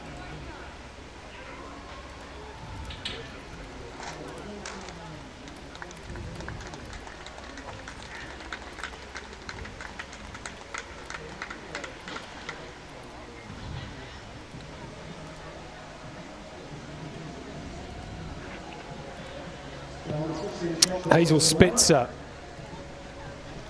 up for her first throw. Seren Rowe is doing the best in the top left-hand corner of the screen. She's thrown 950 in this first round. In the Pool B, it's Tilly Farmer from Tamworth, 8.04 her best. Spitzer there was 7 metres 66. So the leader in this competition is Isla Boardman, Crinn-Nantwich athlete, who leads by about 60 points from Sophia Horsfall Sam. Harriet Stitchbury is in third place, joint third place with Seren Rowe. Mentioned that earlier after the conclusion of the high jump. So for both Harriet Stitchbury and Seren Rowe, this is a very important event. Jennifer Mardle is actually only 30 points behind them.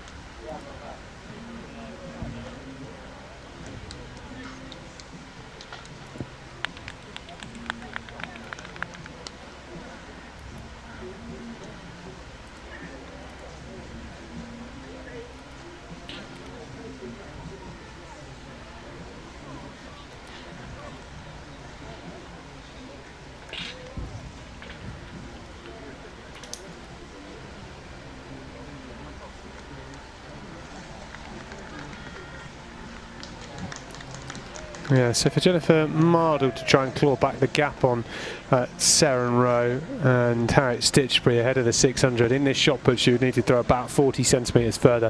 40 centimetres equates to about 30 points. So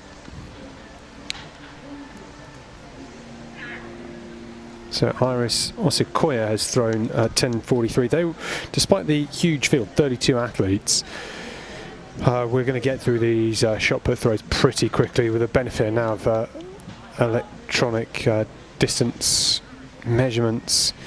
Make it very easy for the officials to measure, and we can get through it quite quickly, which is good because these athletes don't want to hang around too long, and they would be if we were still getting the old tape measure out.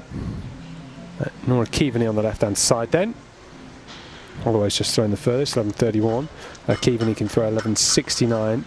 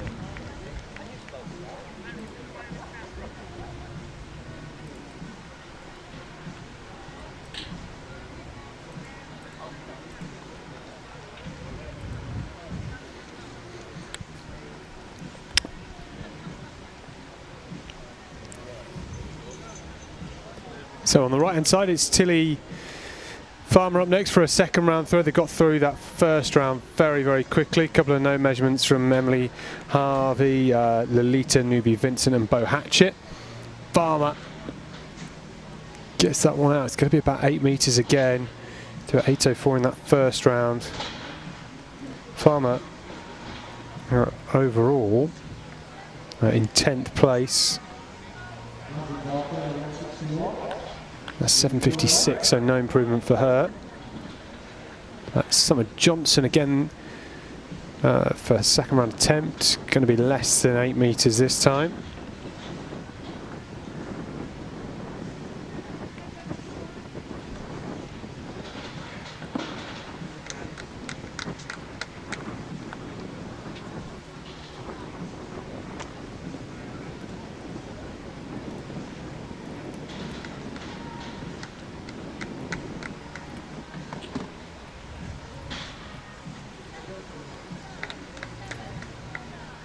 Yep, my it went off for a bit. I think my phone overheated.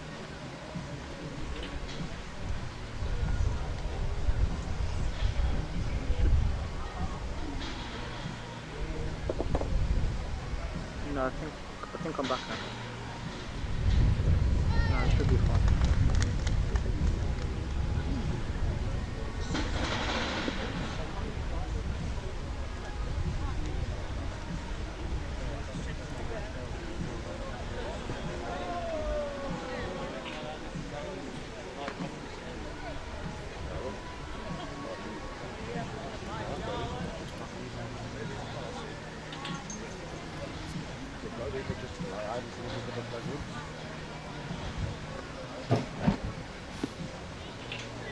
Apparently so anyway.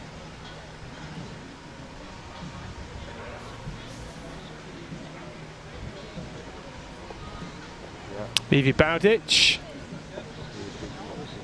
Bowditch through 9.18 in that first round. Can she do any better here? Watching for the glide technique. Ooh, not too bad. Might be a bit short of 9 metres this time. Yeah, 8.86 there from Bowditch. Jennifer Mardle's thrown 13.22. I said Mardle in the scoring was in 5th place and 30 centimetres, 30 points behind Serum Rowe and Alexander Stitchbury. Alexander Stitchbury is not the strongest of shot putters. She's in the B pool and has thrown 7.99 already, so he's going to be losing out quite considerably.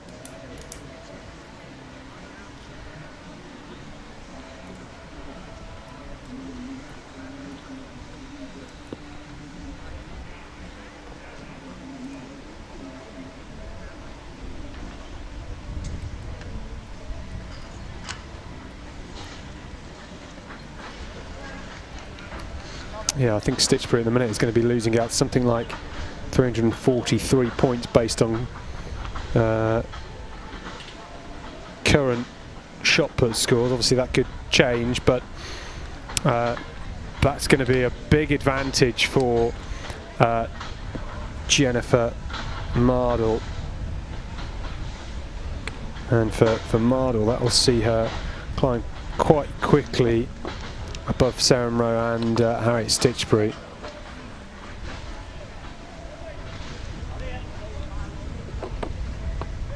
And she's going to be about 245 points ahead of Seren Rowe. So that could prove interesting ahead of the 600 metres.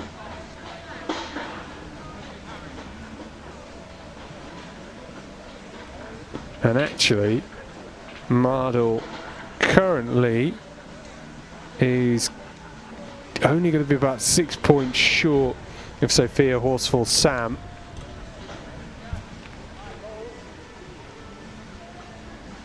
And also 6 points short of Isla Boardman, because based on current shot put scorings, it puts Isla Boardman and Sophia Horsfall Sam even on 3,852 points. That's the live scoring. So, well, we could be in for a very, very exciting 600 metres.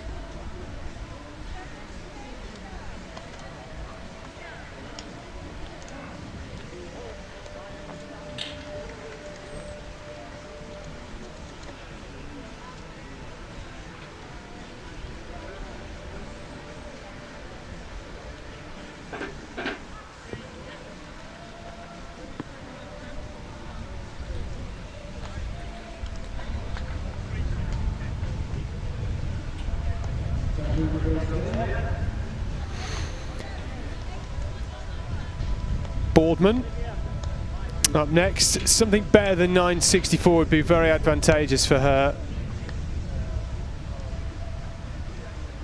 Boardman has done 1058 before, so that first round effort about a metre down.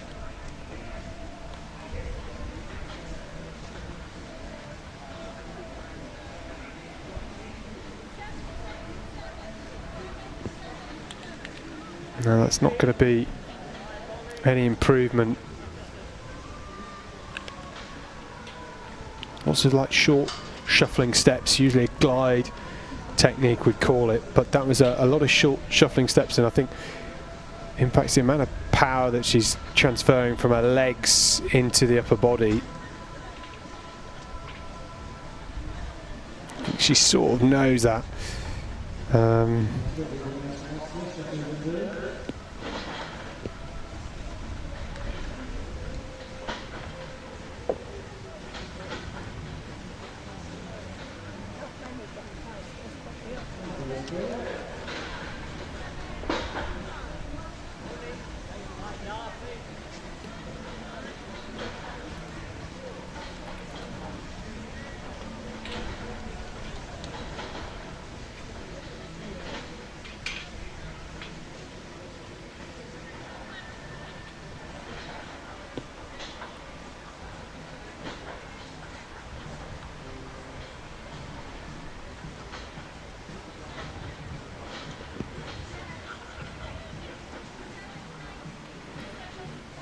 Nora Keaveney, 1061 in the first round, fourth in this Pool A. And that's a big improvement up to 1129. Now moves into third. Shindara Ayo Adeyemo, good shot putter.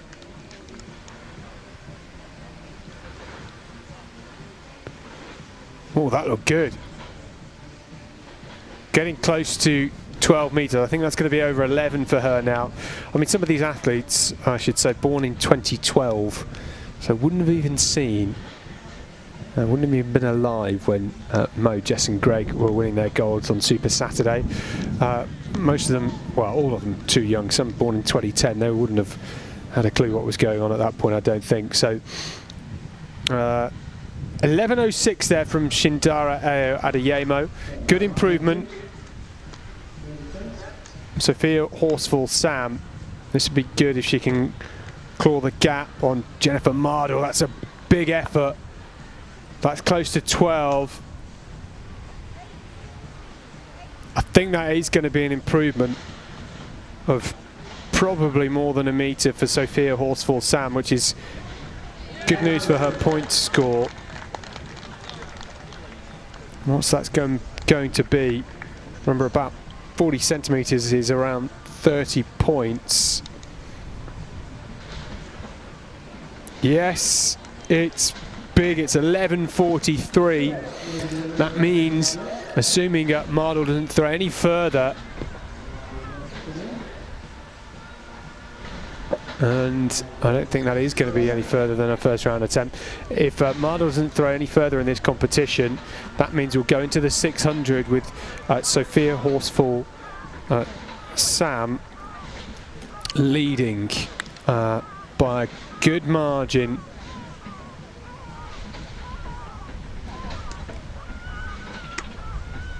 Yeah, that'll be around about 65 points or something like that.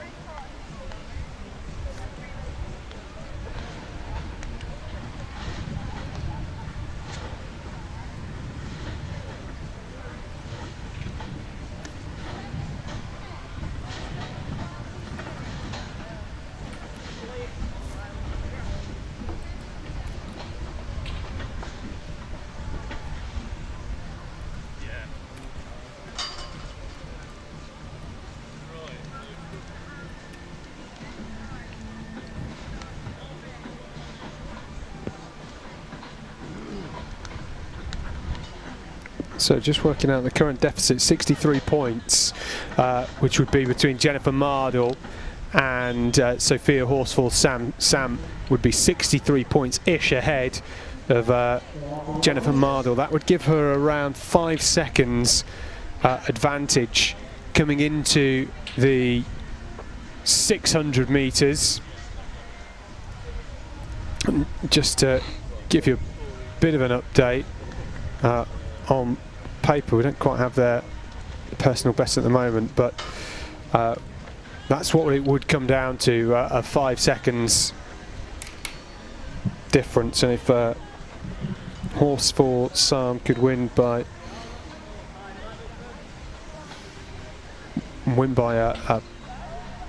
more than 5 seconds, then she would take the title.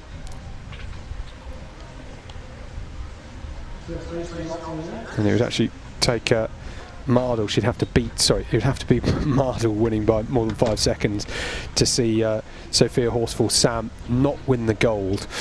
Evie Bowditch then, third round attempt. Can she go better than 9 metres 18? Gets behind that. That's pretty good. I think that's going to be an improvement. That was nice. You could just see the flight on the shot. A lot more power behind it. A lot more cohesive in her approach there. Bowditch 9.18 in that first round. Is it any improvement? I think that's closer to 10 metres this time.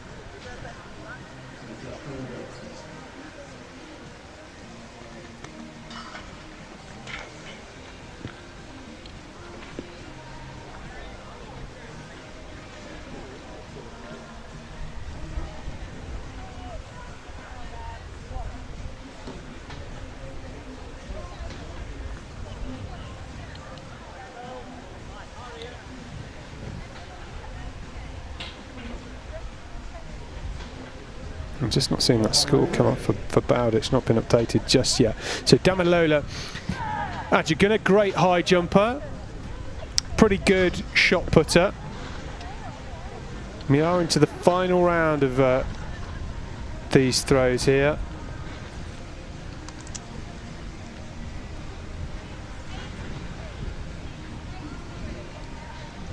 Didn't get a score come through for Mardle on that second round attempt. I said I didn't think it was any better. They did measure it. It was a white flag given.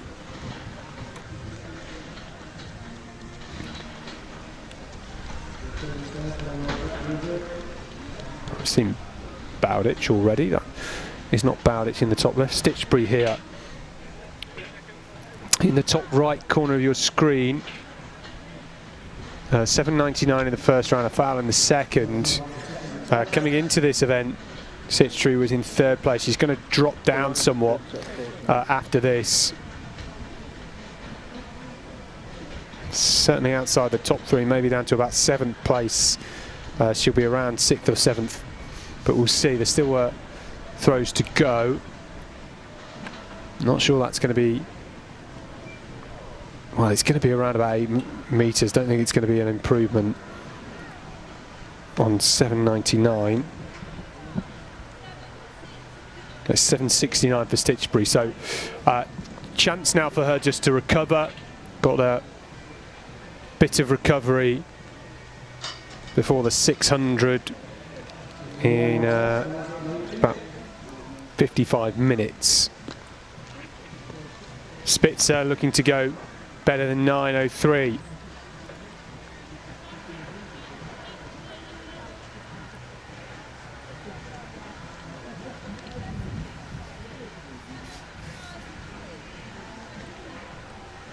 We did see an improvement for Damilola Ajaguna. That's come up as 9.61 in the third round.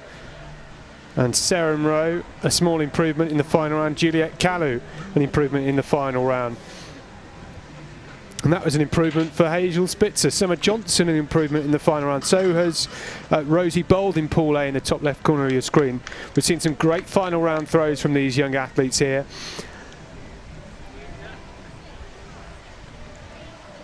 Just looking, yeah, that is an improvement too. I don't think, maybe Bowditch's throw we saw wasn't the first. I thought it was the first of the round. So Iris Osikoya, going to be around 9 metres. 10 metres 43 she got in that first round. I think it's going to be an improvement for her. That was a personal best in round 1, a foul in round 2 for her. Now, yeah, that was 8.87 for Osikoya. This is Isla Boardman. Boardman leading the heptathlon coming into this event. 9.64, something over 10 metres would really help her out here. Current live scoring puts her at 3,852 points, which would still put her in second place, just ahead of Mardle. 40 centimetres equals about 30 points, so this would give her a bit of a cushion. That's maybe a bit of an improvement, maybe towards 980. Got to try and eke out those points. A multi-event competition is full of peaks and troughs, and you have to ride the wave. And I've heard a number of athletes talking about that over the last couple of weeks with the Europeans and Commonwealth Games. I always say to athletes in the multis, you've got to ride the wave, because it's not always going to go your way. Very few athletes get one of those magical competitions where they get personal best after personal best. Even if they do, they still have to pick themselves up after maybe a no jump or a no throw in the first round or the second round, and they have to find something extra. So even within the individual events, you have to try and pick yourself up and find something.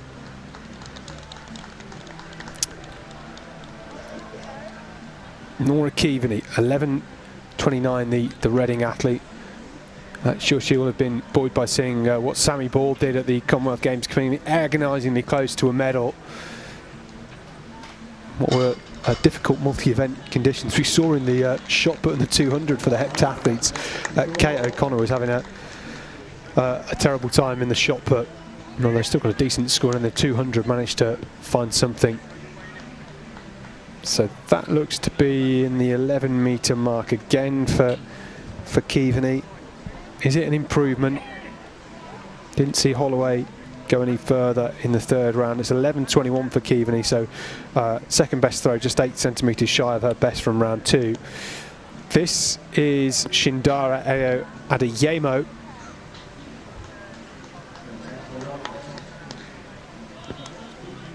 Boom, that's got close to 12 metres. I think that's going to be a best throw for Ayo Adeyemo. Getting better with each round. 10.77 in round one, then 11.20. 11.06, 11.43 for Shindara Ayo Adeyemo. Just coming up, that puts equal with Sophia Horsfall Sam, who is the penultimate thrower.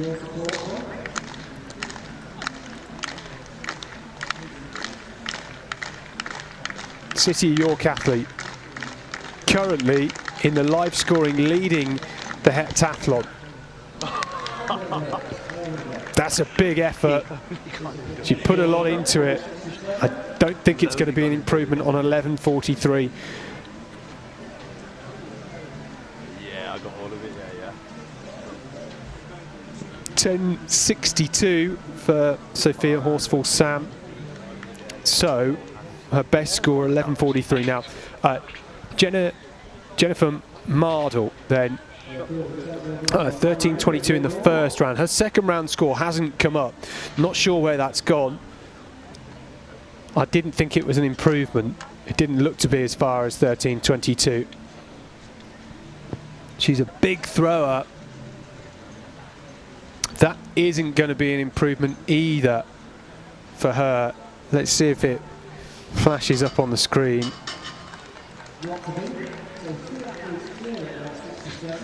Yeah, 11.38 and 11.29 were the second and third round scores. That first round effort, 13.22, huge for Jennifer Mardle. It really has thrown her up the leaderboard.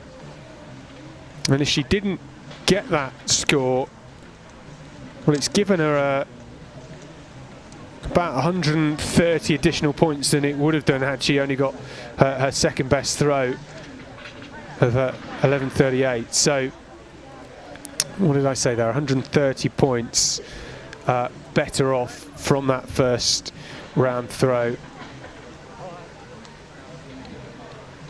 She would have still been, I think, close to a medal.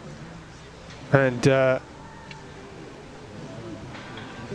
Mardle now and Isla Boardman will have to beat Sophia Horsfall Sam by more than 5 seconds coming in to that 600 metres. That's a tough ask in a 600. It's doable.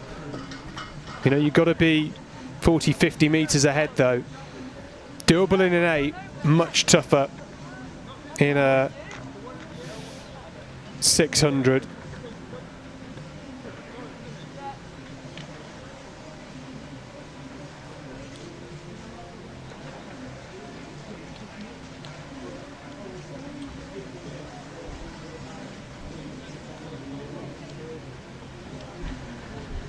Again. He's going again.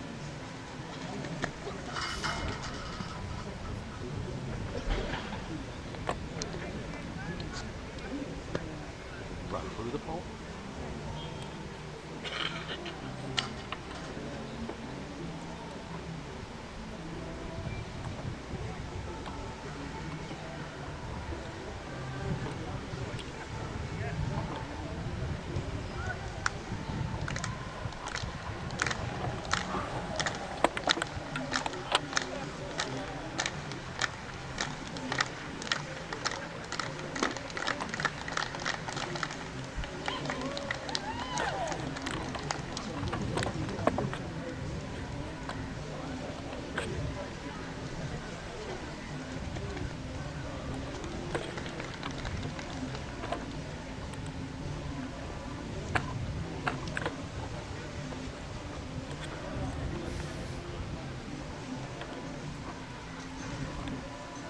So, the high jump for the octathlon has been going on, getting through the early heights.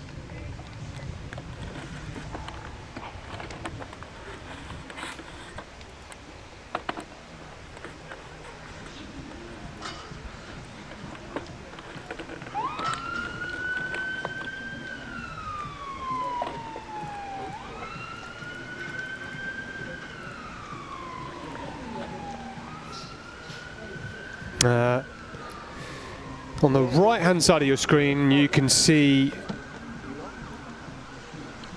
Pool A, and we are down to the final 3 athletes in that: Jack Ruby, Mason Oxley, and Josh Gilbert.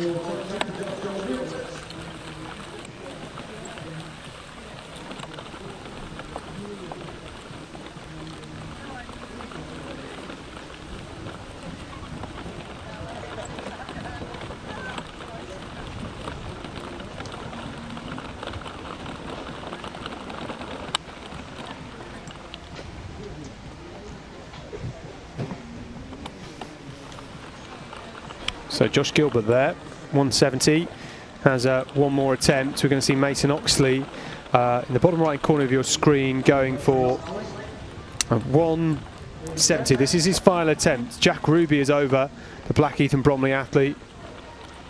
Oh, that's good from Oxley. Exactly. Why didn't I get it earlier?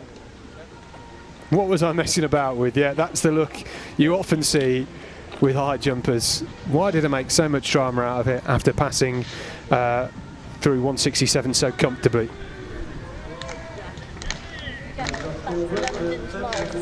So he's still in it. Josh Gilbert, though, taking a very long run up here. We saw him clear 167 with a scissor.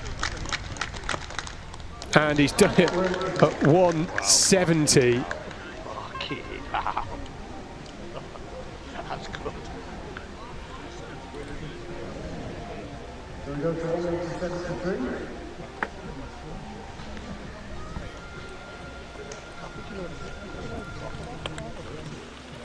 Fast.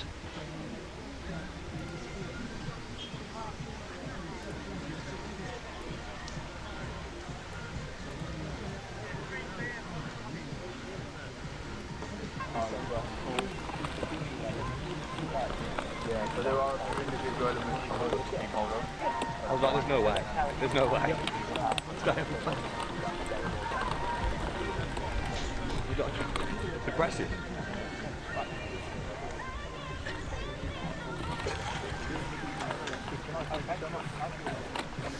So in the Pool B of the high jump, which is on the left-hand side, Story Bundy is over at 158.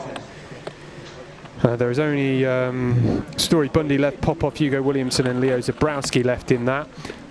Mason Oxley going for 173, gets that first time, no issues.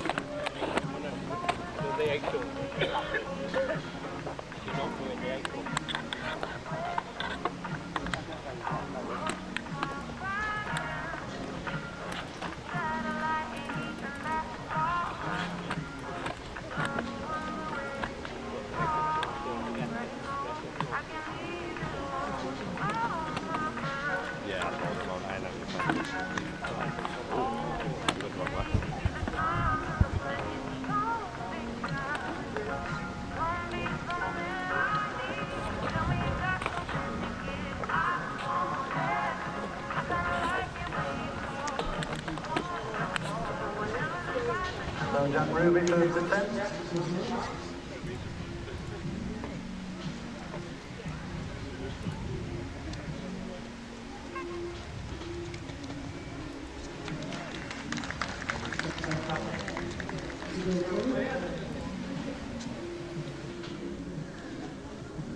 Ruby, first time over 173.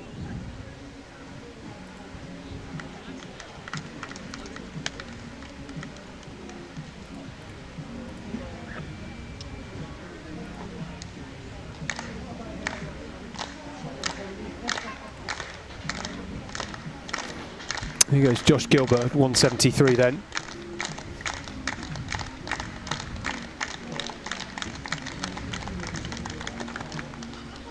Gets it, gives it a rattle with that left heel. How is he doing it?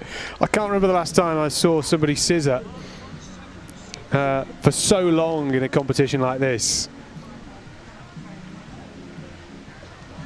He was close there.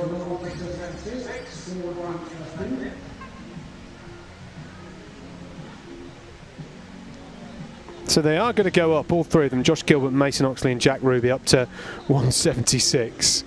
It was an equal personal best at 173 for Oxley. Hugo Williamson going for 161, gets over that, nice flop.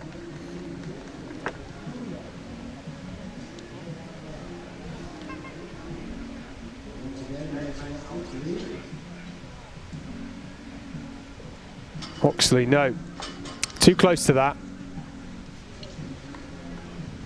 You see how close he was to the first upright.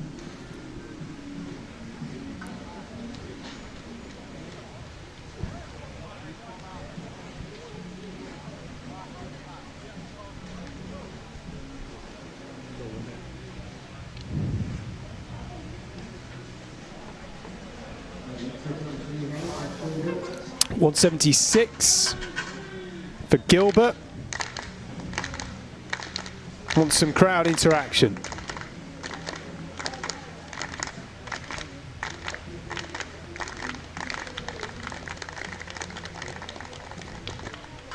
No, not at 176. Got two more attempts at that.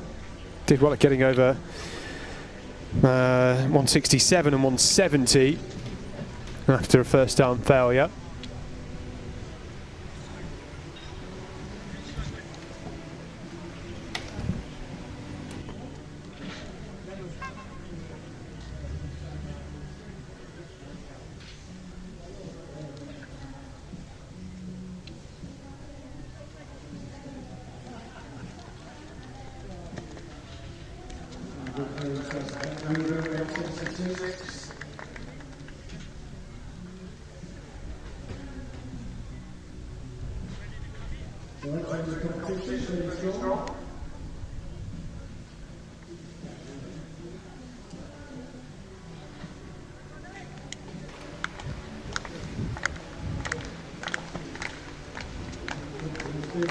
Lovely there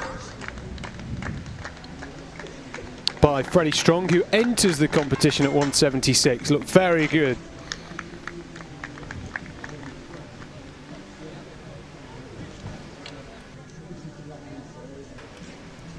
Freddie Strong,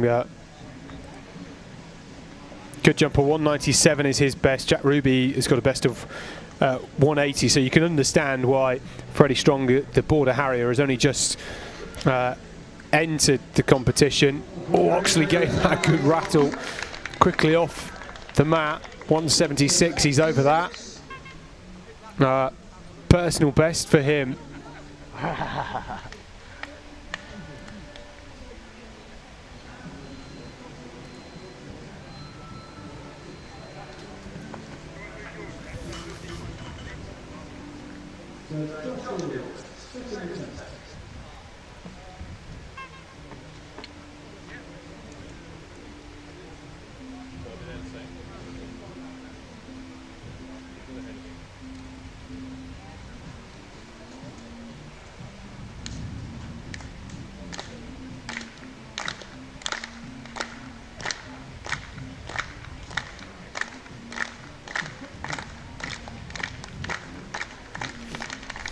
Josh Gilbert, 176, second attempt. No.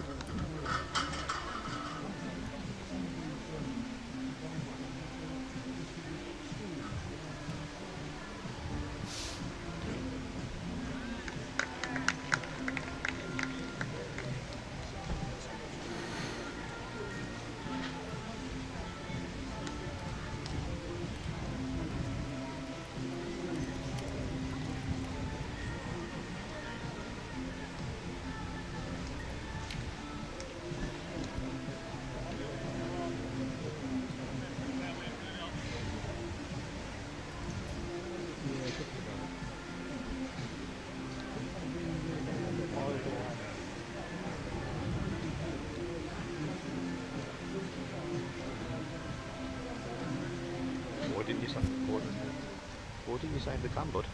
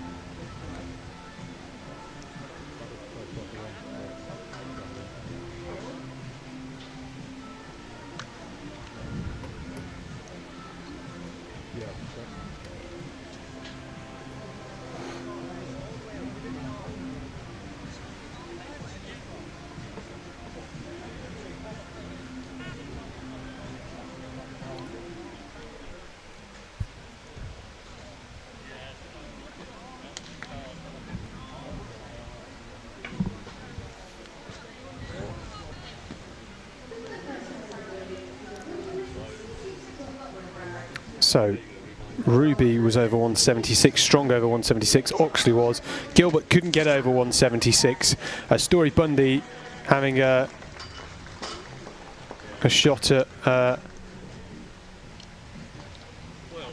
164 there, but didn't quite give it enough. Oxley fouling at 179. Bundy's going to have another go here.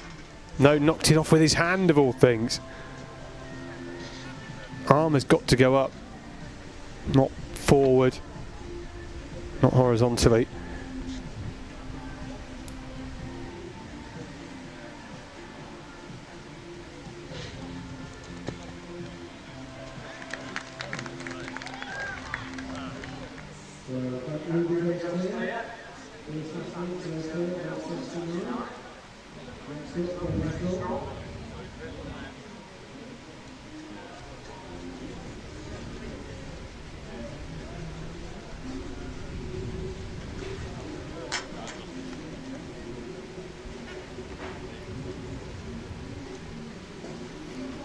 Jack Ruby, no issues over 179.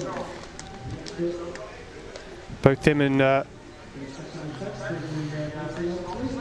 Freddie Strong there, we just saw in the orange of Border Harriers over. Oxley has 2 more attempts at this height.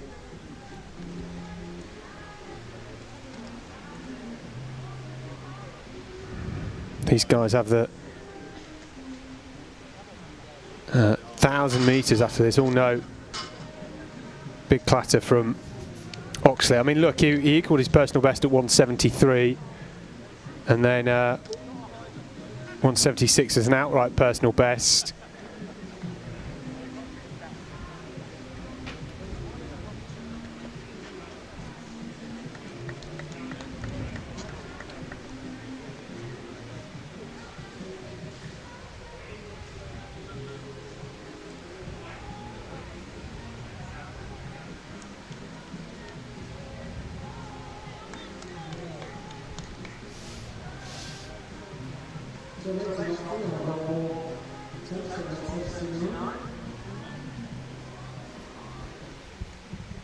So here we go then with Mason Oxley, this his final attempt at 179 to stay in the competition. The other 2 athletes, Jack Ruby and Freddie Strong, have had clear scorecards. No, not to be today. And new heights for him, sometimes it's just a bit too much. He started at 161.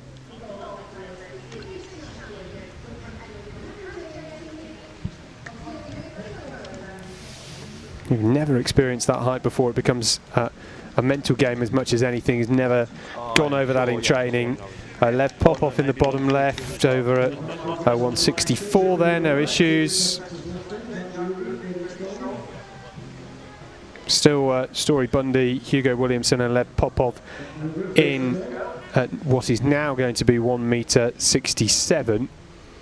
So 5 athletes still jumping in the high jump. Top right, you can see Zach Richins in the javelin. I said earlier, he looks like he's probably got a good arm on him.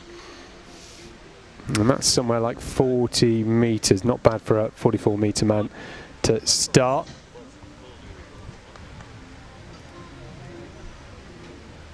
The first of 2 pools in the javelin.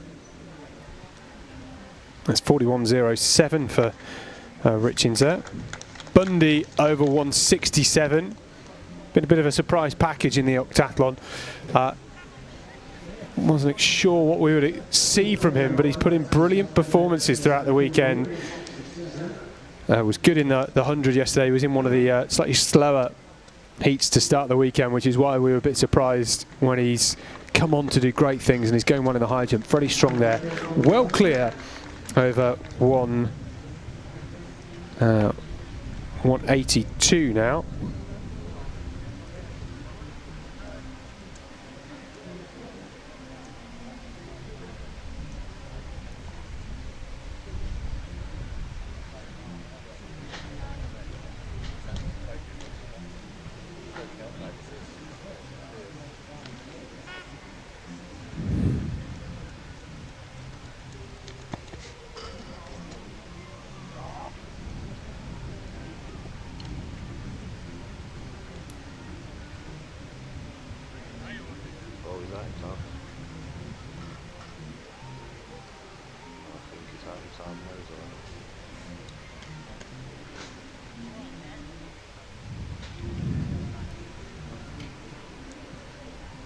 Hugo Williamson looking to go over 167. No, needs another attempt at that.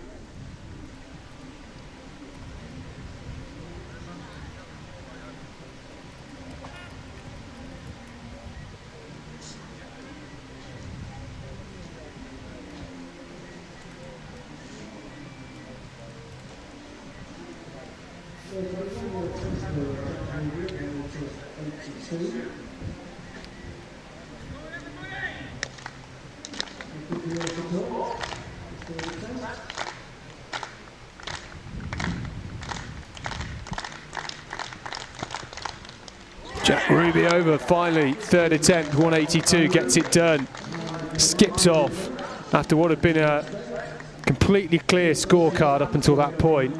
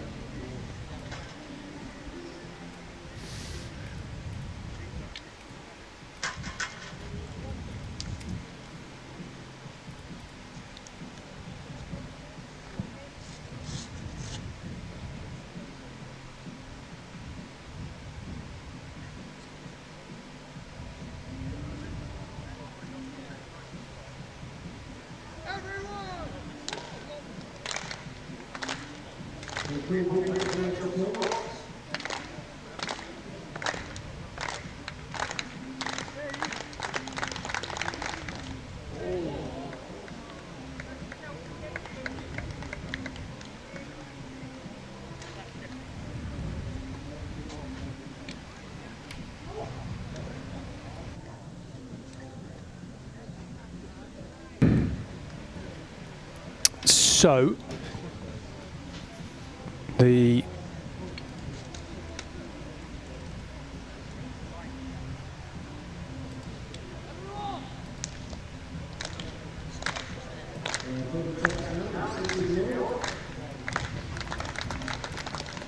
bar at 167 there for Hugo Williamson. That's his high jump competition done.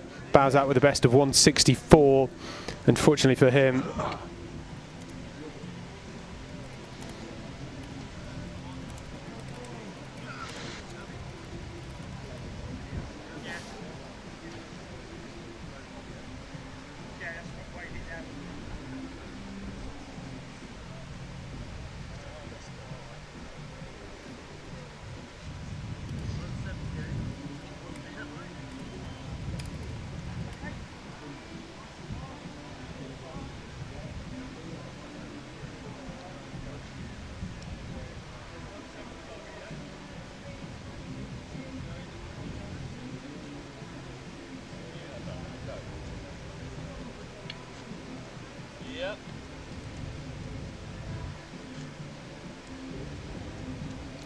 Jack Ruby going over 185. Oh, he had the height, didn't he? I think maybe he surprised himself there.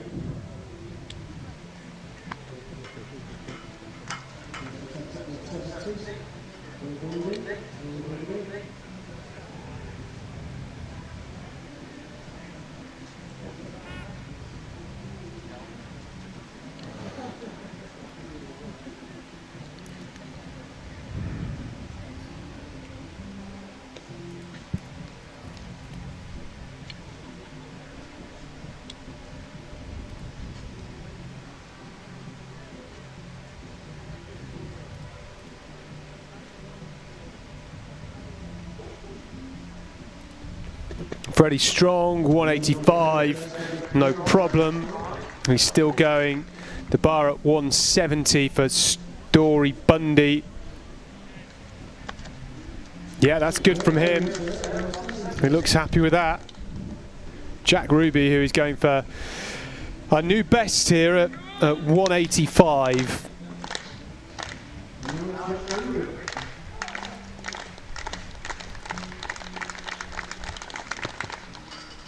Oh, again, just the calves. I think needs a little bit more rotation, which will help get his hips through and allow him to flick those heels forward.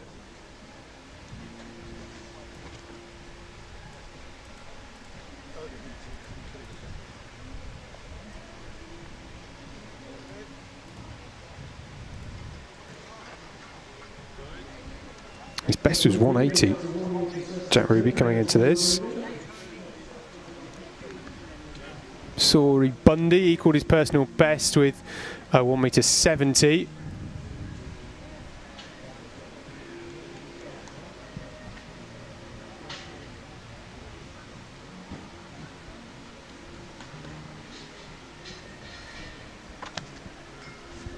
Now he's attempting 172.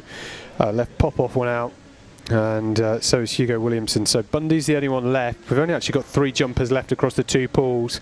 Their 1,000 metres out of interest is due to go at 5:10, so they will have an hour recovery if they get done within the next 5 minutes, which is more than ample. Ruby then 185. Oh no, he will get it, I'm sure, if he gets another competition this season. Might be running out of time for that, but it looks like he just got a bit of a niggle in the hamstring. I hope not. That'd be a shame. So maybe the knee.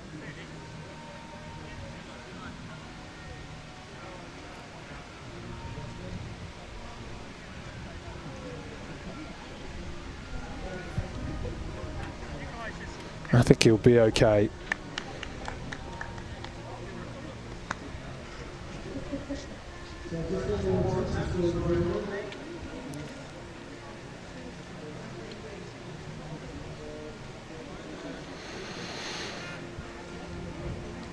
Well, Bundy has one more attempt at 173 in the bottom left-hand corner. I mean, he's skipping around. He's full of energy. He's been laughing and joking and smiling all weekend, which is really great to see. What a character he is. I think he thinks he can do it. That's why. He's like, come on. I know I can get this done. Let me have a minute. Sometimes you can get all wrapped up in it, and you just need a moment to calm down. This sort of injury to Jack Ruby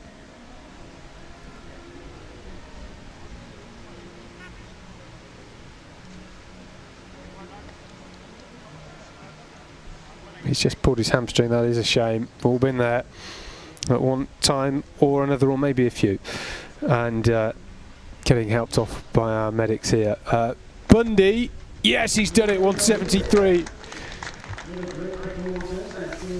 He's still going. It's him on one bed, and we've then got Freddie on the other. So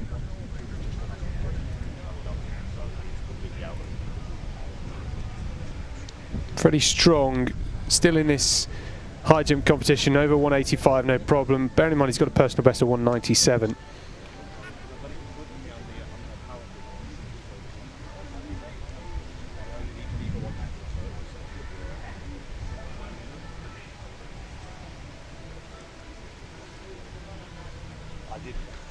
I did better training for the sake to get reset down to the FSR.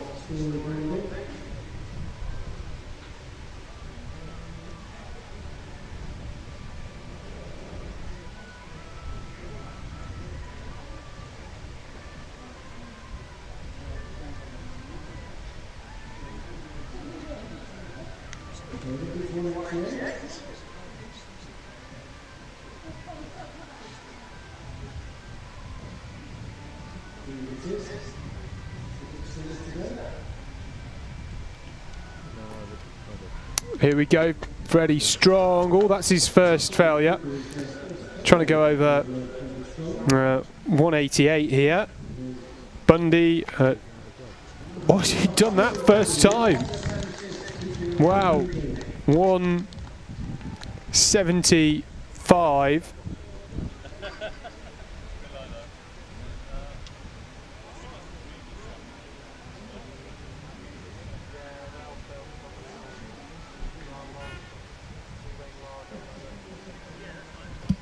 Sorry, 176. That bar will now go up to 179.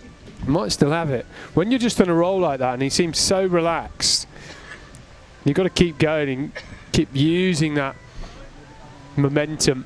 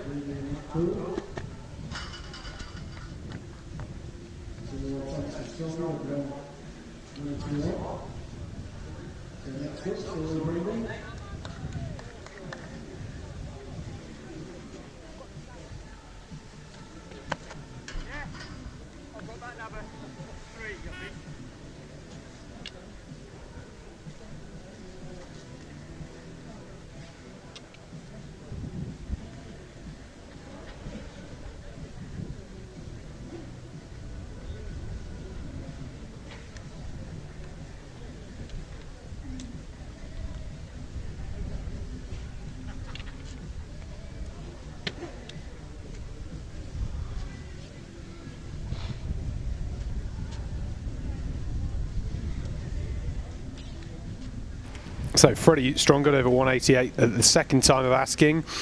First time failure at 191. Story Bundy just crawling over like a crab to go and get his water in the shade. He has one more attempt at 179. It's that balance, isn't it, to try and ride the wave whilst you're on a high and just keep going for attempts, but it is physically quite draining, although does waiting another 2 minutes, because he's the only one left in the competition, they'll give him the time, a reasonable amount of time, but does giving yourself an extra couple of minutes make any difference?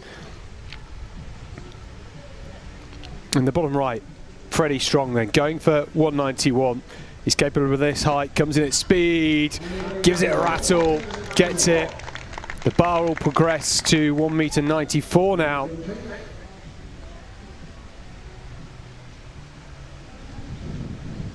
See in the top left the slow-mo from our timing system. Just brushes it. Got his hips through a bit more than he did on the last attempt. Bundy, a 179 is out, so his best of 176 today. Great jumping from him coming into this event. Arthur Rogers was leading from Jack Ruby, Freddie Strong was in third, and Story Bundy was in fourth. I think Story Bundy is still going to be in fourth place. A little bit of movement where Freddie Strong is now going to move into the top position ahead of Arthur Rogers, Jack Ruby, and then Story Bundy. So that's where, why is that going to be correct? Let me just double check again.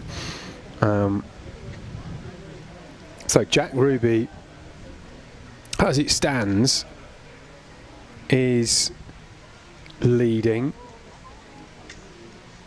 from Freddie Strong by 20 points, and then Arthur Rogers, and then some 70 points behind him, Story Bundy. So the top four, I think, all stay the same, just in a slightly different order, with Jack Ruby going up one spot and Arthur Rogers coming down two.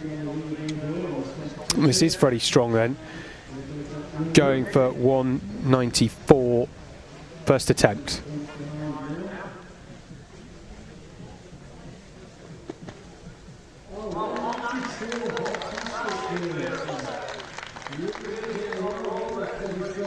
Gets it.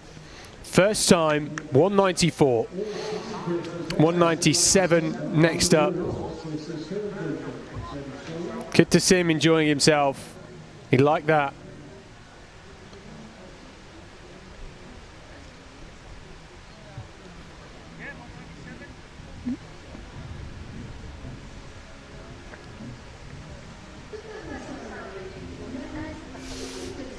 Hugs all round. Still going to be in this competition for a little bit longer.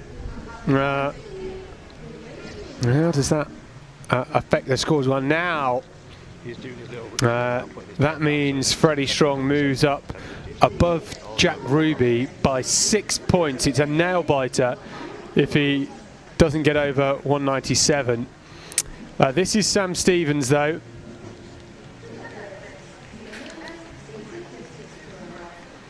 His final attempt with the 700-gram javelin. That's good, that's over 40 meters. Is it any improvement on 43.27? I'm not too sure.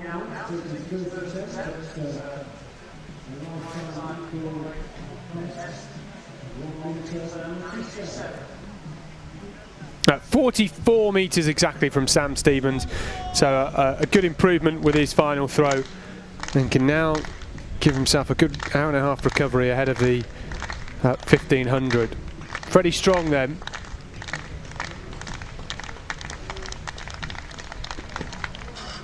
No, two more attempts. This is Ed Moore, who, if it wasn't for that terrible time in the long jump yesterday, he would have been in a brilliant spot for a medal. That's a foul, just stepping over the line with his final throw there, but he's the second furthest thrower in Pool A. 45.36 is best.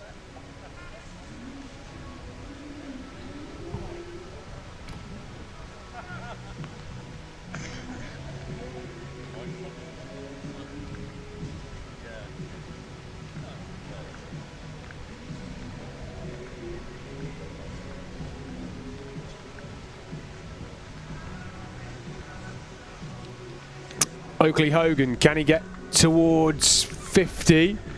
I think that's just about in the sector. It is, yeah. So many lines from the javelin and discus on the opposite end of the track intersecting with this one. It can sometimes be a touch confusing, but yeah, within the sector, Oakley Hogan 49.09, his first attempt was his best. That's 50.44. He's gone over 50 metres with his final effort.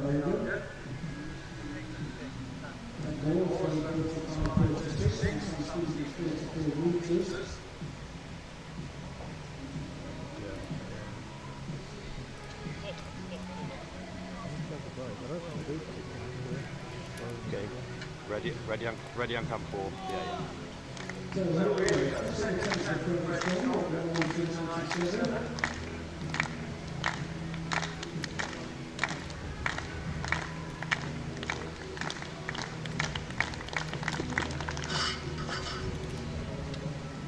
One more chance.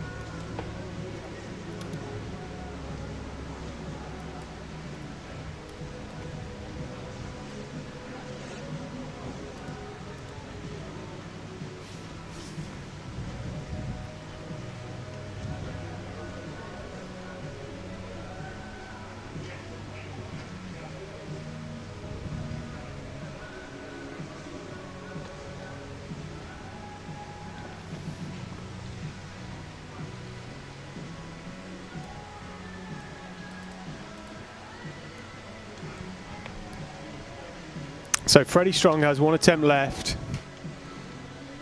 Mum coming over with a towel.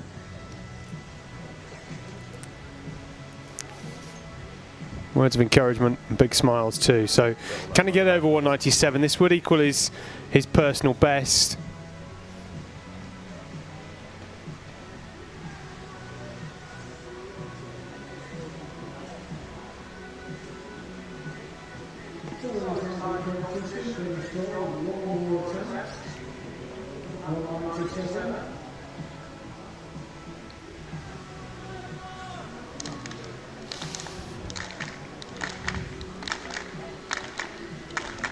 The claps are on.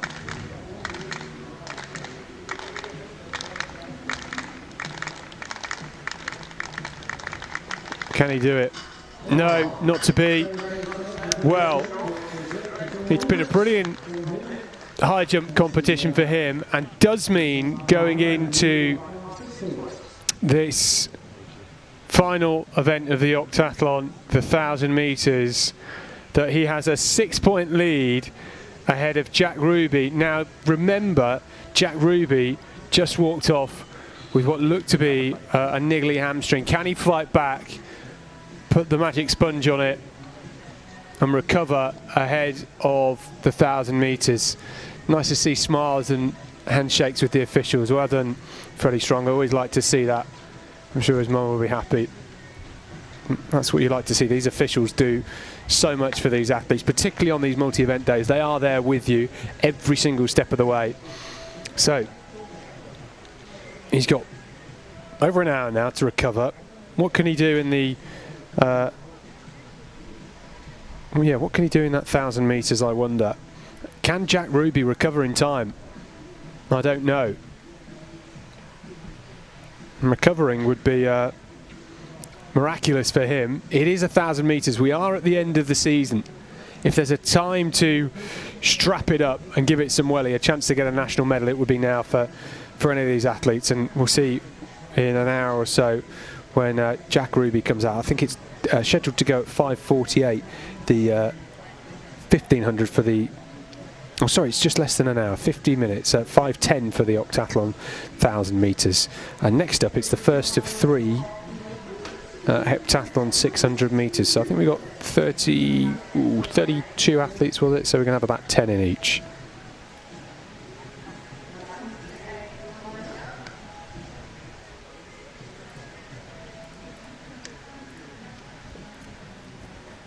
So I can tell you that Our leader coming into this event is Sophia Horsfall Sam with 3,909 points, which is 57 points ahead of Isla Boardman, who is 6 points ahead of Jennifer Mardle.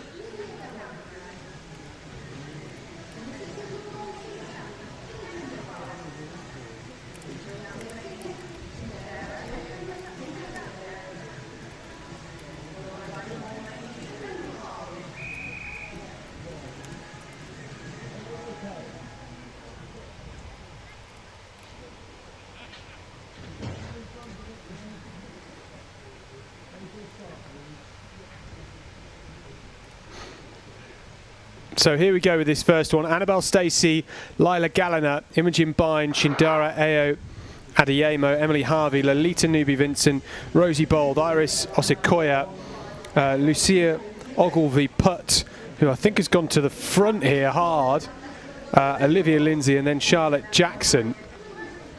And it is Ogilvie-Putt who sprinted round that bend like it was a 200, and her Stratford-upon-Avon clubmate Lolita Newby-Vincent is a couple of metres behind now. Shindara Ao Adeyemo is there in hot pursuit. 31.33 through 200. I said they were sprinting through. That's pretty quick. And now we're seeing Lolita Newby-Vincent overtake her as they move down the back straight. These two athletes, in terms of placings coming into this final event, are 22nd and 26th, which is why they're in this first of the races. This is now done based on ranking points, so we'll have the athletes towards the top of the table racing each other. But Lolita Newby-Vincent has got the hammer out here, and with more than 300 metres to go, decided to full send it. The others chasing him down. Look at that, 4 yellow vests all in the front four. 4 Stratford-upon-Avon athletes in this race. And is she going to get pipped here? Newby-Vincent just being overtaken by Lucia Ogilvie-Putt. 1:45.49. Stratford-upon-Avon 1, 2, 1, 2, 4 and 5 there, I think. With I think it was what's that? Emily Harvey just coming across in 3rd place. I'm not too sure. 1:45. Wow, that's a good run. That's a hard way to run it from Lucia Ogilvie-Putt. A 31 first 200. They ran that more like a 4, I would say. And for Lolita Newby-Vincent to commit with 300 to go to try and take it on from there, just running out of steam at the very end of that. Good effort.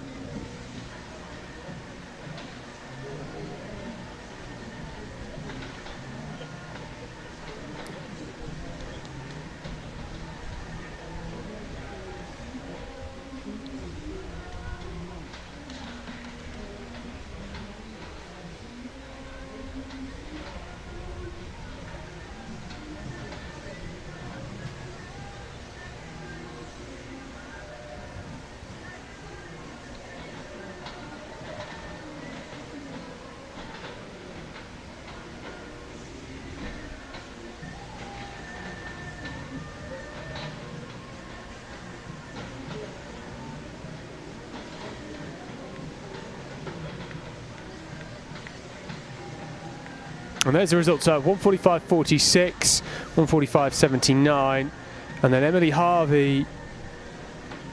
It was. I said I thought it was her. It was coming through in 3rd place ahead of Annabelle Stacey and Lila Galliner.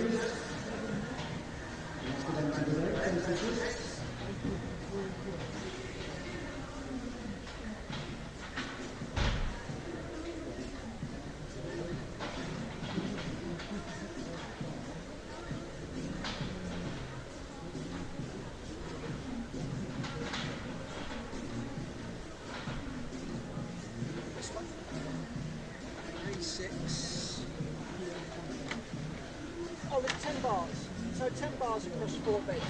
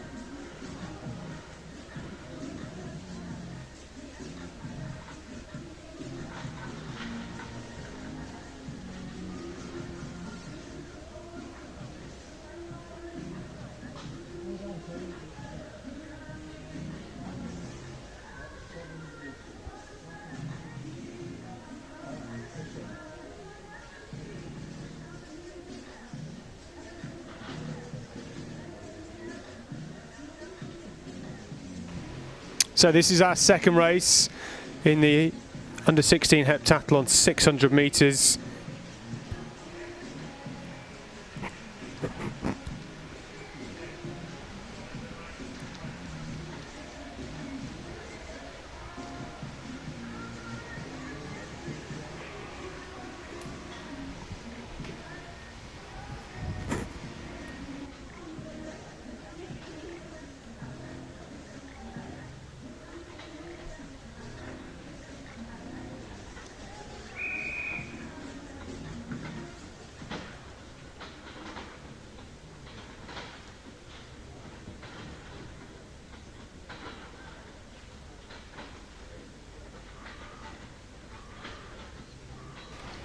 So here they go then, Damilola, Ajaguna, Tilly Farmer, Hazel Spitzer, Bo Hatchett, Saoirse, Casey Bond, Bonnie Sherlaw, Darcy Croshaw, Madison Townsend, Fifi Ball and Evie Bowditch.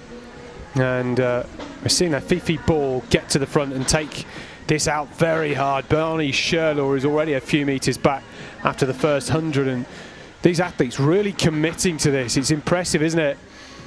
They won't have too much experience of running 600, so maybe that sort of plays into it. But it's Hazel Spitzer who is there in second place at the minute. Bonnie Sherlaw in third now, 30.73. That is super quick for some of these athletes based on the times they ran yesterday. That's not too much slower than they went through in the 150 yesterday. This is pretty much an all-out sprint over the opening 300 here.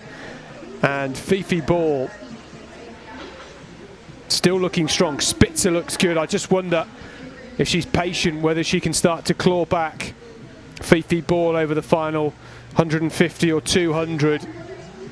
Got to keep relaxed. Tilly Farmer is now moved up into fourth place. And I think this is going to start to hurt for Fifi Ball. The stride is shortening. Spitzer with something to chase. Can she catch her over the final 100 here? It's so much easier when you're chasing someone down. Farmer now up into third. Here comes Farmer down the outside, drifting into second place here. Nobody's going to catch Fifi Ball. What a run this is from her. So strong. What a way to take it out. 139.35. Farmer in second, 141. Spitzer 143. That's a Winchester vest for Bo Hatchett there in about 145-ish, was it? And there they all coming through now. Bowditch crossed the line there. That was Croshaw. There's Ajaguna. Wow, what a hard run out.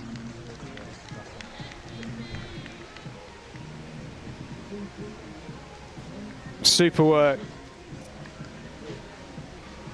Well, I just thought with about 250 to go, Fifi Ball was starting to feel the pinch, and she judged it perfectly, took it out hard, burnt everybody up in the first 250 metres, which meant they had nothing left in the final 200 to try and chase her down. This was all about the points. So we're talking about it in the context of them racing each other, of course we are, but it is all about the points.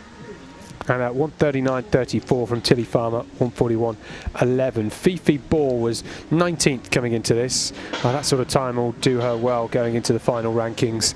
And we have one more race to go in this under 16 heptathlon.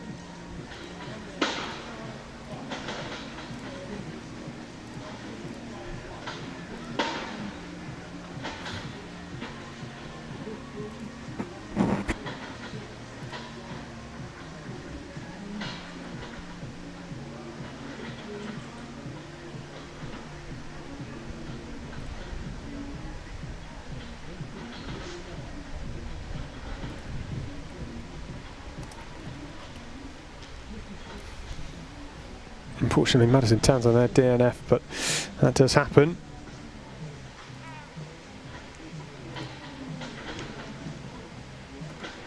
Here's all the next athlete. These are the fastest athletes. There's the order they're actually in at the moment in the rankings.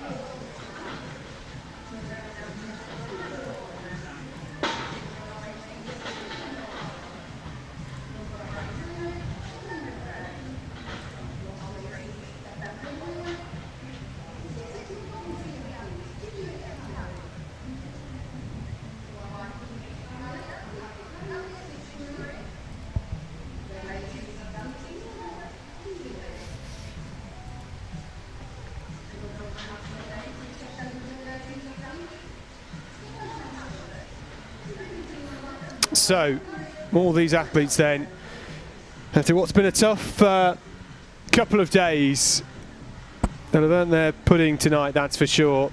For a lot of these athletes, it's the first time they'll have done a multi-event, certainly the first time they might have done a heptathlon. Maybe they've got experience in pentathlon indoors.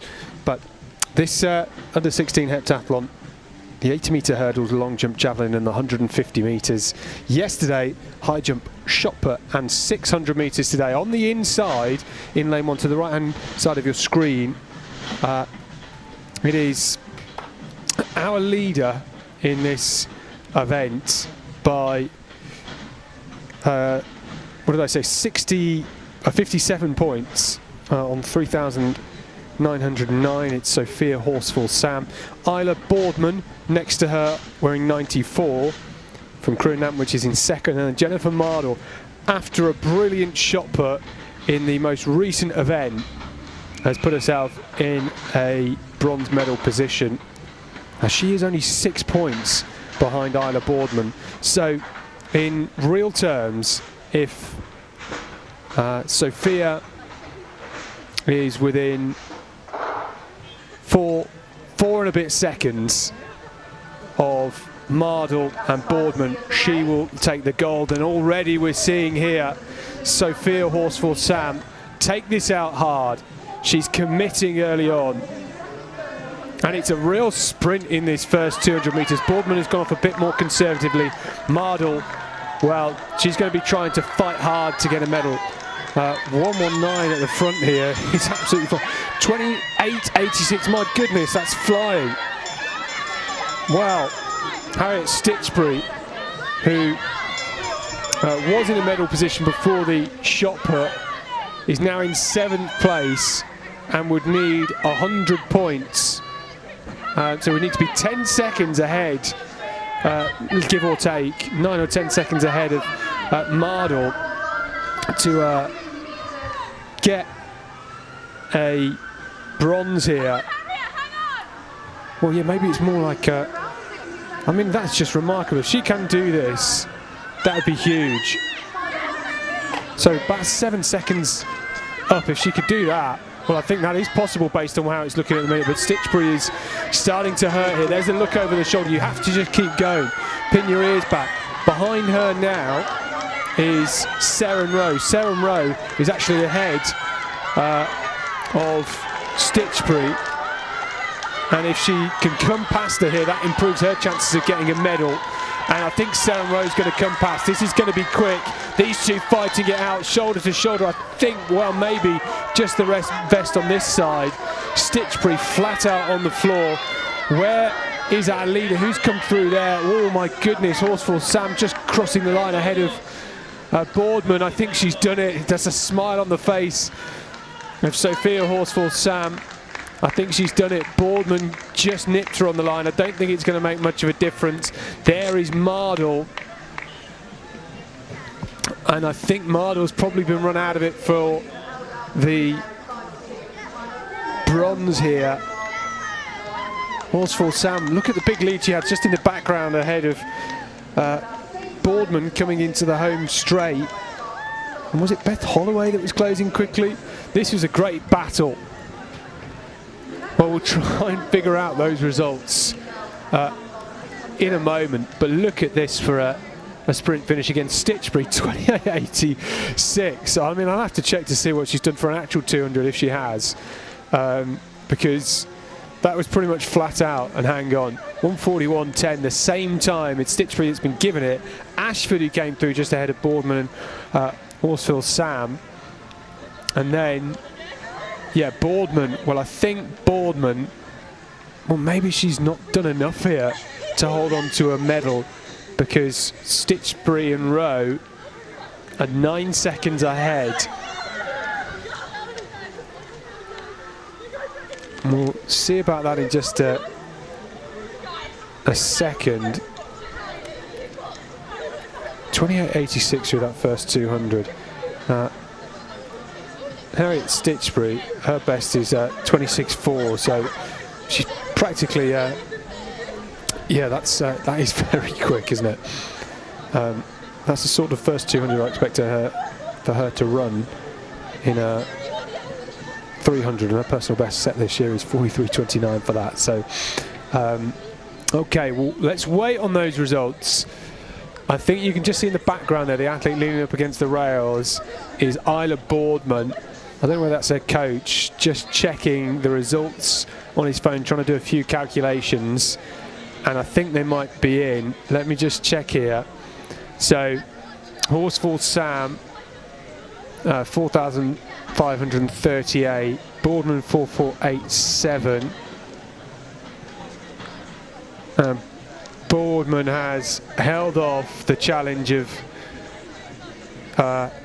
Seren Rowe. So Boardman's done it. We were a little bit, yeah, wow, she was 160 points less in that 600 behind Seren Rowe and Harriet Stitchbury.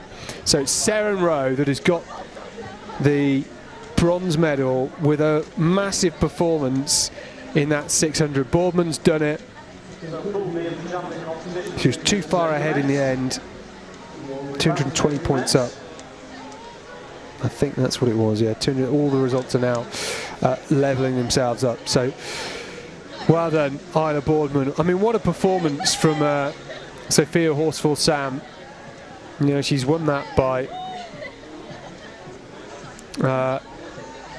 you know, more than 50 points, which is a great score. They were neck and neck all weekend, and to come away with that in such a stacked field. There were 32 athletes who started this, only one that didn't finish, and brilliant performance. Mardle in the end was about 180 points off the medal. She was just outside 205 in that 600 after that brilliant shot put. And javelin Stitchbury, well, she was 100 points off Seren Rowe in the end, so would have had to do something pretty spectacular to get ahead of her.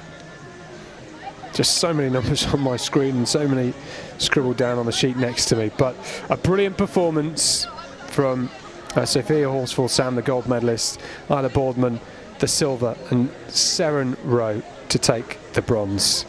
Next up on the track, well, it's half an hour until the under-16 boys octathlon 1,000 metres. Before then, it's the second pool of the decathlon under-18 javelin.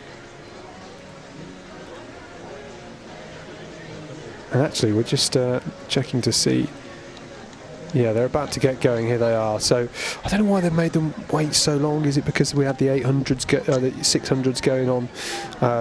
It feels a bit unfair. These guys are going to have a little bit less recovery, although they are still due to start the 1500 at 5:48.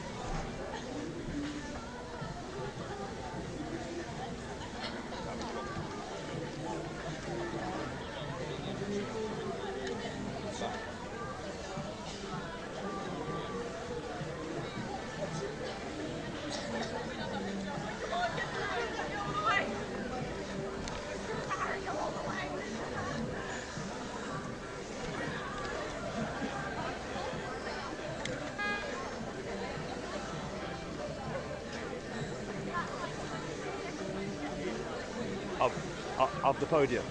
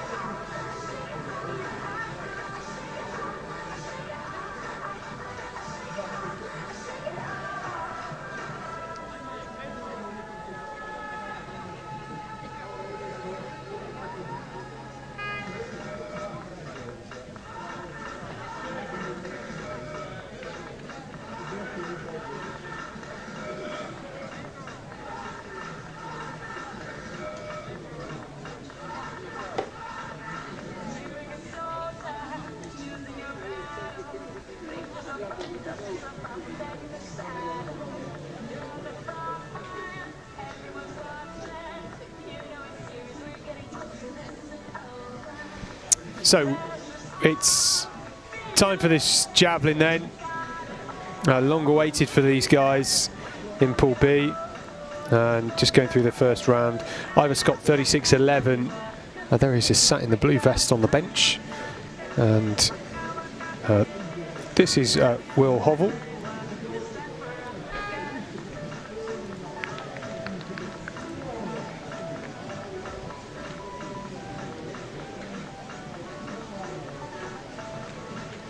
Gets a decent pull on the jab. Just the separation between the javelin and his the centre line of his body was quite far. We want that a little bit closer, just to help improve the pull. It's like an elastic band. You know, you want it nice and stretched. That's what the arm is. And if there's a bend at the elbow, when you pull the javelin, you've got less distance to pull along, and the elastic band's a bit slack. This is Jack Tilley. Just a 3-step approach.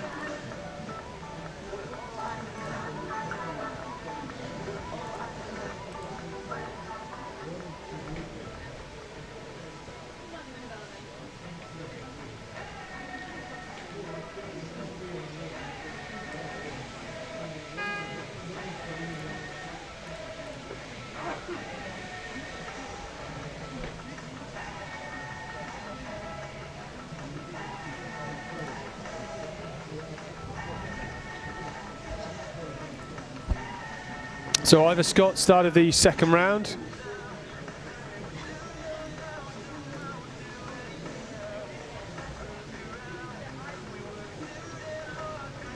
Might be a bit of an improvement.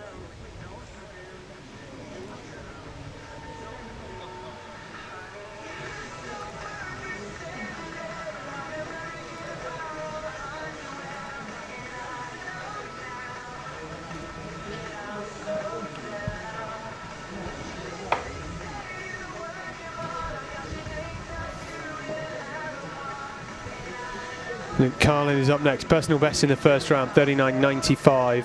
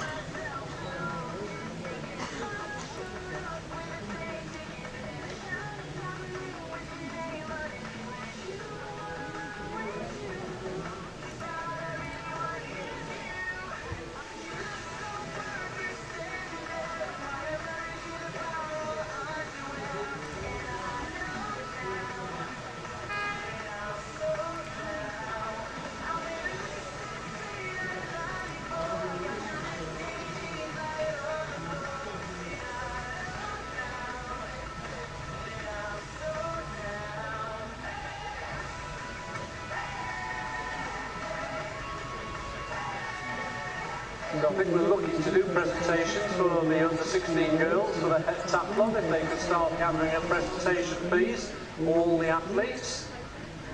the presentation. There's lots of you, so we need to get through you.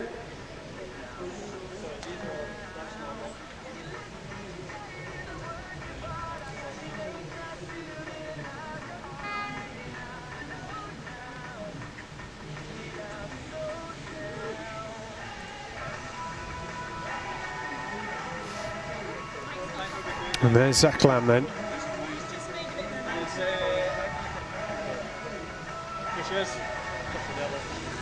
Mike's got a copy of that as well, so.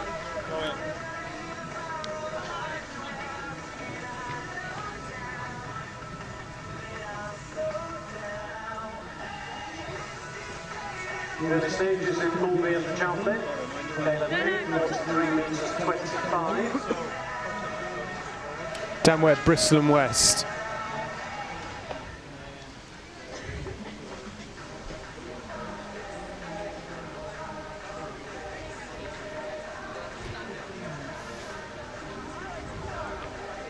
.35.28 in the first round. Is that an improvement? Not too sure. Just collapses his chest. You want that to be nice and strong, and it's hard to see where the markers were in the corner of the screen then, but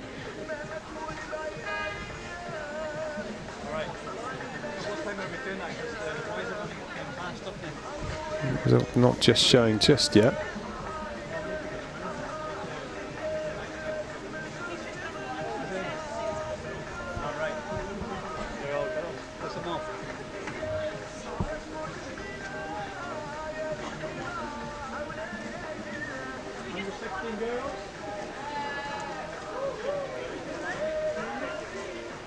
Some G's.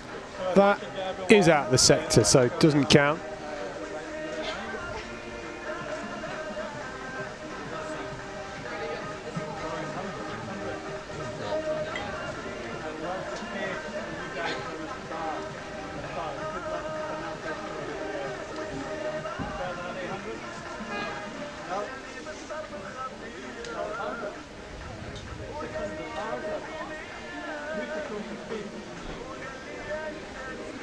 Here's Will Hovell, 28.98 in the first round.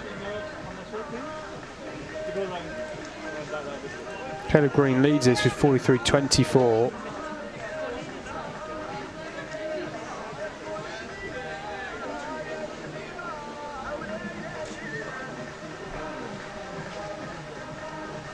Was an official? Well, they could accept themselves.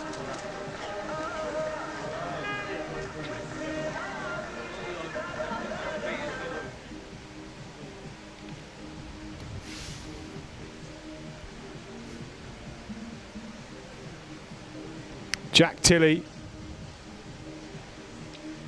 28.60. 10 athletes in this pool of the javelin. Remember, they've got just less than an hour, about 50 minutes from now. So they will head back in fairly quickly, have a chat, toilet break. They probably won't feel like any food, I'll be honest.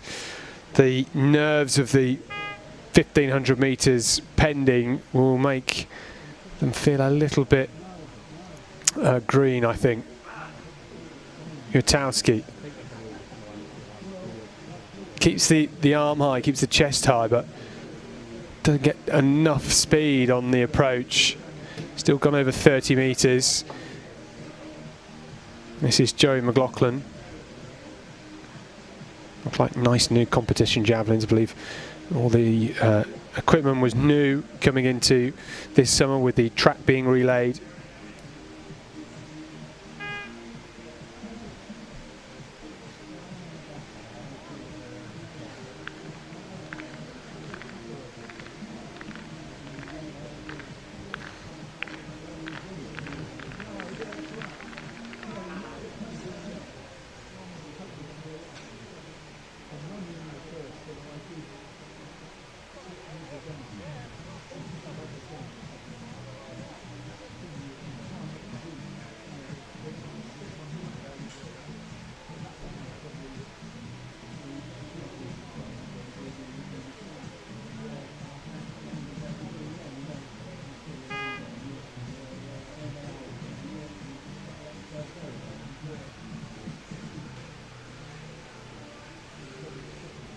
fun phoning up the U16 girls who were not present to get themselves to presentation. Here goes Ivor Scott, his final throw then. Personal best in round 2. Not sure if that's going to improve on that. He was 36.11 in the first round. Just came across his body with his throwing arm at the end. He finishes first, so chance to go and recover. Luke Carlin had a great pole vault earlier on.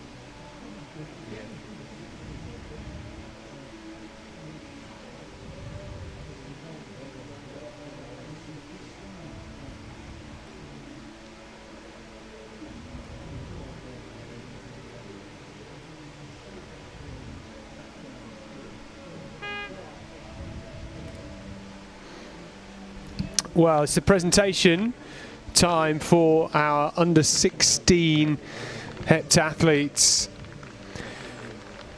The top 3 on the left hand side of your picture. Sophia Horsfall Sam, and then Isla Boardman and Seren Rowe in the red.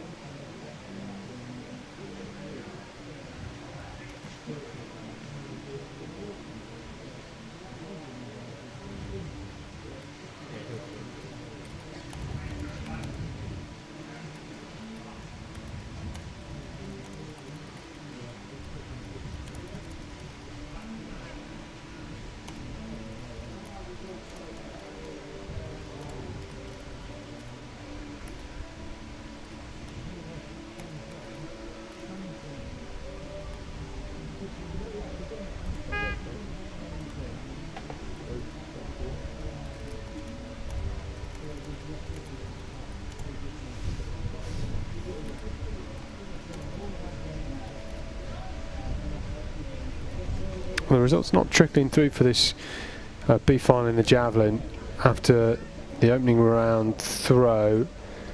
Oh, so the opening throw of the second round. This is Jack Tilley though.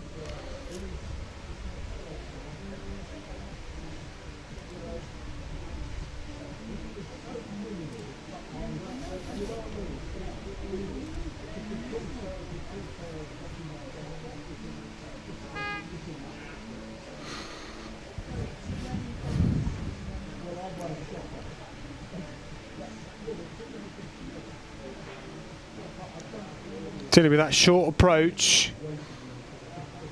Keeps the arm high. Gets a decent flight on the javelin. And it's going to be something similar again, I'd expect. Marcel Uatowski, a 31.01 his second round attempt. That is one of 2 throws coming up on the roster app for these scores. I think they're starting to trickle in now for this third round, maybe. Marcel Uatowski, 31.01. Can he get any more than that? And they all come through now.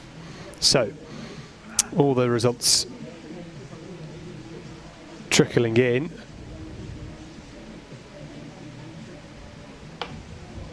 Caleb Green, in his 3 rounds, has thrown 43.24, 42.95, and in the third round, a 45.74, which is a big throw. And in terms of the overall scoring, we'll see him, I think, over 300 points clear of the next best athlete. I think 400 points, yeah. That's what it looks like. So he's going in with a big lead ahead of Zach Richings and Marcel Uatowski into the 1500 metres. McLaughlin gets the cap on for this one, gives it a wallop. Is that going to be an improvement? 31.03 was his first round attempt.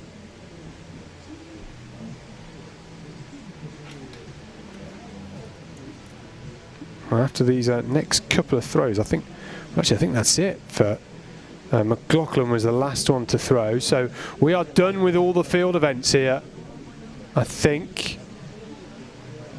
Yeah, they're all done. And that means we only have the octathlon 1,000 metres and the decathlon 1,500 metres to come. Don't think that was any improvement there for Joe McLaughlin. So these are our under-16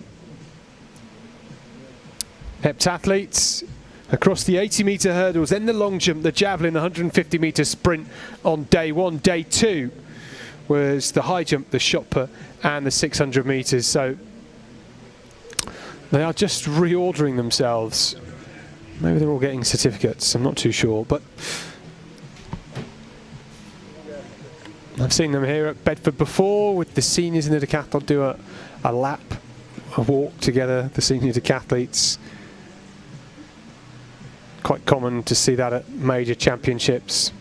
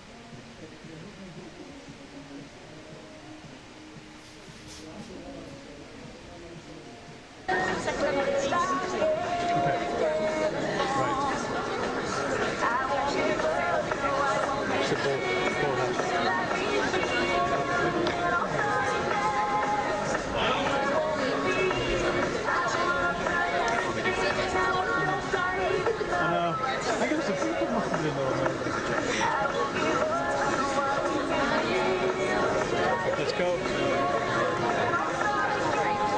Here we go.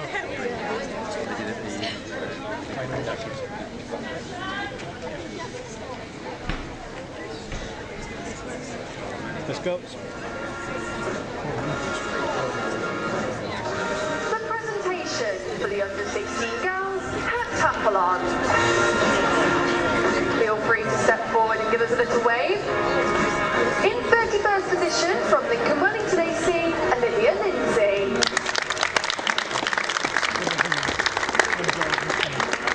In 30th position from the City of Sheffield and Durn AC, Charlotte Jackson. 28th position from Worcester AC, Rosie Bold.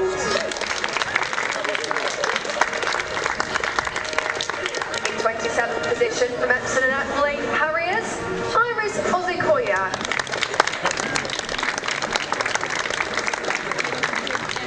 In 26th position from the City of York AC, Imogen Vine. In 24th position from Stratford-upon-Avon AC, Lolita Newby-Vincent. In 22nd position from Worktop Harriers, Darcy Crawshaw. In 21st position All from the Cornwall athletes from this AC, heptathlon Emily being Harvey. cheered, celebrated, which is great. Something they're obviously not used to. In our top 20 now, And I think it's a nice addition. From Stratford-upon-Avon AC, Lilia Galliner.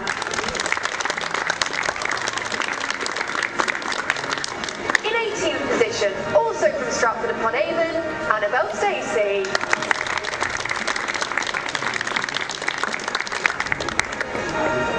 In 16th position, who is also the bronze medalist for the under-15 girls, from Harlow AC, Seisha Casey Bond.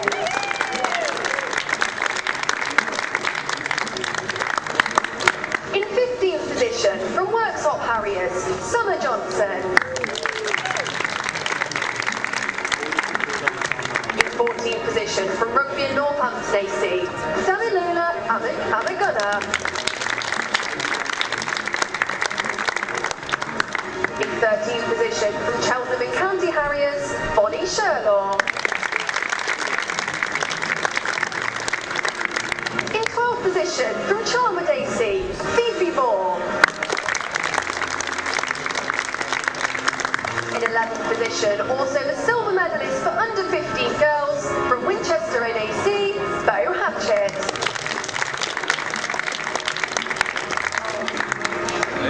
In 10th position, from Hertz Phoenix AC, Hazel Spitzer. In our top 10, in 9th position, from Reading AC, Nora Kennedy.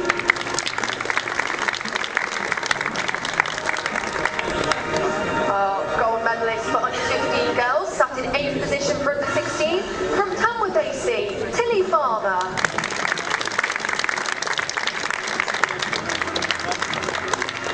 In 7th position, from the City of Sheffield and Durn AC, Scarlett Rose Ashford. In 6th position, from Gloucester AC, Bethan Holloway. In our top 5, in 5th position, from the City of Norwich AC, Jennifer Mardle. In 4th position, from Wycombe Phoenix Harriers, Harriet Stitchbury.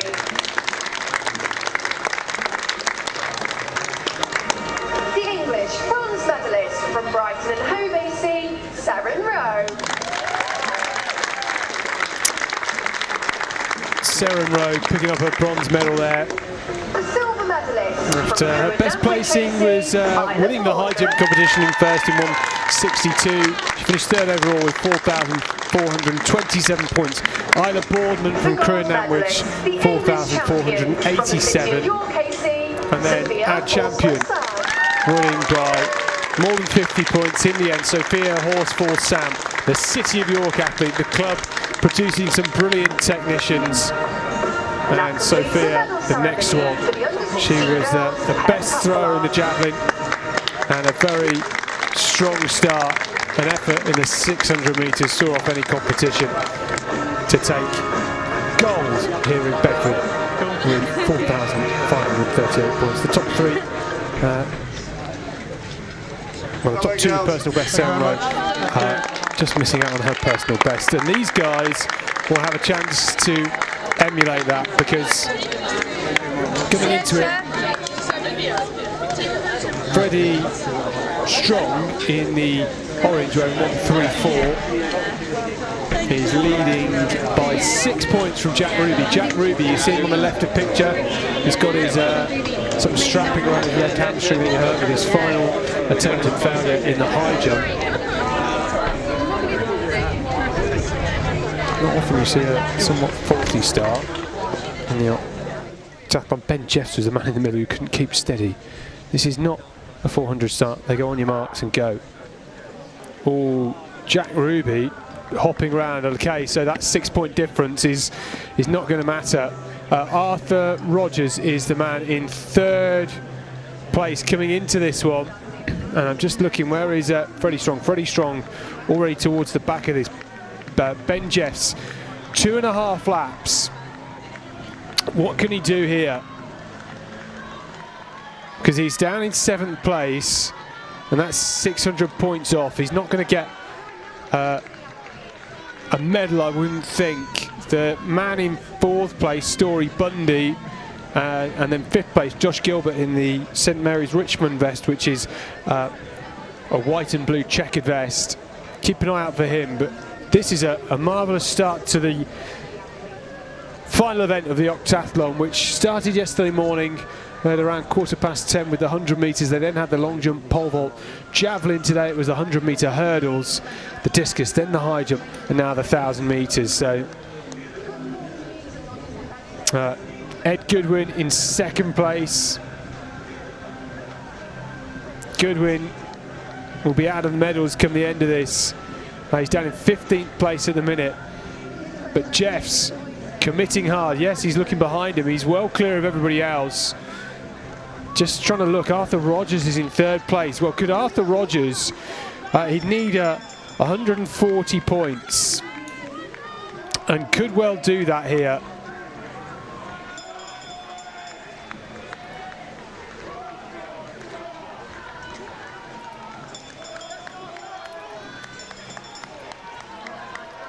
So, Jeffs ticking along. No wonder he had that faulty start. He was raring to go. Couldn't wait to get off the start line. The Crewe Nantwich athlete. Looking good at this stage. Goodwin a long way back. I mean, he's got to be 60 metres back as Jeffs comes into the final the final 200 metres, because Rogers in 3rd place is 100 metres behind him. Wow, that's a huge difference.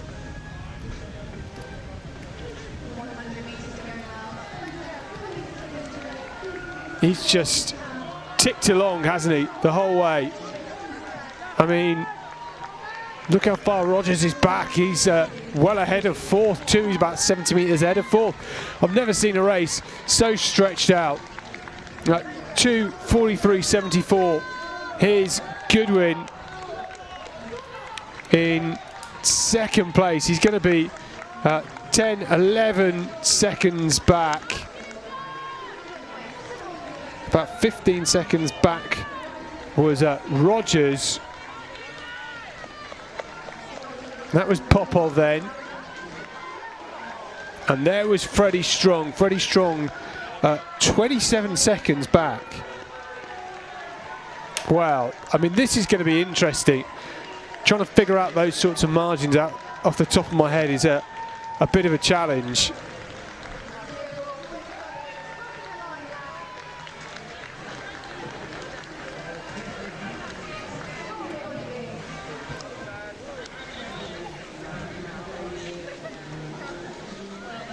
Well, I didn't quite see.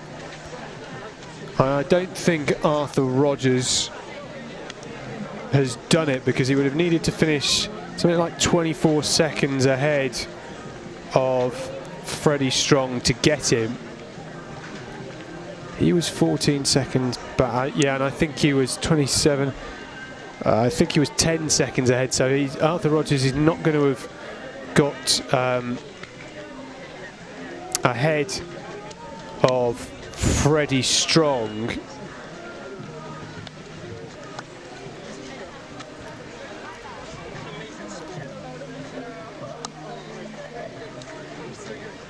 Well, we didn't quite see either there Story Bundy, who was 200 points off the lead. So, I mean, I'm just wondering, has Ben Jeffs somehow done a hero move with the final event and clawed himself back? He was 27 seconds ahead of, roughly, ahead of Freddie Strong.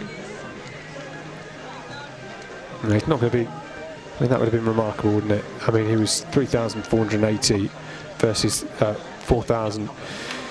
Yeah, no, I'm kidding myself. I mean, it was a remarkable run. He's probably going to jump up a few places, that's for sure. I think Freddie Strong has done it. I think he's done enough. Real shame for Jack Ruby. Wonder what he could have produced in this 1,000 metres. Story Bundy, 3:28. Well, I think he might have missed out on a medal with that sort of time. Well, this is all going to change. Rogers and Freddie Strong were first and third. Oh, wow. These two who stopped early and a valiant effort. They will get a score here. I think they were marked down as a DNF. They haven't DNF. They have finished. And they've done it. Well done. Dipping across the line.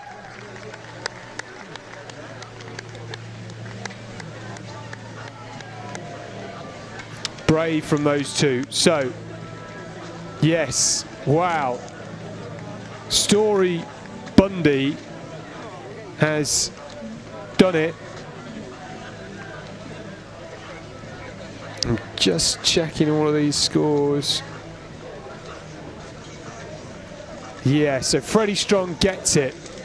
He takes the gold with 4,916 points. Rogers 4,878. That's how close it was in the end. He was 11 seconds ahead of Arthur.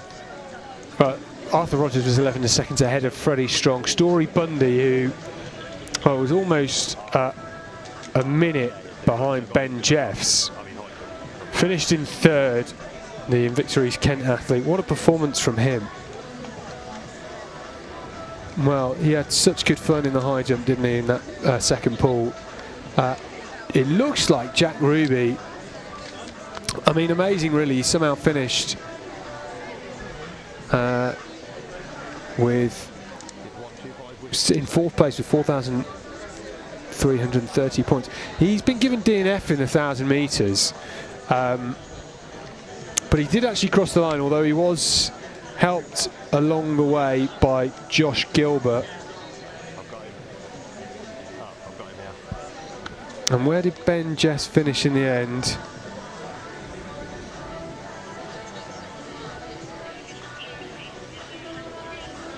Ben Jess finished in fifth. I said he was going to climb up quite high. In the end, it was about 200 points. He did claw back a lot, didn't he? He was about 200 points off the bronze. Just more than 200 points really, but it was a great run from him. Very brave way to run it. His official time 2:43. That's good going.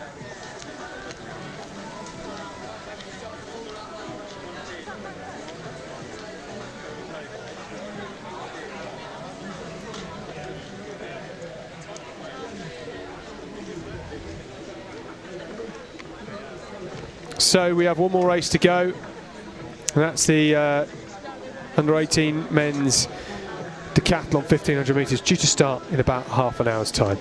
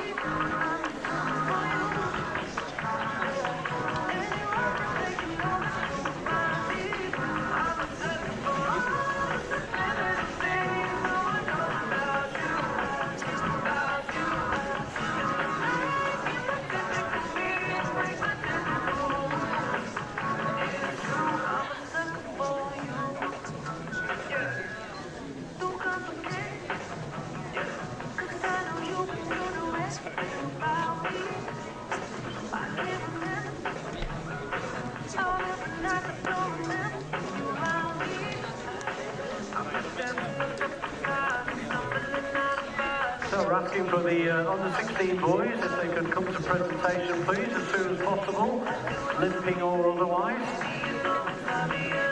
So all the under 16 boys, please, to the presentation as soon as you can.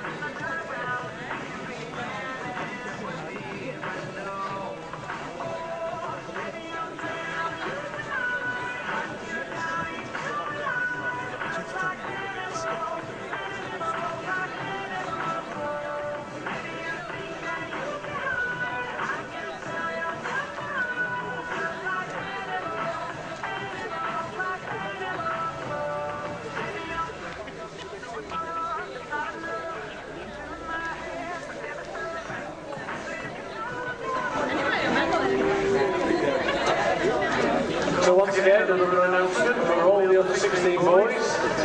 Get yourself to the presentation area as soon as you can. Got most of you there.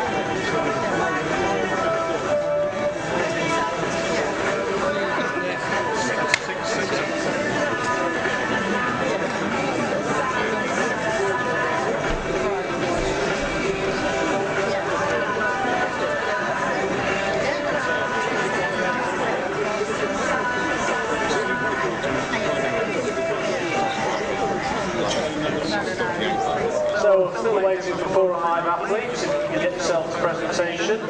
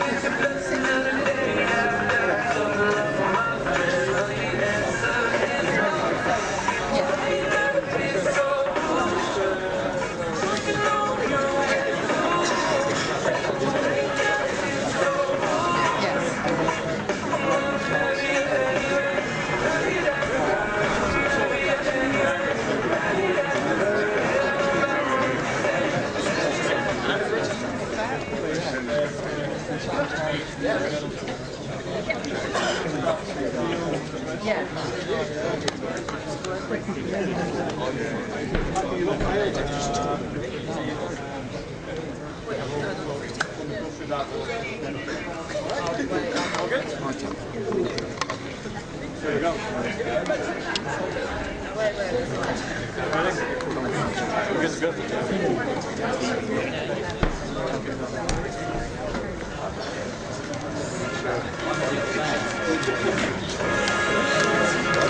medal presentation for the under-16 boys octathlon. In 15th position from North Somerset AC, Edward Stokes.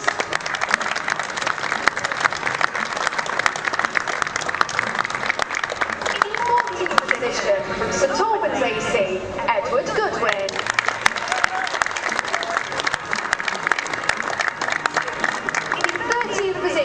Also the bronze medalist for under-15 boys from Ivanhoe Roberts Junior AC, Leo Borowski.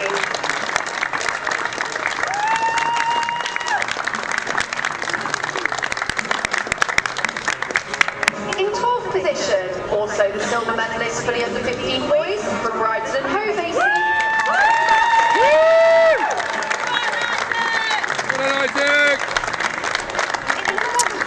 So, this is the medal presentation for the under-16 octathlon. We're also handing out some medals to the guys towards the right-hand side of the screen. They're still under 15, so they are getting medals for under 15s. This is, of course, the first year the age groups have changed from under 15s to under 16s, and we'll very shortly see Stuart Bundy pick up his bronze, Arthur Rogers pick up his silver, and Freddie Strong his gold. And Lev Popov for a good performance this weekend. His light blue of Thames Valley Harriers. In 7th position from St Mary's Richmond AC, Joshua Gilbert. In 6th position, and the gold medalist for under-15 boys from Bedford and County AC on his home track, Ben Phillips.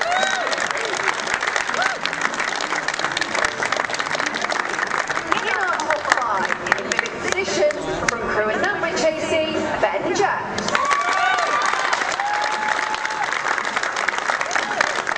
In 4th position, from Blackheath and Bromley Harriers, Jack Crooney.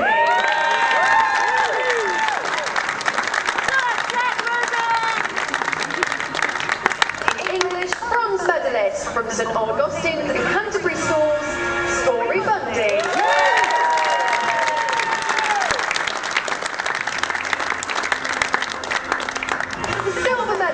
From Brighton and Hove AC, Arthur Rogers.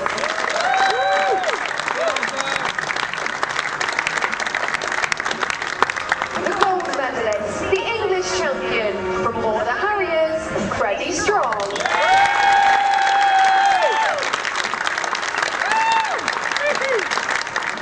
And that completes the medal ceremony in the under-16 boys octathlon.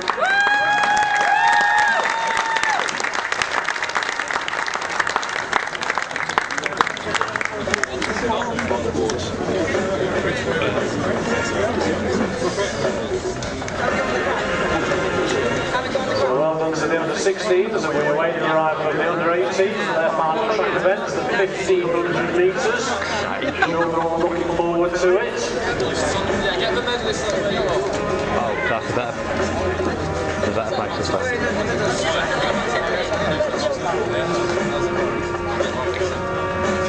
Yes, boys!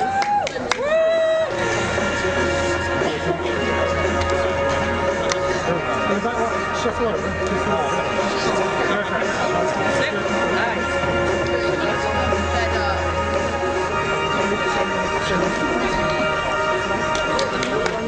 Well done, boys.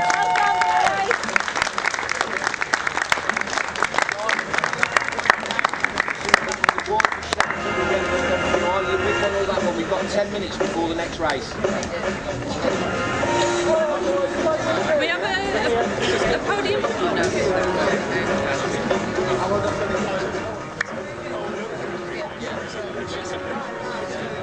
yeah, we'll see. Yeah, are you on right now? Yeah, we'll see you next time. Yeah.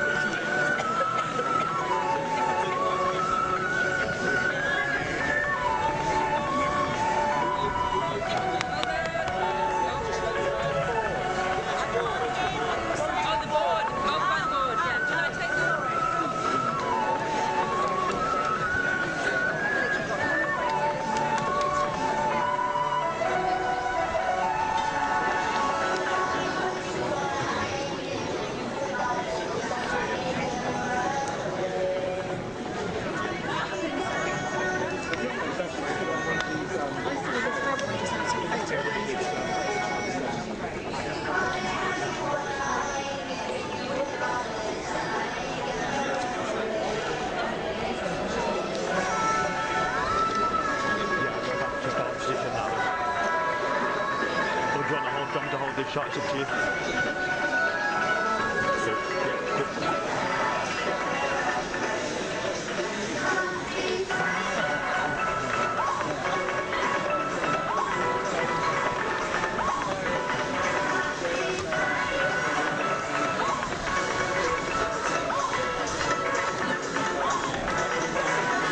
So the athletes getting ready for the 1500 metres, all one race.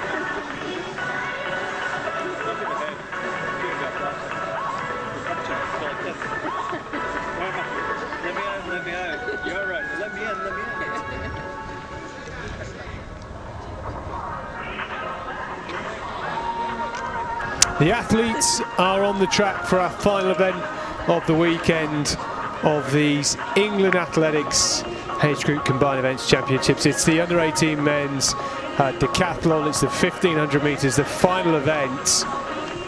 It's going to hurt, I know that much. Some will thrive, but all will eventually suffer at the hands of this 1500 metres. It's tough. It's the one event that is not a speed power event in the decathlon. It's right at the edge. And, well, we know that it's going to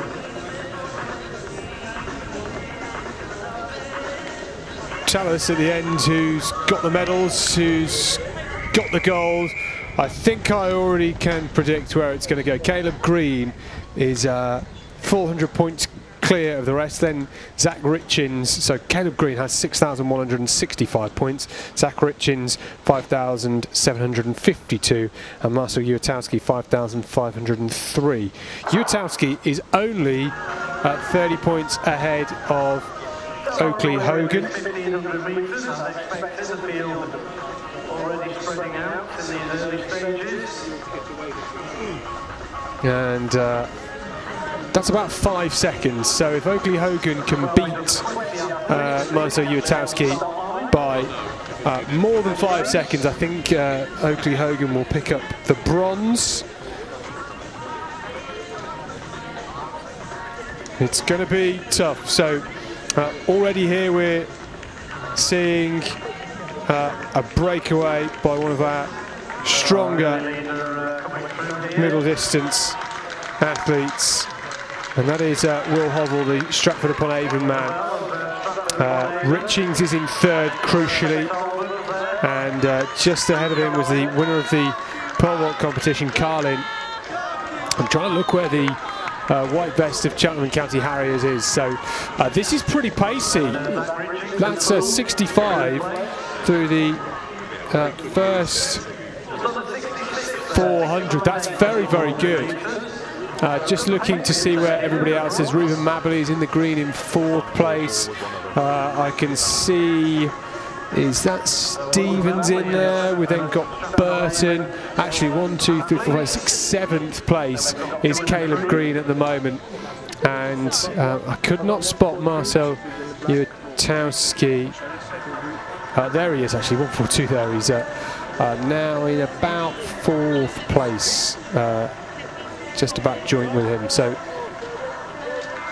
there, 143, Alizone in the white vest. That was Caleb Green, who's had a brilliant weekend, Green. I mean, it's been a marvellous showing from him.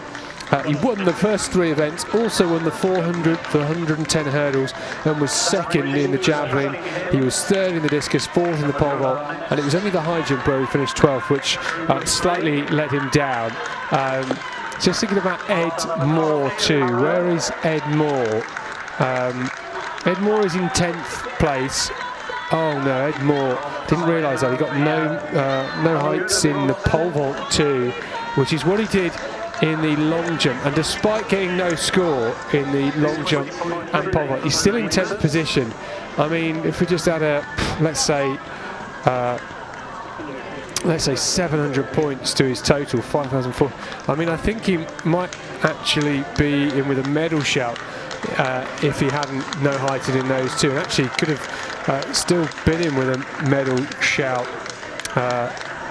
Maybe just an outside medal shout if he hadn't no heighted in the pole vault. But there we go, our Gloucester man there is Oakley Hogan, and he is shoulder to shoulder with Marcel Uatowski. He needs to beat him by 5 seconds if he's going to get that bronze medal. I'm not sure that's going to be possible here. Richings, I think, is clear in 2nd place and looks set to take the silver. That's the bell. Final lap 3:17. This has been a brilliant pace. Remember, it was 65 seconds for the first lap. The Hovell, the Stratford-upon-Avon man, in that yellow vest. Look over his shoulder. He is well clear ahead of the rest. The pace, honest. These two guys are in 2nd and in 4th and 5th. We have Carlin and Richings, and here we go. Hogan now striking at the bell. Can he put 5 seconds on Marcel Uatowski? I don't think he's going to do it on paper. And Hovell is flying. He looks so good here. What a commitment. McLaughlin giving him a cheer. That's what we like to see. Clapping him on. And he is fully going for this in the final 100 metres. It's brilliant to see it. It's been a fantastic performance. Hovell, who's 16th overall, he's going to get an overall decathlon personal best. He takes it. 4:26 is a fantastic time. Wow. And then coming through here, this is the real battle. It's Oakley Hogan in the white vest ahead of Marcel Uatowski. And it's only a second between them. It's not going to be enough for Hogan to get the bronze. Hereford's Ruben Mabberley comes just ahead of Caleb Green, who is taking the gold medal here. And the rest of them all coming through now. Sam Gines just coming through. There was more. Ivor Lawton, was that there? Ivor Scott, sorry. Too many surnames in front of him. McLaughlin there, who did a lovely job of cheering on Hovell. Oh, he's practically closed, that's how much it hurts. And this is Webb. Well, interesting with the result, I mentioned him more. If only he'd got some scores on the board. I mean, he's going to get a massive personal best if he can get points for all 10 events next time. Ed Moore from Wirral AC. Well done to this man though, bringing up the back of the pack. It's tough, it's really tough. To complete a decathlon is a real feat, and Joe McLaughlin deserves his applause there. Well done to him. That's hard. Not many people will complete a decathlon. It's not just a high rocks, which is just like a PE circuit class with a bit of running in between. It's fully technical. It's all speed and power and effort. And 4:26.12, the fantastic time from Will Hovell. Carlin was in second from Zach Richins, and we're just waiting to see those results come through. I think it will confirm what we already suspect, which is that Caleb Green takes the gold, Zach Richins takes the silver, and Marcel Uatowski holding off Oakley Hogan, and will win by the bronze ahead of him by less than 30 points. Well, it's been a wonderful weekend here in Bedford. Once again, good to be back this year. It's been a busy summer. The England Relay Championships have been in Birmingham at the Alexander Stadium today. So lots happening all round, but that concludes the England Athletics Summer Series, the championship season for the distance runners. Heads will turn towards thinking about the regional and national road relays, and then the cross-country season, which will soon be upon us, certainly if you're still of school age. Super work. Well, there we go. I think that just about confirms it. Caleb Green, 6,781 points. Richins, 6,426 points. And Marcel Uatowski, 6,151 to take the bronze. In the end, he was only 27 points ahead of Oakley Hogan. Super competing. It's gold for Caleb Green in the under-18 decathlon. Keep an eye out for him next summer. From myself, Scott Even, what a wonderful 2 days here in Bedford. Thank you very much for watching. It's time for a Sunday dinner. Until next time, good night.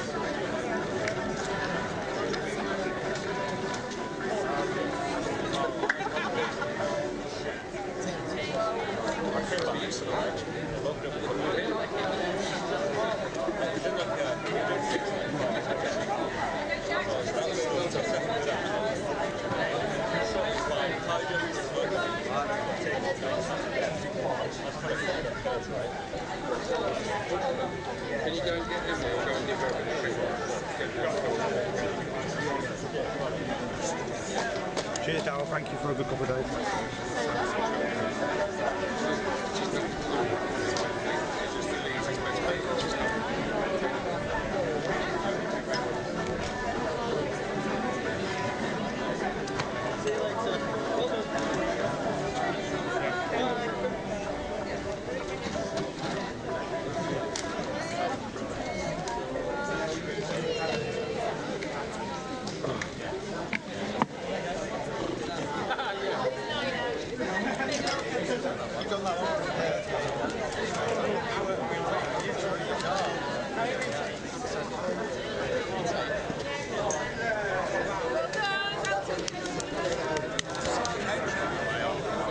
About an hour early.